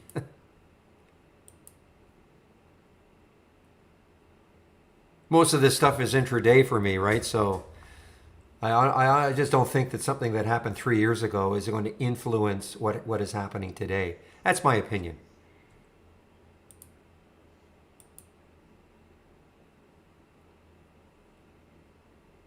I'm sure you have. I am 100% sure that there are times where you can go back 5 years and see a high, and maybe a stock gets halted there. Yeah, I'm sure there are occasions. I mean, nothing obviously is 100%.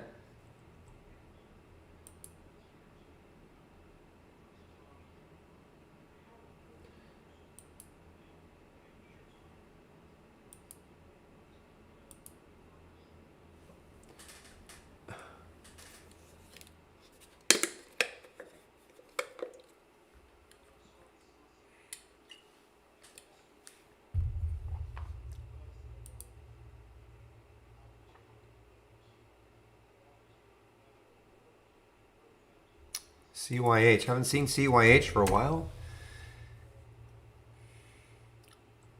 Same sort of thing. Look left. So what do you see? I see 908. I see 887. I see 941.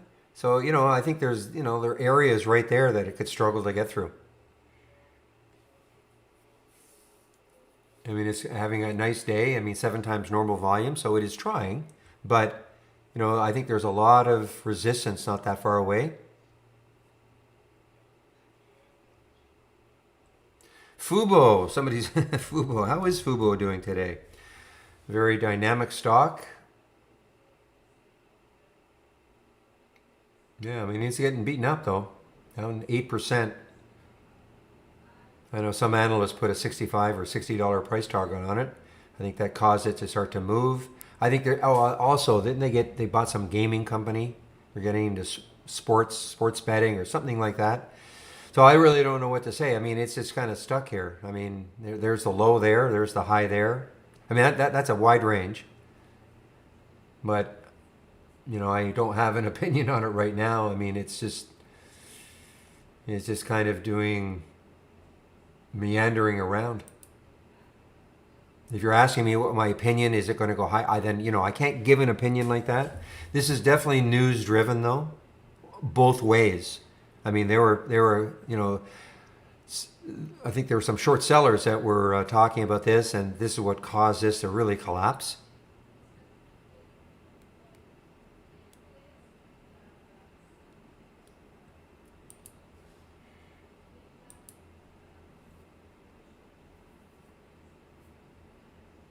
So right now, I mean, it's got to break out of here. If you believe the analyst, I don't know, I can't remember who it was, who, put out the premise that it could get back up to this level. And, I don't, analysts are, depending who it is, I mean, some carry more weight than others, obviously.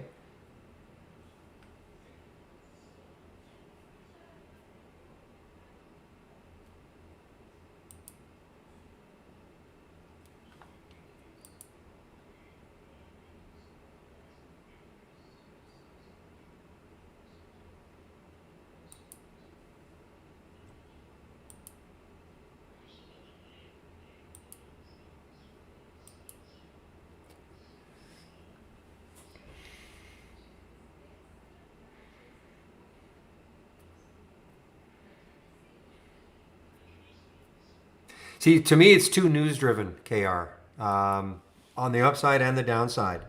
So, if I mean, for me, I'd have to wait. I'd have to wait for a break to the upside. But that's just me.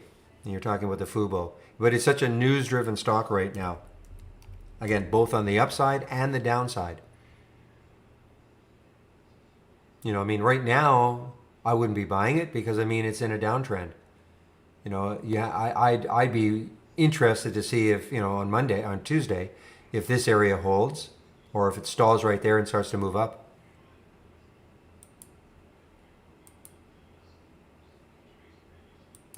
I don't, look at CCIV as an example. I would never be swinging CCIV. Never. Listen, I mean, this could go to $100 on Tuesday, but I wouldn't be swinging this because it's way too news driven. Rumors. It could go one way or the other, and that's what happened today. It went one way and then it went the other. So I don't like so Fubo to me is a little bit like that. But that of course is just my opinion.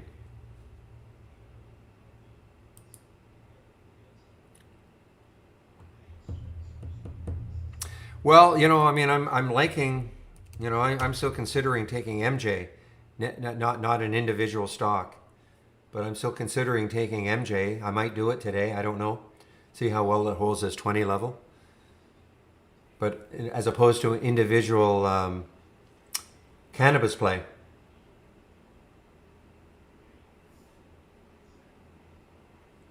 So that's my feeling anyway. I'm looking at MJ really closely now. I mean, look at that monthly chart. Look at AFA. Virtually the same. Maybe a wider candle here, but virtually the same. Tilray. Now, Tilray is not. Sort of. It didn't have that big red candle. CGC, but you get my drift. I instead of my CGC, I mean, look, these are basically following MJ. So my thought process on this is that if the overall sector is going to do well, then of course this is a good sector play, as opposed to having to worry about buying one, which may come out with some news you don't like, which is not affecting the overall sector, but maybe just that stock. So that's. Well, I don't have I've sort of laid it out. I don't, I mean, I don't know. I mean, the news on this one, I think it had an upgrade. Canaccord upgraded it to speculative buy.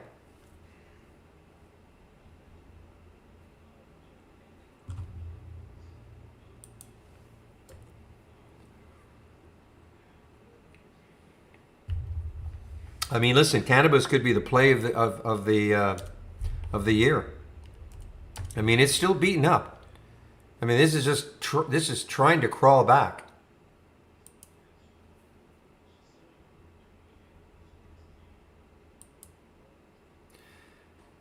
Ay ay ay, APDN. No volume, no options. Too bad. That would have showed up almost for sure. Gosh. Well, I hope somebody was watching this one on that 10 break.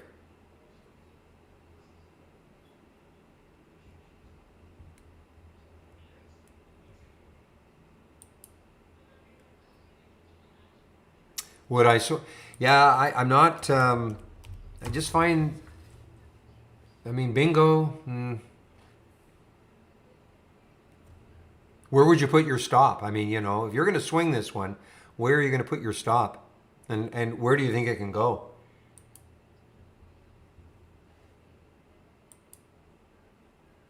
So I mean that is what you should be thinking about.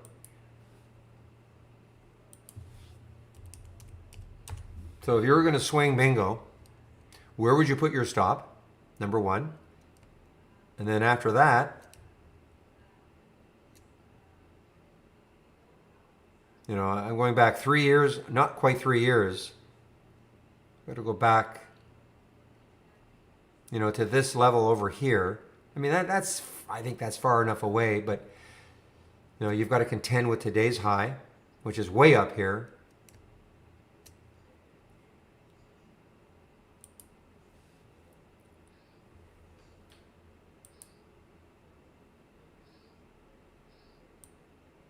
And I'm hearing a big wow, wow, wow. If you have my, it says wow.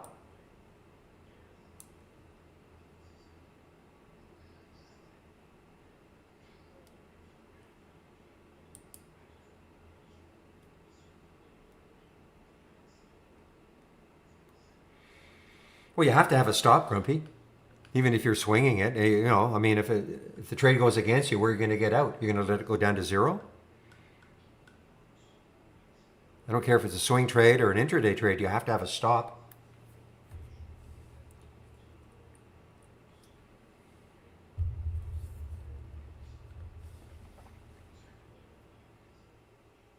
Oh, I see. Well, I mean, listen, anything can happen. I get what you're saying, but, I mean, we can't predict, that's why, I mean, if you get into a swing trade with a bio, yeah, you run the risk that the next day, before the market opens or overnight, they come up with horrible news, and yeah, you won't be able to get stopped out. I get that, but that's the extreme case.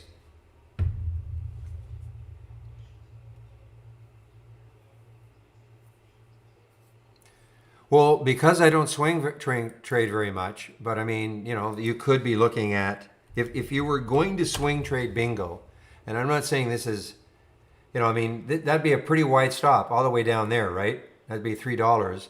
You know, maybe today's low, but that's pretty tight for a stock that can be very, very whippy. I mean, it's maybe the type of thing you don't swing yet. Maybe you let it pull back. I don't know.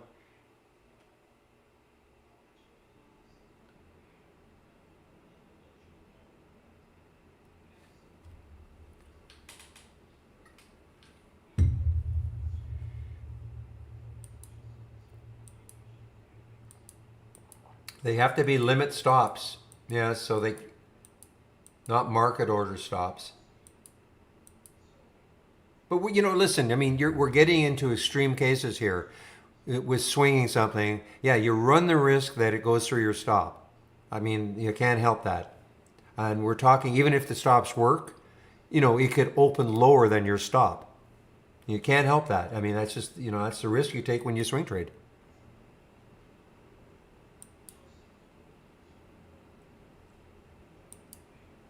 And that's an any swing trade. And that's why I mean swinging bios, cheaper ones that could do a financing on you. I mean those are the risks you're running.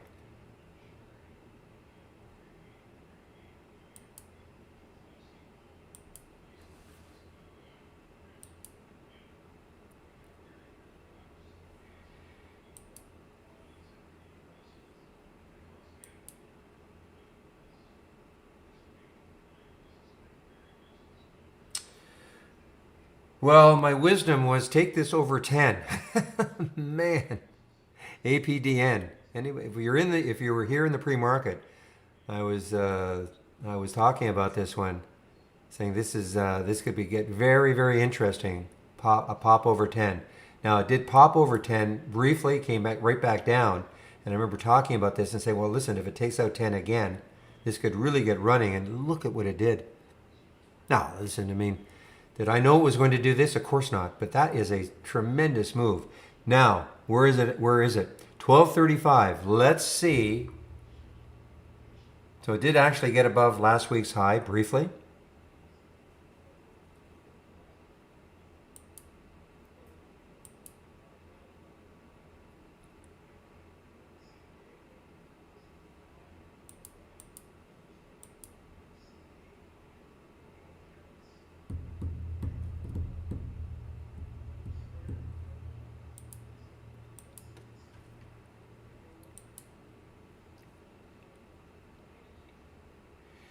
Well, here's another one screaming higher. CYRN. But again, look left. What do you see? I see 124, and it's at 124. I see 123, and then next I see 133. So, I mean, it's got this little area to try to get through. I mean, if it can get through 133, it's got a shot to start really filling in this. But it's already pretty extended. But look at the volume that's coming into CYRN.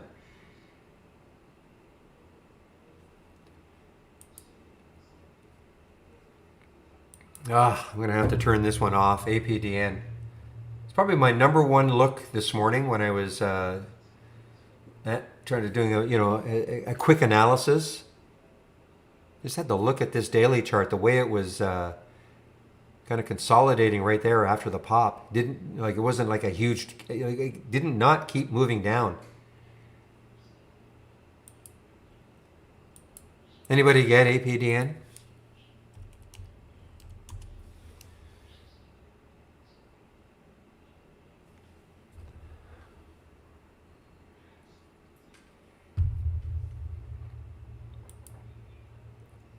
So even here, MB, as arguably, you might think I'm not piling on you, but look at that alert right there, 1047. This is when I was on my break, 1047, 1278 now. So even if you missed it right at 1047, my guess is that you could have got it at 1060. I don't know how fast it was moving at 1221.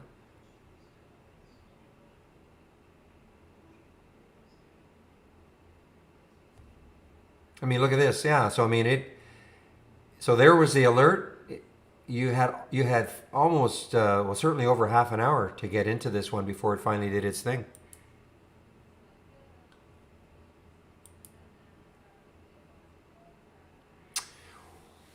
Well, I opened the room. At 9 o'clock SQ. Okay. Now I'm doing to get ready for that open. I've already done maybe an hour and a half to 2 hours looking at, we start getting our data at 7 in the morning Eastern time.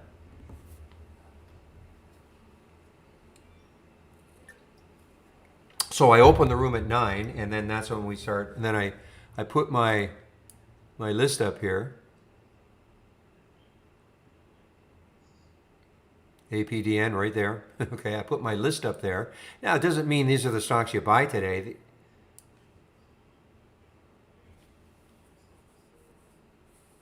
No, the room is open 9 to 3. I stick around after 3 if I get some questions and all, but because my day is not done. I'll be honest with you. I mean, a little bit selfish. Sometimes I like to trade completely on my own. So if I shut down the room around 3 or shortly after, then I may be able to do a little bit of trading on my own. And then I still, once the market closes, then I've got about an hour of scanning to do to prepare so I can prepare the watch list for the next day. So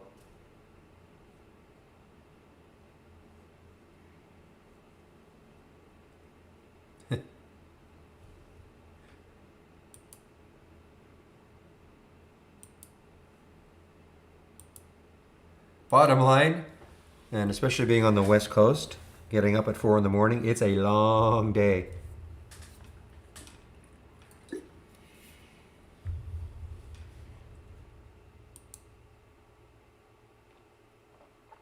Yeah, between 12 and 12:30, I have a little bit of a workout on my elliptical. Do a little bit of weights just to get the body out of slumber.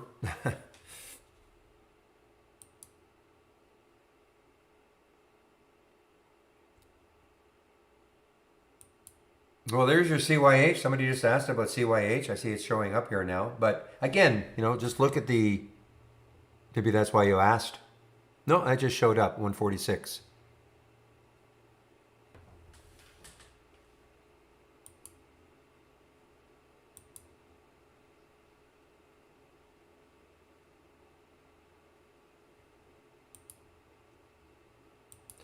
Yeah, Acer is showing up, or showed up here. 352, 371 now.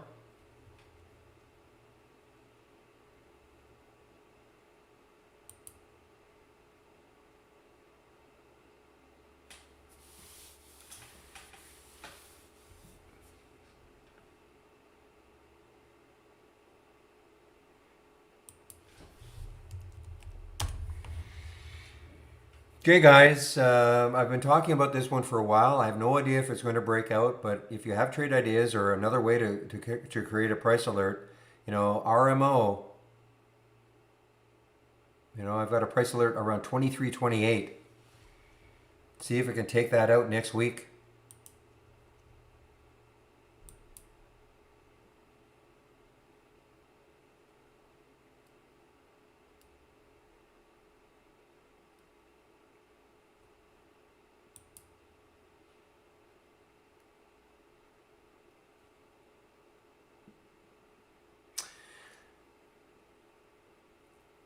Okay, so KR, one of the alert is a new high for the day. Okay, so you're asking. Well, APDN was on my watch list. Okay, now nothing happens in these two until 9:45. I put a 15-minute delay on purpose. I don't want to see anything. Hopefully things maybe settle down. You get stocks that whip up and down in the first 15. Okay, now there's no guarantee. So APDN did not trigger until 12:21 because look at that opening candle.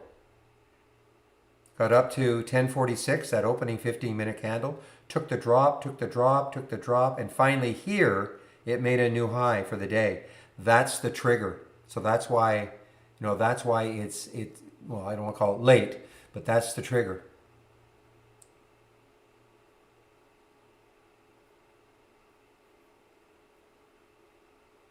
Okay, KR, does that make sense?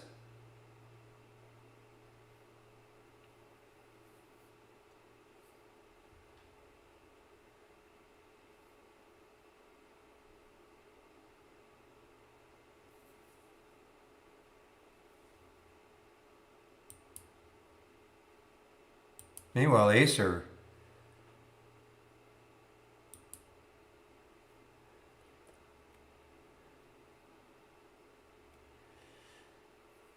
Okay, so bingo, Dharmesh. So when you ask about bingo, what do you mean? What about it? I mean, if you're asking me, to tell you whether you should be buying or selling it, I can't do that. I'm not a financial advisor. There is a disclaimer, I think, when you enter the rooms. But anyway, it's resting right now. If it kept this area right here, and then all of a sudden you got a lot of volume to pop it through, it might be an interesting trade. But right now, I mean, it's, look how choppy it is on the 2-minute chart. Well, a swing trade, I mean, it's a cheap one. I mean, there's the high for today. My swing trades usually, a stock usually has to close near the high of the day. That's one of my informal rules. Doesn't mean you have to follow that, but because I don't want to have to worry about today's resistance. If I took this trade right now as a swing, and it just hung there and it started drifting down, then on Tuesday I have to worry about this high today to take it out. So that's why I like to see stocks close near the high before I take it as a swing trade. How to change a symbol. So Mike, so left click on the chart, left click on the chart. So TraderIdeas knows what chart you're in, and then literally just start to type. Okay. Now, hopefully, when you type something in, the change symbol box will pop up. Let me know if that happened. Then, of course, you just click change or hit enter on your keyboard. If that doesn't happen, left clicking and typing, then hit the space bar on your keyboard, and that should bring it up.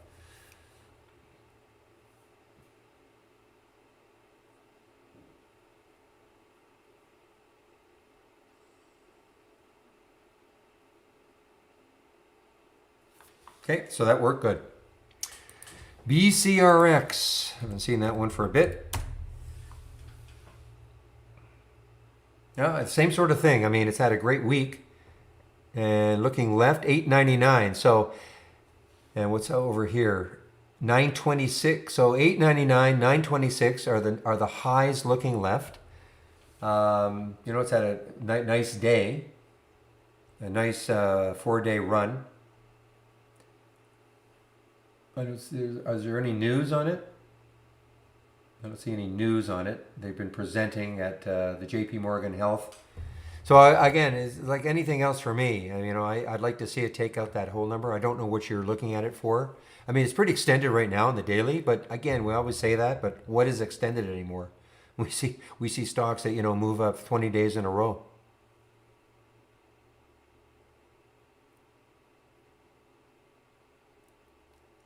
So that would be my area that I'd be concerned about then.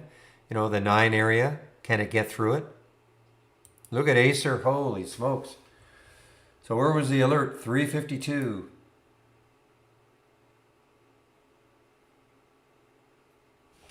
Pinterest. Haven't seen pins for a while. That was super active a while back. Yeah, so this is obviously in a big downtrend.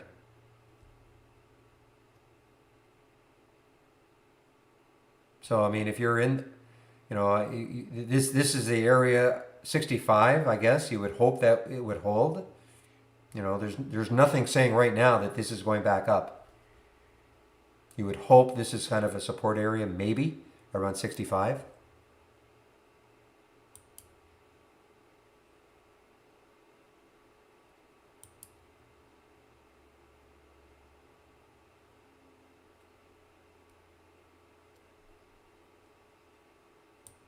Wow, Acer.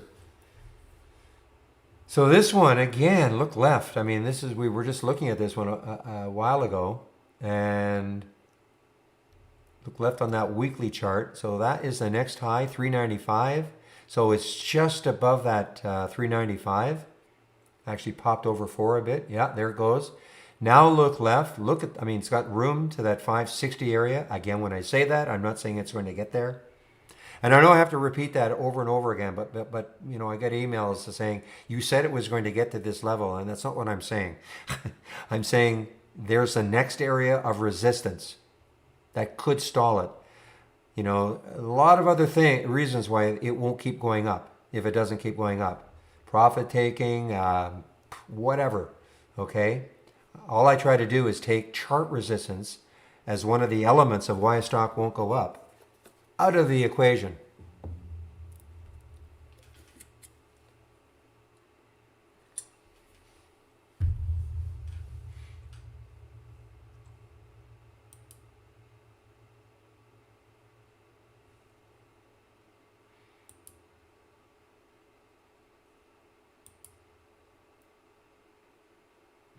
Yeah, that one I cannot help you on that one, Dom. I cannot give investment advice like that. It has to be up to you.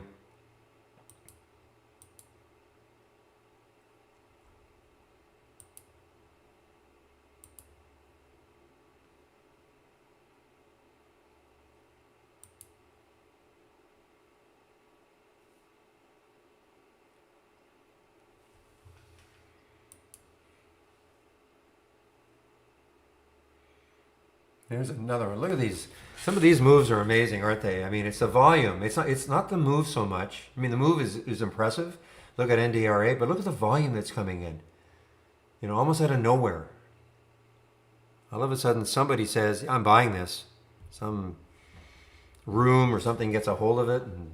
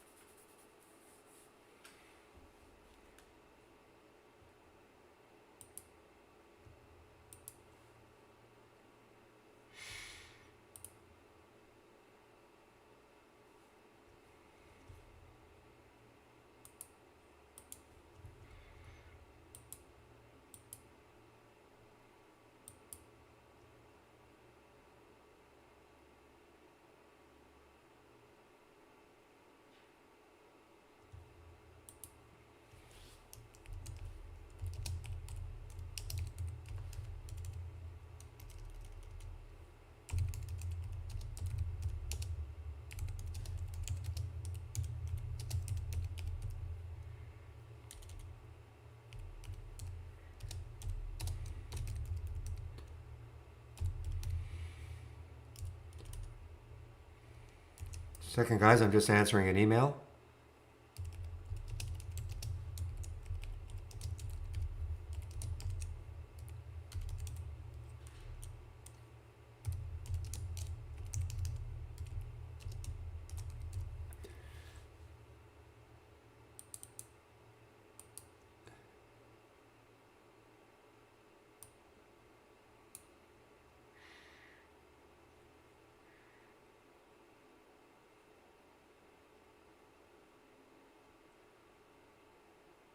Weight Watchers.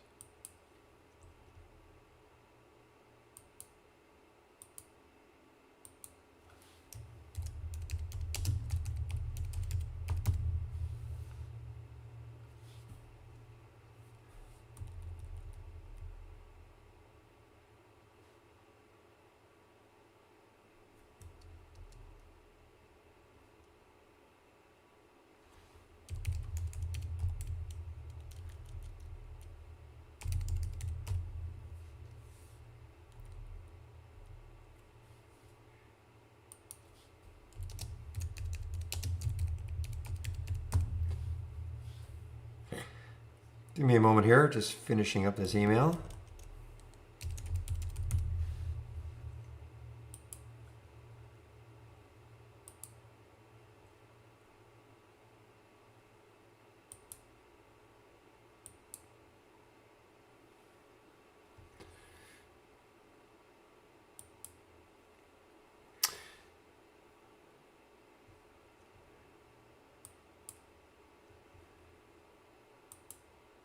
All right, so this one just got halted because of news. W.R. Grayson Company just got halted because of news. Meanwhile, Acer just continues higher here. Is there news on this one? I don't see any news on it, not specific today anyway.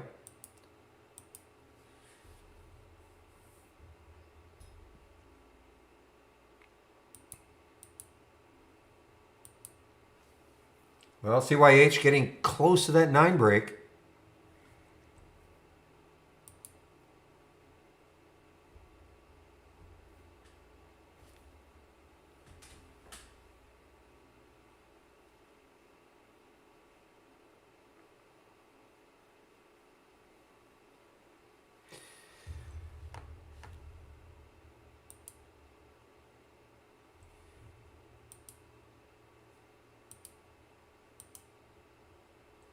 Yeah, I'd be shying away from that one unless it really gets some volume. Big volume to really, really push it through.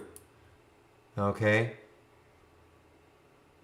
But it'll be on the watch list for next week for sure.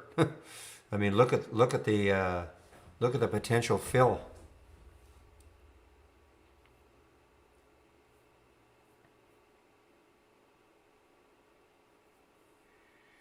I mean, it's not bad. I mean, it's just hanging around that 4 level. So imagine if, not that this one worked, You know, that volume right there, if we get it again and really push it through.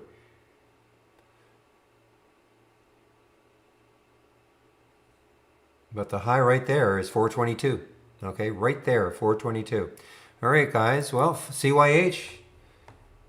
Somebody asked about CYH.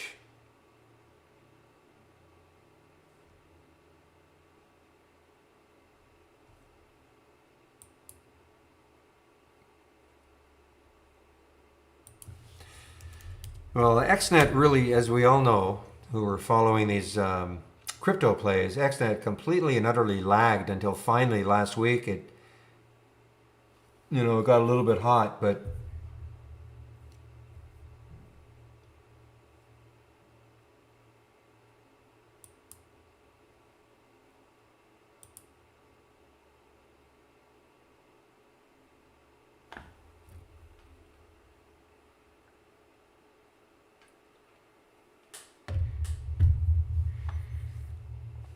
you know what, Zorro, how could you say that word? I'll just delete it. I know, he said it was a typo.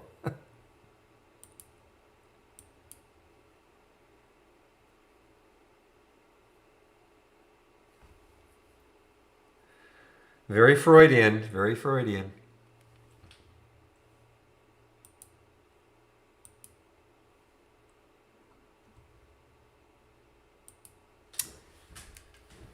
All right, guys. Well, it's kind of cruising into this close.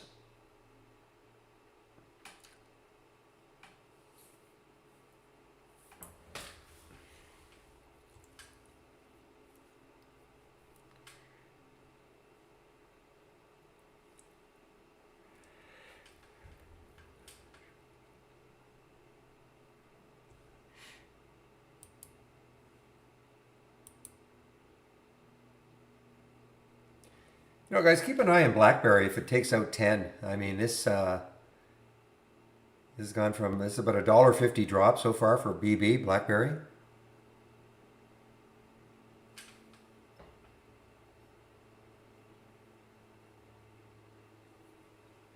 There's a lot of volume for OBSV. I think it's on a, I mean, look at that. So 32 million in the float, 104 million have traded. Probably by the end of the day, maybe not. I was going to say 4 times, so only have maybe a couple hours left. Needs another 16 million shares or so.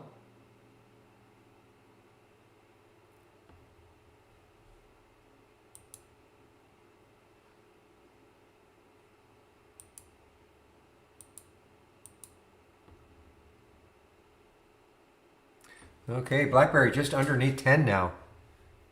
BB, just underneath 10.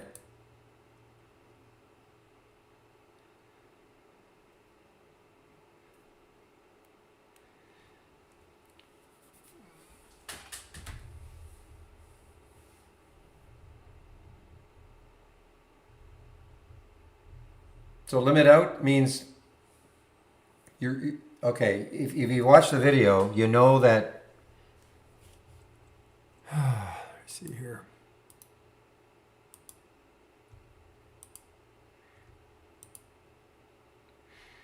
So the limit offset. So limit out is going in with a limit offset of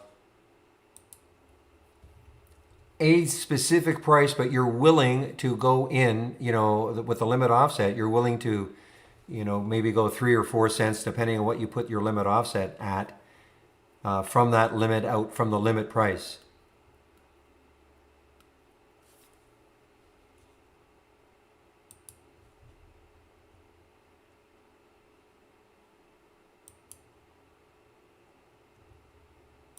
Just a minute.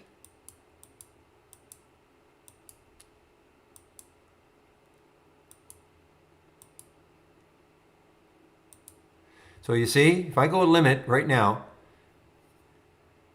and this is away from the bid and the ask, okay? So this is where I would put my, where I would be willing to get out of the trade.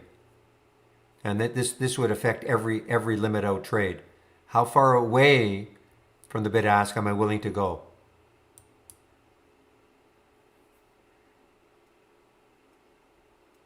Because I mean, you might want to get out at 351, but you know, you may not be able to, well, 350, that's a bad example, but this typically,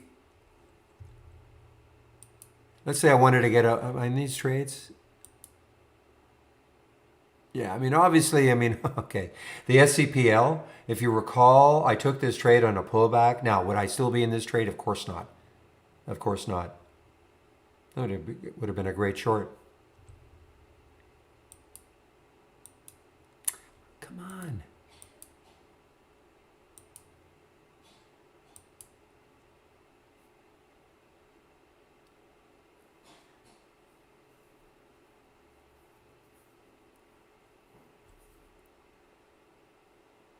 Really interested in this MJ.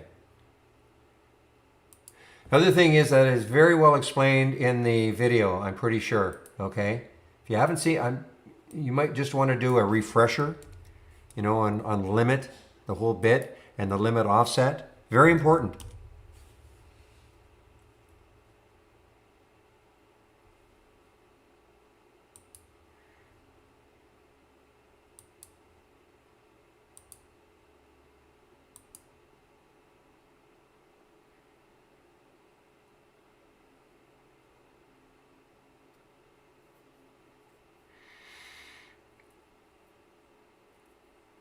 Okay, Eddie, I want you to read that sentence back to yourself. I want you to read the second sentence back to yourself. I'm just going to have a little fun with you, okay? How can the stock be above the high of the day? Anyway, so this is markets are closed on Monday. Yes. So I haven't talked about this. I'll just throw this up. These are my rules for swing trading. I'll throw this up.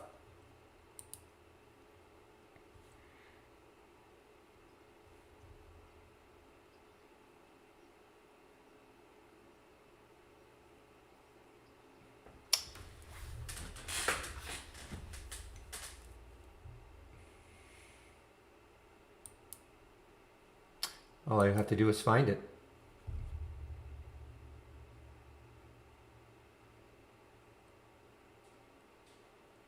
Oh, well, I'll find it here.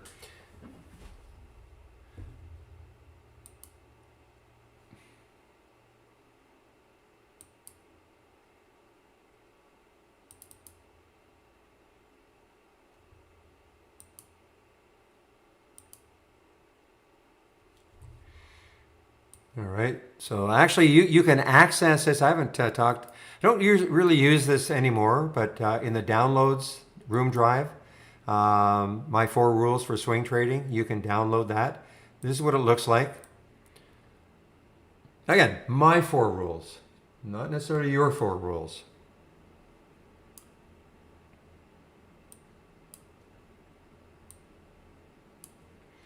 All right. So every time I click on an alert, why do I have the daily, monthly, and weekly?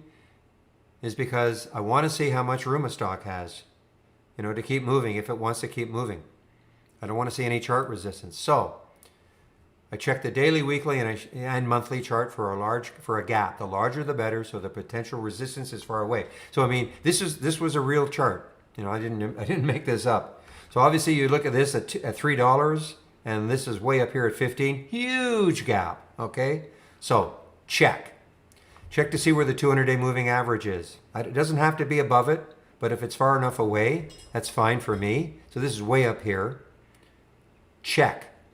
When is a company due to release earnings? I never, ever, ever hold during earnings.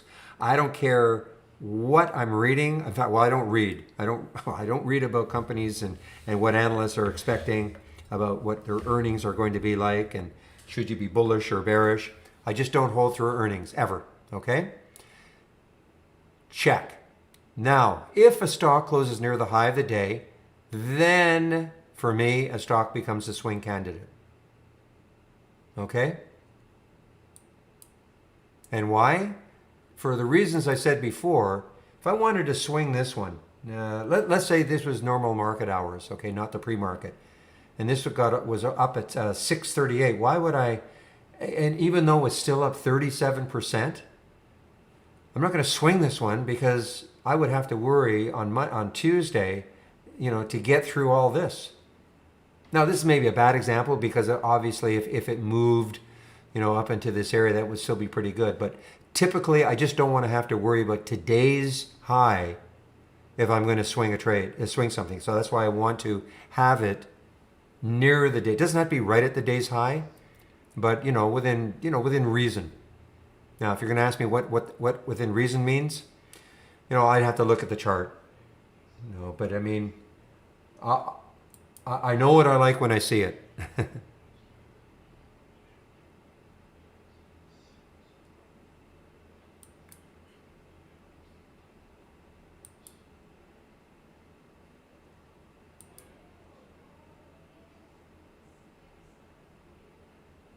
Yeah, so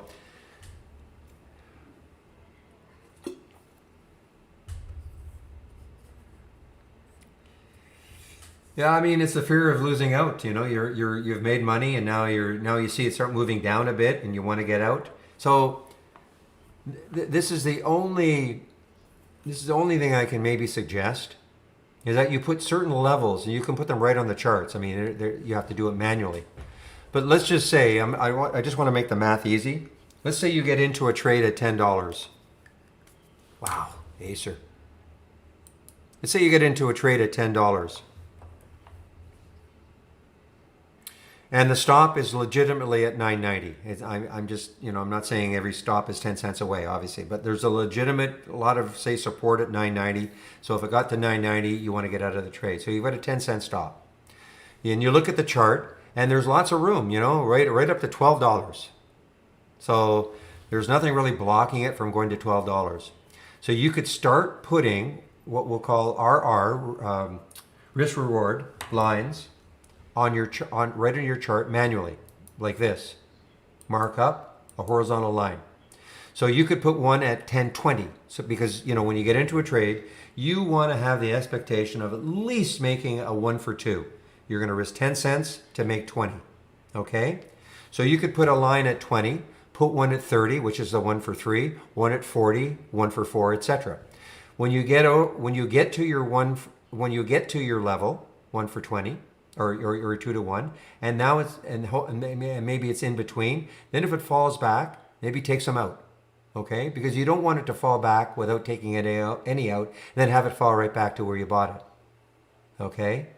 And then if it holds, then you look at the next level. I mean, it's that's one way of doing it. I'm not saying it's the only way, but it's something you might want to try. Then you can literally mark it up right on the chart, and you can see where the price is, and it starts to get to another level. You might want to say, okay, what will it do? Maybe it hangs in between the level. I mean, it's not easy though. I mean, listen, we all go through it. I mean, everybody gets beaten up for, you get in at a stock at $5 and you sell it at 10 and it goes to 100. I mean, it happens.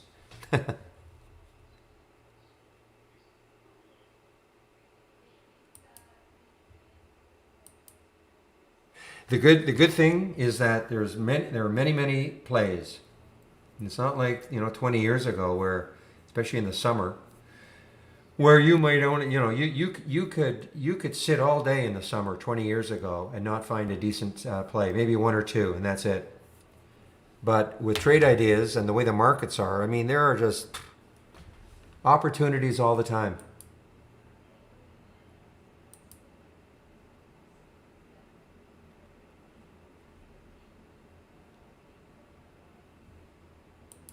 The other thing that you can try, and Real does this, is that put the 8 EMA on your, say, 5-minute chart, your 15-minute chart, and hold unless it breaks it. I mean, that's another way of doing it.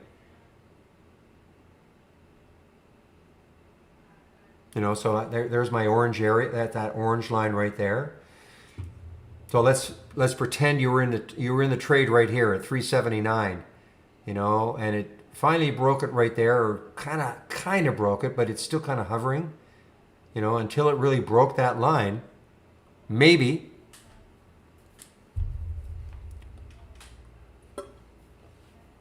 You know, that's another way of looking at it. Oh no, it's been like this for a few years, Mosano.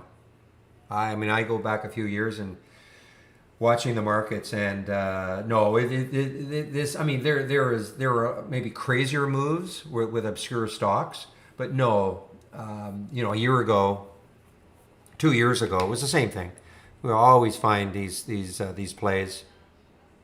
There might be a few more, but a few more that are doing crazy moves. But with the advent of you know, high frequency trading and all that, the whole thing has changed.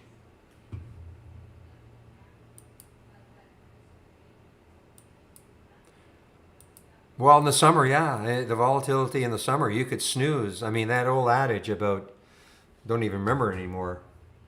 In May, stay away or whatever it was called. Yeah, that was pretty true. But it's not the same anymore. Not even close. Sell in May and go away. Thank you. I've even forgotten it because I don't even. It's just not true.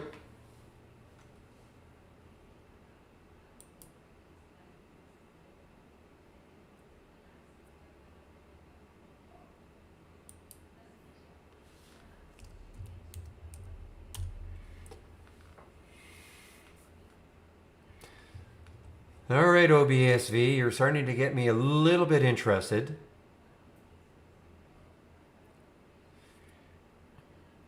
I'm missing a little bit of volume, but the 2 minute volume is good. I'd like to see a big supercharged 5 minute or 15.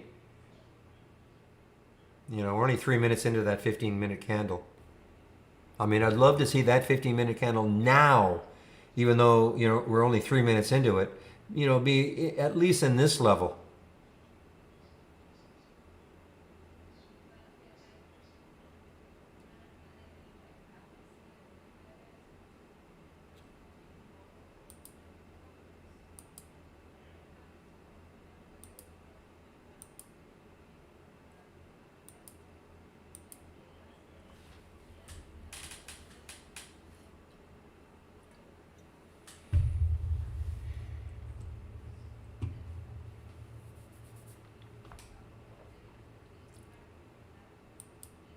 All right, guys, CYH is definitely making that break over 9. So the next 908 is the next high looking left on the weekly. And after that, 941. Obviously a healthcare stock. Okay, so this is actually a preliminary release. I'm looking here, shares up 9% on FY20 preliminary release. So there is some news on CYH. Kind of, I mean, they have their full release on the 24th.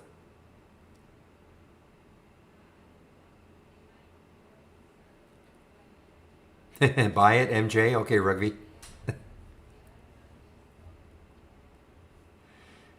All right, GRA just opened. Wow.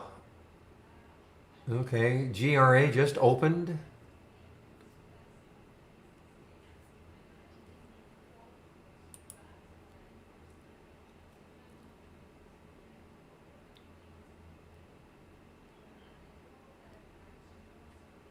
If William were here, he'd be all over this short at some point.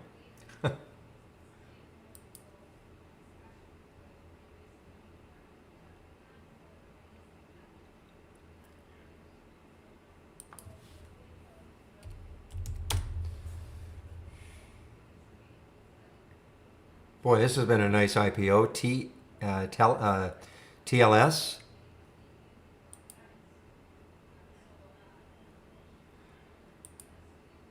Did you really, Sarah? So any special insights?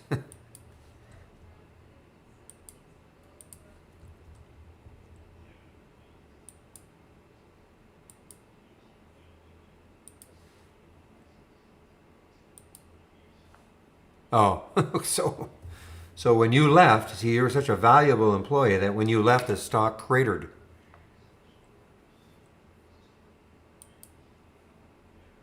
That's my take anyway.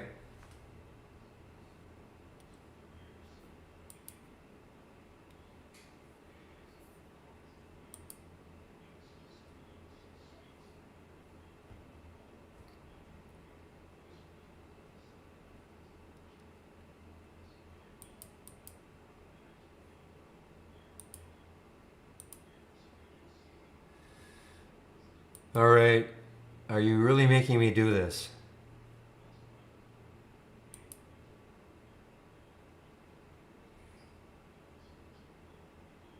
Volume is picking up a little bit, just a little bit. There's that bar right there. So it has 8 minutes to close.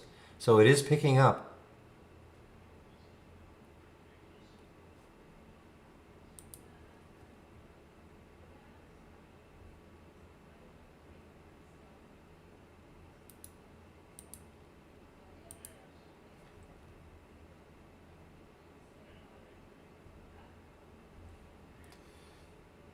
This is a Swiss stock.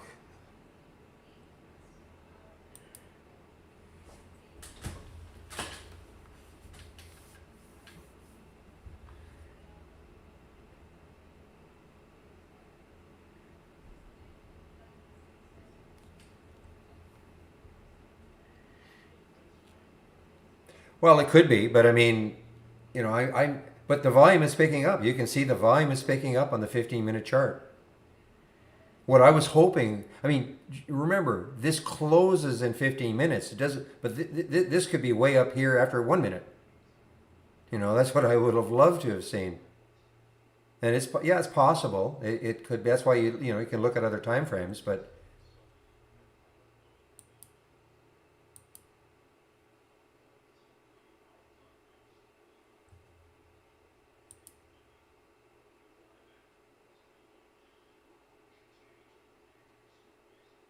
do you see the big? I don't see the big. I mean, it's been a nice lift off 384, but remember what we're really looking at. We're looking at this area right up here, and that's what other traders are looking at also. Just saying, man, what if?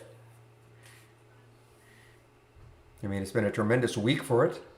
$2 basically doubled in the week, and on tons and tons of volume. That's the other thing. I mean, we're not talking about we're talking about tons of liquidity in these things. With decent spreads. I mean, it's only a penny spread, so I mean, lots of you can buy a lot and you can sell it.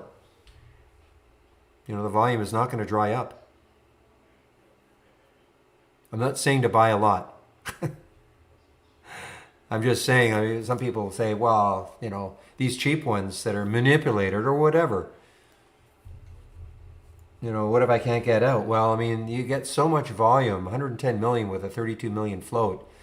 This volume is just not going to. I mean, even though these volume bars don't look good compared, but that's still 300,000 shares, in 2 minutes. You too, Thomas. Have a great long weekend.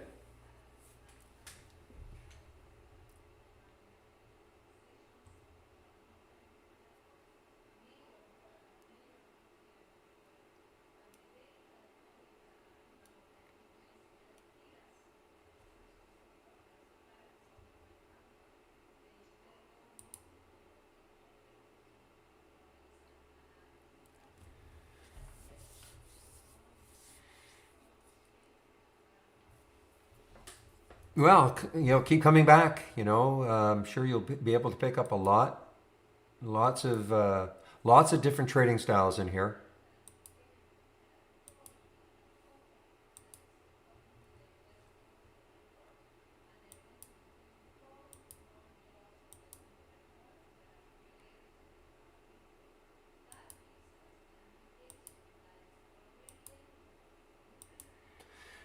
Even better, it's paid for the year. Yeah, SPY is just kind of flattening out.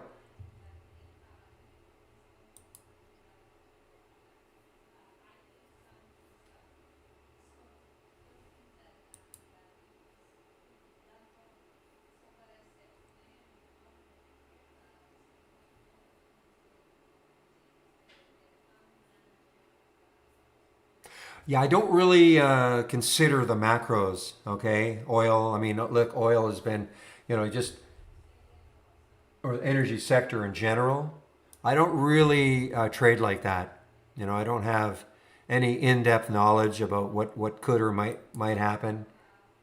You know, I mean, XLE's been, you know, obviously on a bit of a tear. You know, where it's going from here, though, I just don't think like that. Sorry.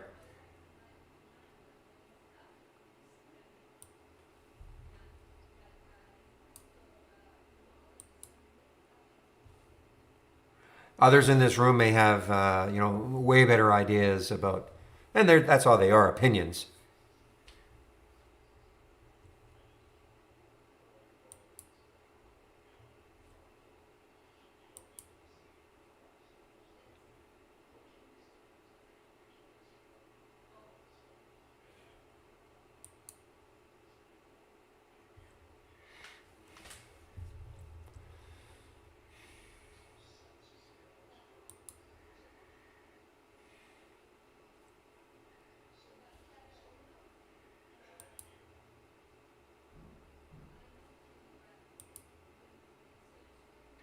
You know, this is a company that I'm really disappointed in. SOLY. I think they did their IPO. No, I think they changed. I don't think this is an IPO. I think they changed symbol names. But this is all about getting rid of tattoos. Okay, so all these crazy people get tattoos, and then they are 10 years later looking, what the heck did I do? I thought this company would. I mean, it did get up to $30, but it's just kind of stuck. But it's trying to move now. I mean, look at the move now.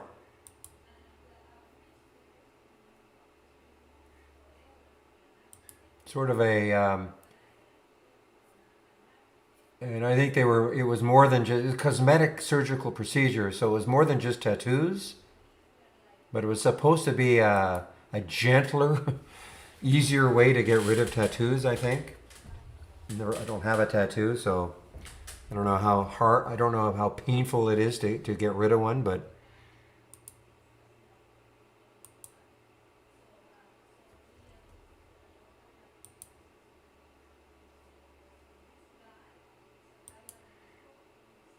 I don't think it's drunks necessarily. I mean, I think, listen, it's become part of the culture now to have a tattoo. I mean, if I were a little bit younger, maybe I'd have a tattoo. I don't mean I'm going to, get a shirt tattoo or anything like that, but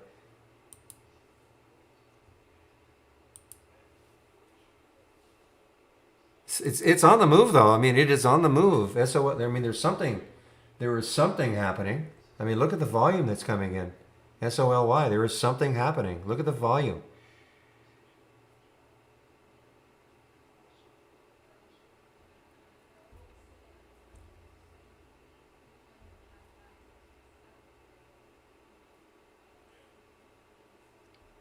It's not an optionable company though.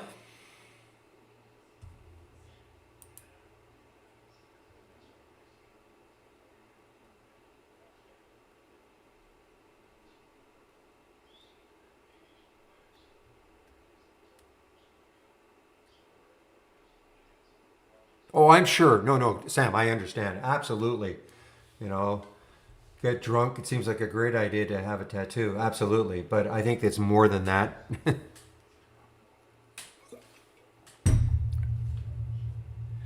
Eesh.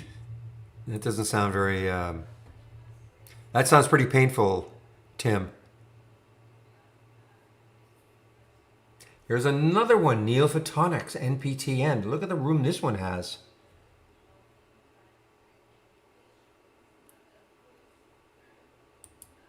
So look at the OBSV. It just didn't. You see, I mean, look at this. This is just, disappointing, really. Exactly, Torps. Exactly. I completely agree.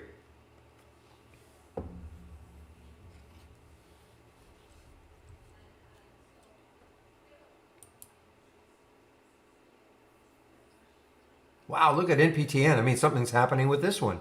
Look at the volume that came in. I mean, that's 400,000 right there on that 15 minute. It's about a third of the volume of the day, right there. NPTN.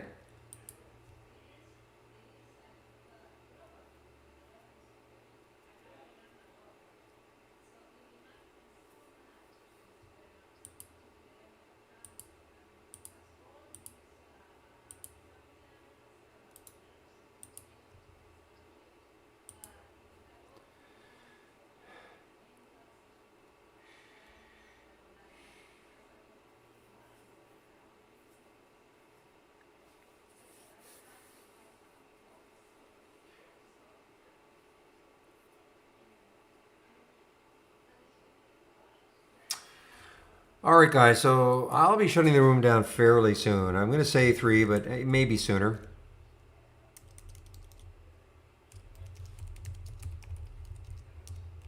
So I'll say around 3.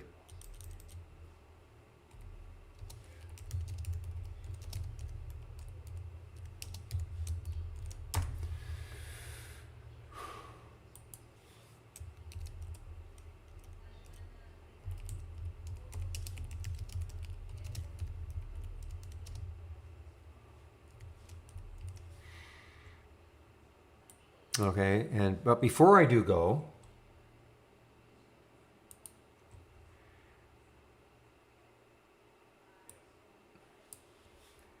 remind you about the promo code that we've got on for 20% off.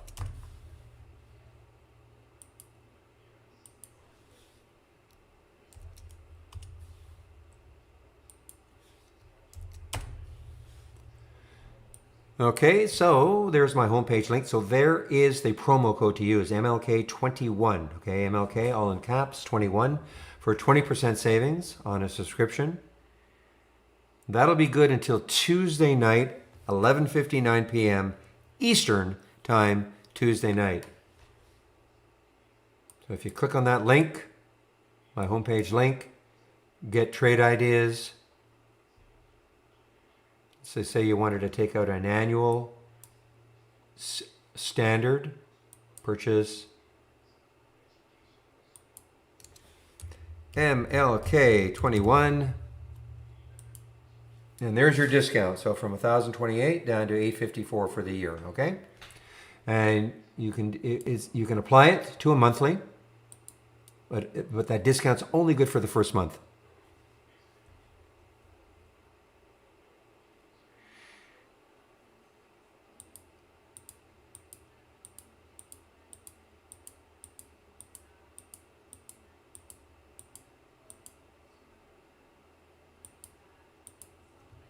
Okay, other links from my homepage again. Sign up for the trade of the week. Who knows what it's going to be on Tuesday? It'll be announced Tuesday morning before the market opens. You can come into the room or you can sign up for the email. My daily recap. All the scans that I'm sharing, including now, the moving higher with unusually strong options. Okay, right there. All the education links. 20 lessons in 20 days. It will take you 20 days, but top list, build a top list, alert window, create an alert window, etc. Okay, all the basic function features of Trade Ideas right here. So if you're new to trading or new to the program, please just take the time to go through these. The daily support sessions in our YouTube room between 12 and 1. Daily webinars, Monday to Thursday at 5 o'clock Eastern Time. Sign up for them all right there, all archived. More educational videos right here. And some ebooks that we created, trading ebooks that we created. So lots of information from my homepage.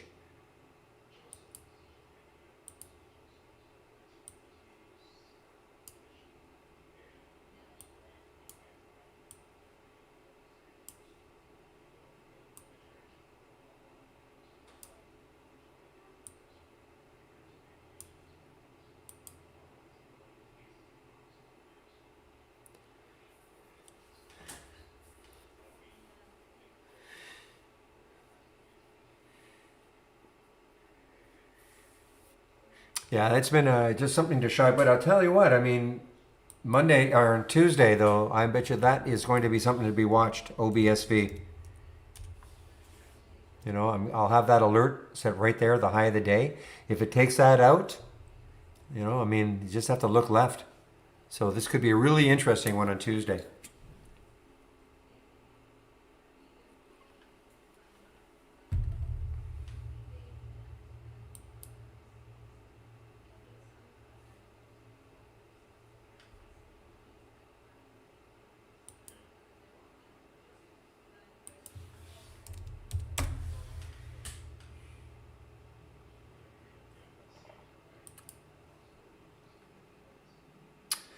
Wow, GME has certainly been a wild one. Look at these topping tails, bottoming tails on the daily chart.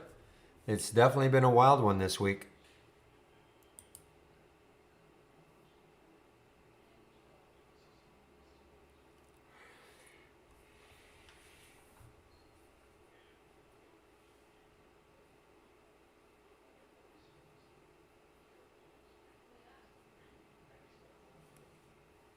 Ooh, boy. Extra toppings on the pizza this weekend. This is the company my wife works for, STN. And this is a nice little pop today. It doesn't trade very much and doesn't really trade that much. Dual listings, Canada and the States, but wow, nice move.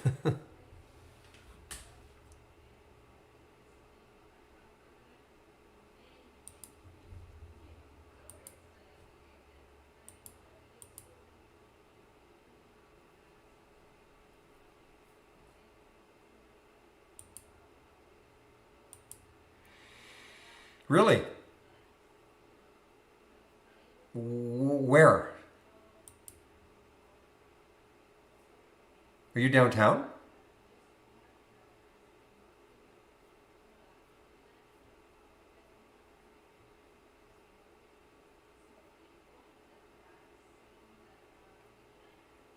Maybe they've got another. Oh, Dunsmuir. Well, yeah, they're. Yeah, it's a little bit close. Okay, yeah. I mean, they're downtown.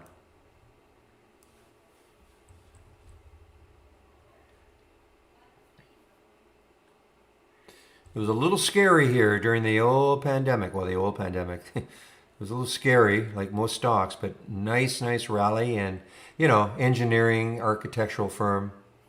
Hopefully does keeps doing well. We got, you know, the employee stock program, stock purchase program. So that's why I'm always in for. I'm not an employee, obviously. My wife is, but well, no, it's an engineering firm that has bought. My wife's an architect, but it has bought some architectural firms. But I mean, in the old days, it was called Stanley Engineering, and they changed their name to Stantec. I don't know, 20 years ago maybe. But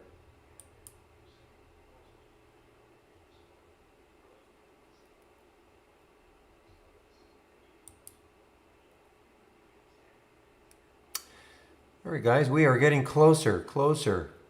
Yeah, look at that. I mean, easy come, easy go. Look at NPTN, a big pop up, 1213, starting to drop.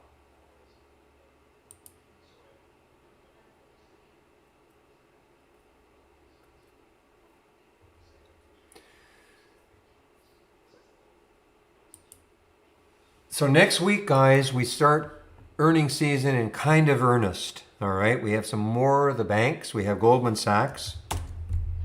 Goldman Sachs on the 19th. We have Alcoa on the 20th. So next week we'll start to get a lot more earnings plays, and then the week after is when we'll really start to ramp up. We'll get 500 companies, 800 companies, 1,000, 1,200 over the next few weeks. Okay, releasing earnings. So we're going to get a lot of earnings plays. So two of the scans I'm sharing, the earnings plays up and the earnings plays down. So get ready.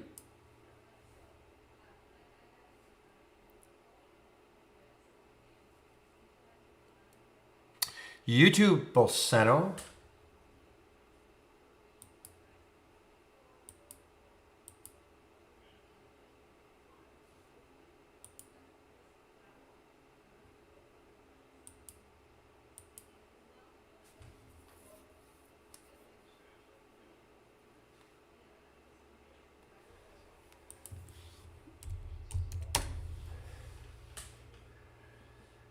Well, that'd be a nice move. $1.60, turning red to green.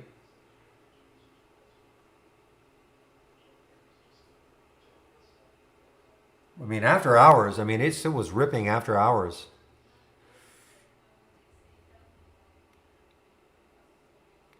What did it get to? It got to 43.61 after hours, which is a little bit more than the high of a couple of days ago.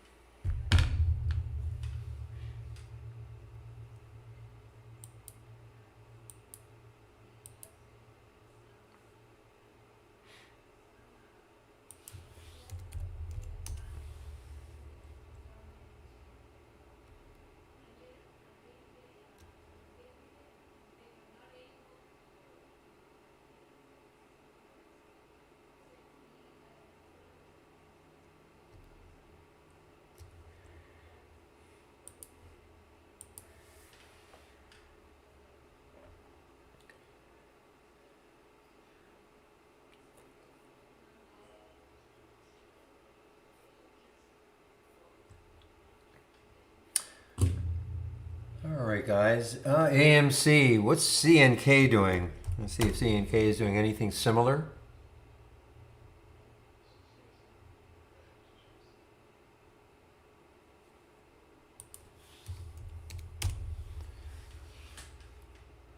A little bit.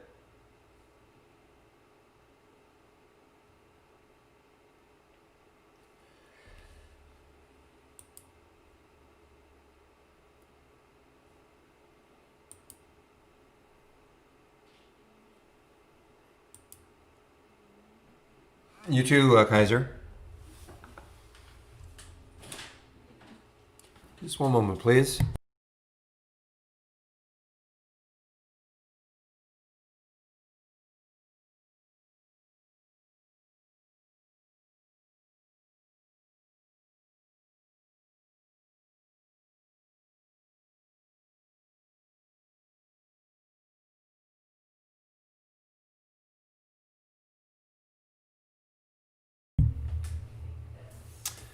All right, guys, I think I'll wrap this up a little bit early. Unless there, listen, I'll always stick around for questions, but if there are no questions, I think I'll wrap this up. Again, if you have any questions, don't think I've got to go. I don't have to go, but if you have any questions, say, ask now. I will stick around.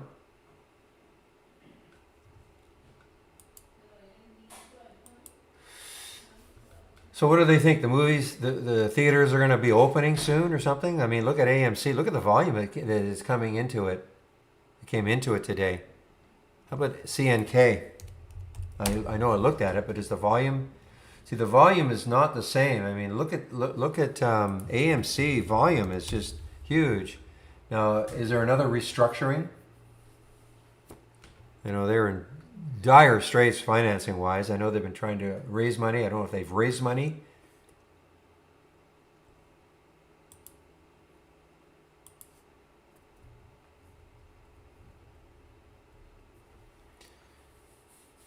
You too, Sam.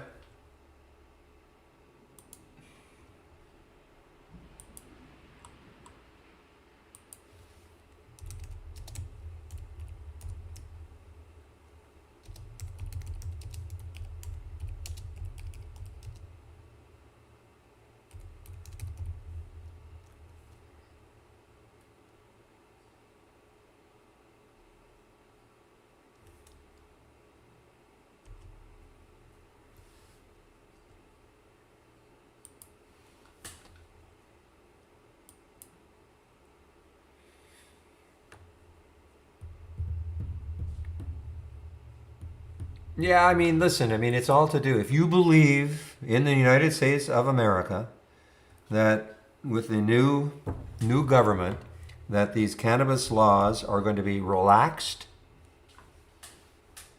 I mean, you can look at these monthly charts right there. So this is the election, okay? This is the pause. And now, we're getting this month. Now we're halfway through this month, and that, I mean, this is the biggest continuation. I mean, we had a pause here, but this is the biggest continuation we've had in a long time, with cannabis. So if you believe, I mean, it's all about whether you believe it's going to happen or not. If it's going to happen, there's no question that this is probably going to keep moving higher and higher and higher. I mean, that's it. In a nutshell, do you believe or do you not believe? But the market seems to think that it's going to happen based on what we see with the ETF for cannabis. I believe. Okay, Dean.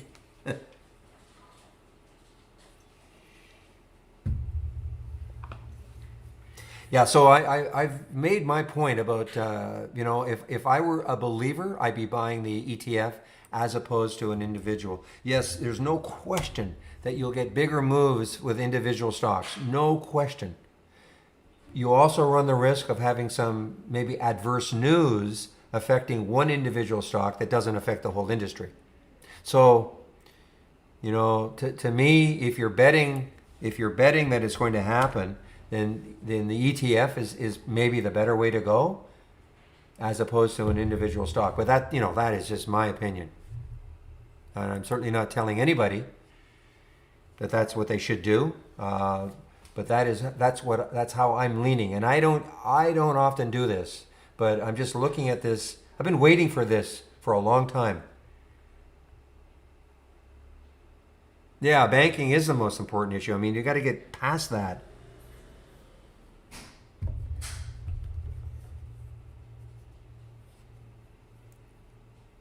And it's not so much the legalization.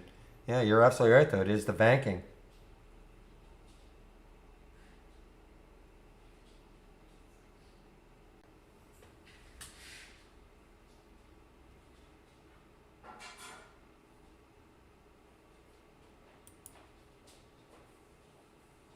Yeah, the same with green energy. I mean, but EVs have taken a hit today for whatever reason.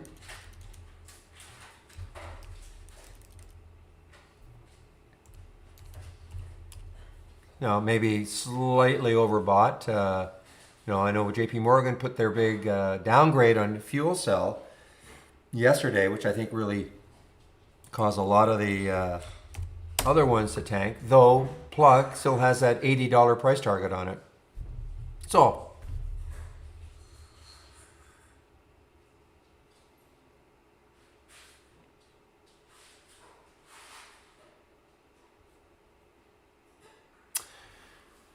all right, guys, are there any other questions? Questions? Yes, no? I don't see any. You're thinking. Don't think too long.